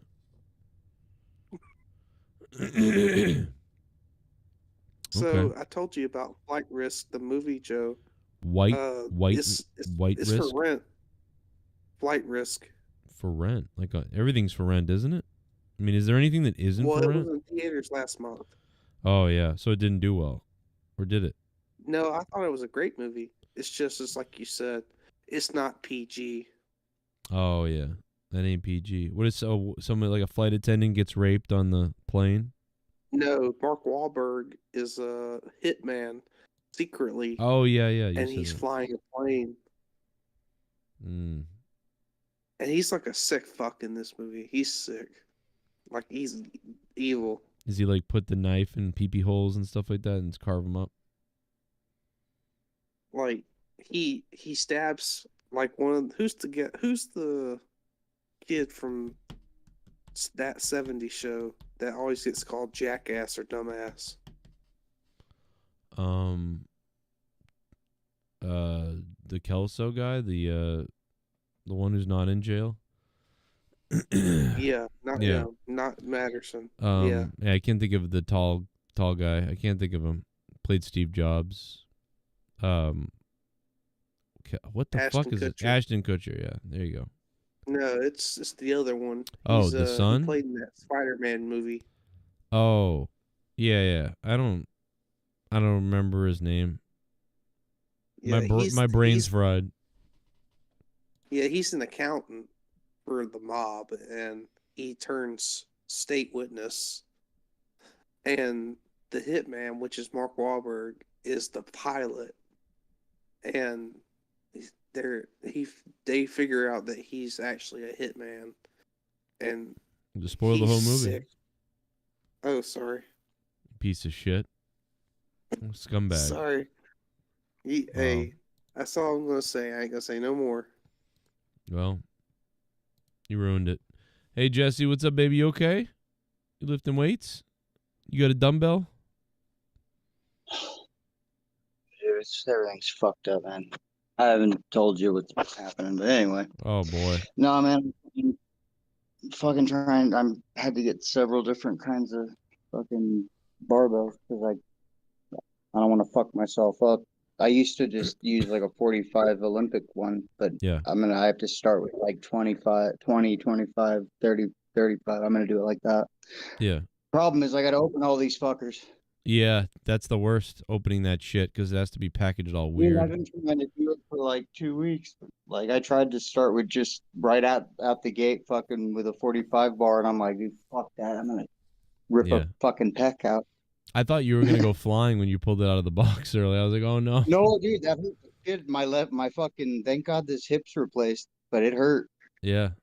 I had to use my hip and my fucking like side ab to fucking keep me from busting my other hip. That was crazy. Yeah, you saw that. Yeah, huh? you went That was flying. wild. I put you on right That was before that happened. I'm like, what's he doing? And then you went, whoa. And I went, oh my God, he's falling Yeah, no, over. that was me. Like, luckily I put the chair right here, so I was able to like, dude. If I didn't catch that, I'm pretty Yeah. good at it though. Yeah. But dude, that's the sickest thing, dude. All this working out, like it's protecting. I'm growing even muscles like around my hip that are protecting it now. I've Wow. never experienced this level of growth. Like it's insane. Clip that. It's fucking great. What's your cock look like now? Yeah. Mother- But yeah, dude, everything else is fucked. Like it's craziness. That is awesome. I've never experienced that growth. Well, it sounds like you've been going through it too, though, from the little bit. I mean, what I hear on the shows. Yeah, Shit. I've been it's been a little freaky, and yeah, it's very weird right now. Very Dude, bizarre. I swear to God, you and Gargant should both make money blowing each other. Except the only problem is you'll be the only one paying. Like, Yeah. he'd be like, "No, I'll get you next time." Next thing you realize, you're just blowing him, and you realize he's never gonna pay me. Yeah, What the this is fuck? he's just using me, like, for two things. Well, I mean, these guys are at least blowing each other. There's something about it that's good, but you know. Imagine that on like Chatterbait. I'm blowing Garguts on Chatterbait. I mean, I have like, dude, honestly, like, I don't know. I was just thinking about this because shit that's been said over the years and whatever. But I wonder if what do you like honestly think? If we all were really like, let's say just closer to the point where at the very most, one or two of us, you might have to go 2 hours away, right? Maybe 3. Right. But we could all get together easily and help each other. Like, do you think our situations would be better if we were just closer? Would we actually probably. I know I would want to try and make that happen, but I wonder if it would all come together, you know? Maybe I'm so I don't know what I'd be like because I'm so fucking busy that I don't know if it'd even be worth it. Like for me, like in a way it would be. No, I just wonder sometimes if like we'd have more options to help each other if hell we were only not too far away, you know? You And mean, rather like, than sexually? like literally everybody is so far away, you'd have to. It's like a major travel trip. Yeah. For most of us, except for like you and Luke, I suppose, or whatever. But Right. a couple people. It would be cool because we could like at least do something like every 2 months we're gonna have a get together where we do the show in a rooms or one of our places or like we do something like that. We make like a night out of it. Like, hey, I'm going over to do the show and like we'd be like, drinking beer and like probably and fucking around and then getting ready to do the show and it'd be a whole fucking night and then cry and whatever. It'd be like And a honestly, thing. that would be sick. Like we should like plan something where we all do make something happen. It's not like you couldn't. I'm sure people, if you said, "Hey, look, there's a donation fund for like to help with everybody's travel. We're gonna do once a year. Like everyone is gonna get together, and then if you're around the area, we're all like, you know what I mean? You call one of the local places and say, "Hey, we want to get like 100 people together." So can we do that there? Whatever, do a podcast. Like, dude, I think we should. I think your audience, like you could, I think pull that. I think people would go up. I think there was that one bar back in the day that guy used to play Monetize This on Fridays. Oh yeah, that guy used to. Yeah, we go to his bar. It was like Chicago though. Wait, what? I didn't know about this. There was That was a long time ago. there was a guy, and then there was not only was there a bar, there was a guy who had a bar, and he played the show every Saturday night or whatever it was, or it was Friday night. It was every Friday night. You mean like he'd play it for everyone that was in the bar? Yeah, he had like That's wild, bro. It wasn't I would say it was somewhat of a dive. Like from what I could remember, there would be like, Friday night he would have like, you'd look around, there'd be like, sometimes there'd be like 20 people, 30 people in there, and he would have it playing. Like the show would be playing on the radio, and then people would come up to him and be like, "What is this? Like, what are we listening to? Like, what's going on?" What time period was this like of the show? About 6. When you left? Yeah, no, I would say 15 around 2015, 16 to about 2018, somewhere in there. Oh wow, because I just don't remember then. Because I would have, because I would have like been there at least in 15, maybe early 16, but I just don't remember. That's pretty cool though. Like that's kind of what I'm talking about. But like I don't know, your audience. That's the thing that makes it work. I think if you actually, let's say you still get your donations as you would, good or bad, whatever. if you have a separate fund and people know that, I think people would actually make it happen because they want to see it too, and people would want to come out. I don't know. Yeah, I think there would have been a WrestleMania. It could be for monetized 1,000 or It could just one. be. It would help. Yeah. It would help it would help the show from a production standpoint. Like if we were doing even if we just had a room, like we had TVs and shit, and we were all like hanging out in a room, like I would love that because we'd have microphone, we'd be doing stuff, we'd be on cam, kind of like when I did monetize this 100, and also when I did that show in this house when I first moved in, and Troy was over and shit, stuff like that. It would be cool to do that. I think the ship. I don't know if the ship sailed, but I will say that, 2016, 17, 18, especially 2018 or 17, we would have had a much bigger chance of like going on and doing a show you were somewhere. actually doing it, right? Like you actually were doing. You were doing in-person shit at the time, right? Like if this was 2017 tonight and The Rock was coming back and we were doing this stream right now, I mean there would be thousands of people watching. Yeah, this. but like it's the past. I'm sincerely like asking. Like I know. Okay, my first question that I asked, it was a little hypothetical, whatever. But like now I'm starting to think for real, and I'm like, what if we actually did something like that? Like just start, be like, okay, let's do it once, and maybe even once a year, and then maybe it gets bigger than that, cool. But I wonder if we could actually do it. Yeah. Like like it gets financed. We actually fucking plan it. We actually fucking do it. And if it sucks, it sucks. But I really don't see that happening, dude. People will come out. You're gonna be able to sit in the chair for 15 or what? 8-9 hours. We would probably stream for. We would definitely stream 20 hours. Do some workouts, eat some food. I'll be all right. How many? I'm gonna need one of those luxury ones. How many tables would we put Garguts through? At least 5. Dude, that would be none the of thing. them have to be on fire. Every 'cause I time, don't want my hair to get on fire. every time we get every time we get $100 donation, we put Garguts through a table. And I'm just like, hey, and you're like, and I'll be like very gullible. Hey, what are we doing again, guys? Oh! No, honestly, I know you're kidding, but to be honest, that's kind of the exact shit you should do. Maybe not Garguts, but like have like a dunk tank, but instead of that, it's a table. Like you get to fucking put them through a table. Yeah. If you can or some shit. I don't know. A dunk tank, you have to actually fucking hit the right. No, that would be good. It's like it's a wheel. Yeah. And the wheel goes around, and then Garguts to table. And we put a pit of spikes in it instead of water. Ooh. Pit of spikes. All right, that's Get up there, Joe. You'd have to invite Gargut.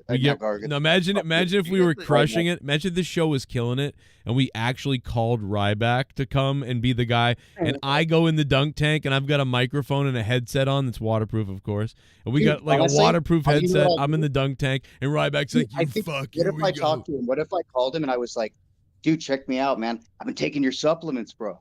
Yeah, yeah, and rip your shirt off. He's buddies with him. And he'll believe it because he'll be like, this little fucking dude makes it 100 pounds. He's fucking Jackman taking my shit. And he's gonna mukbang all of his supplements. I'm mukbanging all my supplements, bro. I'm like wondering. I know it's too bad we're on the air because if we're off, I would say the same thing. I'd be like, man, I could probably like schmooze my way in and convince him that I was using his bullshit instead of my own. And then he's like, oh, dude, I like this guy. Wait, Joe Cronin? All right, maybe $5,000. We give Ryback $5,000 to come throw baseballs at me. Bro, we'll put the fuck out of your supplements, like fucking we'll have people blah blah blah blah blah. But like, dude, we'll make it all about him just to fucking. And then when he's there, like, what's he gonna do? Beat people up? It's on camera. We can fuck with him the whole night until he gets up and pulls a Ric Flair and leaves. Oh my god, that'd be great. You guys are really heart attack and almost dies in the ring. Dude, right before he leaves, he turns around and goes, did you even take my fucking supplements or not? No, bitch. No. Oh, so. Oh my god. I still think you guys would get along if he just like if somehow he saw past whatever all the shit that happened and heard you out, you know? Yeah. Cause he's fucking crazy too, man. He like I honestly think you guys would get along as far as content and just whatever. because like he likes wild shit too. He's not just plain, you know. Yeah, I haven't he's seen that guy's well. channel in like at least 5 years. I don't think he's gonna like me. You what? I don't think he'd be happy. He'll never forget my name. Oh, I don't know that. He wakes up in cold sweat. Cronin. Well, see, no, that's why I thought maybe I could fucking, bullshit him a little bit. Be like, yeah, man, fucking. Here's the thing, like, that's like my best friend, man. You got to give him a chance. Like, I could talk him into it. There it is. No, he's gonna tell you. I know you, Jesse. You probably recognize you. Yeah, you might. You're from the Cronin. Yeah, you're from Oh, the that Cronin, doesn't matter. I'm Dude, gonna have to bitch slap you all around. about his supplements, though. That's where I'd sell it. I'd just be like, dude, like I don't know. I'm I'll gonna just have to slap a handicapped man. He just because he's seen me out here, he doesn't know. I can bullshit and pretend I'm his biggest fan. I got a Ryback shirt because when I went to a house show, even though I was more of a CM Punk dude, I didn't like the shirts they were selling of anybody's. But Ryback had a cool shirt. I'd wear that picture. I'd fucking, I'll suck his dick, everything. We'll get him on here. What the fuck? He's making about he makes about $50 a video. Dude, I'll start with $50. I'd be like, dude, I'll pay you $50 to blow you. He really doesn't put out. He doesn't do a lot of content, from what I can see anymore. Oh, really? I thought he was always did at least like. So he was doing what's that shit? I don't know what happened, but he stopped live streaming. Oh, I thought he was doing that TikTok shit. That might have been what fucked it up, actually. I don't know, maybe, but his last live stream was 7 months ago, according to this. Oh, well, that's about when I watched him, so that could be because he would just pop up, and sometimes it would be about something that I was interested in because he was trying to get views on, wrestling news and whatever. He was actually buying views. He was buying subscribers and views. Well, no, that makes sense. So why I haven't seen a single video like just randomly pop up in my deal? Because I'm always on YouTube. So yeah, he just stopped. I wonder. Nah. No, he's not because he did a video 4 days ago. Oh, there it is. Dude, Vince McMahon. Remember, he was like, they're pushing down my algorithm. They're trying to fuck with me. They're doing this and that. WWE. Yeah. Yeah, he was like, they're blocking me. No, it's like, yeah, the algorithm always changes. But I mean, look at me, dude. I've got 74,000 subs and we have 100. It's like, that's me being like, something's wrong. I have 74,000 subs and only 100 people are watching right now. There's obviously a problem. Favorite thing was I had to go down the rabbit hole was when that Chase dude was fucking with him. And one of my favorite parts is he goes, yeah, you drive a piece of shit Nissan Altima. He goes, it's a nice car, man. Fucking great gas mileage. I got a lot of pussy in that car. You don't understand, Chase. I get a lot of pussy in it. I get tons of pussy in it. Do you get pussy, Chase? I don't think so. You're in fucking jail. You're in fucking jail. A very relatable pussy. You're just a pussy, Chase. Yeah, that was a funny, like, I couldn't tell if it was fake or not, but it had to be because it was so stupid. Yeah. Who was that guy that he was talking about? Some stalker dude, but it was just funny that they just went back and forth. And some of the shit that was said between both of them, I'm like, you both just sound stupid at this point. Whether this is real or not, this is just hilarious. Now, if he did more shit like that, or more people trolled him, and he did conversations with him like that, like, say talking to Scott McKinnon, right? You just kept letting them call in. That would be funnier and more entertaining than any of the other shit he's doing. Yeah. I mean, You get, you know what? Fuck it. You get the best next thing. Get, what's that guy that used to do all the impressions back in the 90s of the wrestlers? Oh, Jason Sensation? Yeah, Jason Sensation. Get him to do it. Fuck it. Look how big my dad loves it. Yeah. It was years ago. I can't even tell the story. I was going to say, I saw him on something like a couple years ago, and they asked him to, like, it was crazy how he could go in to this day, just go into certain ones and then pop back out real quick. I don't know if he warmed up or not. I kind of doubt it. It was just really impressive. I was like, that's cool. That dude never lost. He was crazy. Remember he fucking tweeted Stephanie McMahon that he was going to kill himself at a fucking pay-per-view? No. What do you mean remember? Joe, you did a show. You did a show on that. On who? Well, it doesn't mean on Jason Sensation wanting to kill himself at a. Oh yeah, in Toronto. It was at I think it was in Toronto. Wait, you might have to fucking refresh my memory if I do remember. Like, what was he wanting to kill himself about? Why?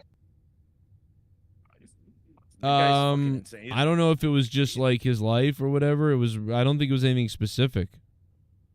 Oh, all right. I don't. That could have been. He got shunned away for a while, gone. but I did see an interview not long ago, maybe about a year Shunned? ago, where he came back and did. Jason Sensation did an interview somewhere. I don't fucking know. But No, it's but like, that holy might have shit, been what I he's back. saw. He's not dead. That might have been the one I was bringing up a minute ago, because honestly, that could have been the whole year and a half I was gone, because I didn't watch wrestling or I wasn't a part of anything around here on anything. So like, and then when I came back around, I'd never heard of this, and I've seen interviews with him. So if he was shunned, that's fucking crazy. Yeah, they didn't let him into WWE event or anything. He was like banned. And, Dude, he was reaching out for help. I mean, I don't know the context, but I'm assuming he was reaching out for help, unless he was like, "Hey, here's my dick pic, but I want to kill myself too." Like, I don't know how it was. He said he wanted to kill Stephanie and kill himself.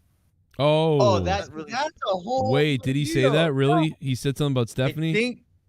I think that's what it If was. that's the case, Oh boy, if then he that's- said that, yeah, that's of course they banned him. That's a ban for life kind of deal right there. yeah, Yeah. yeah. That's a whole nother.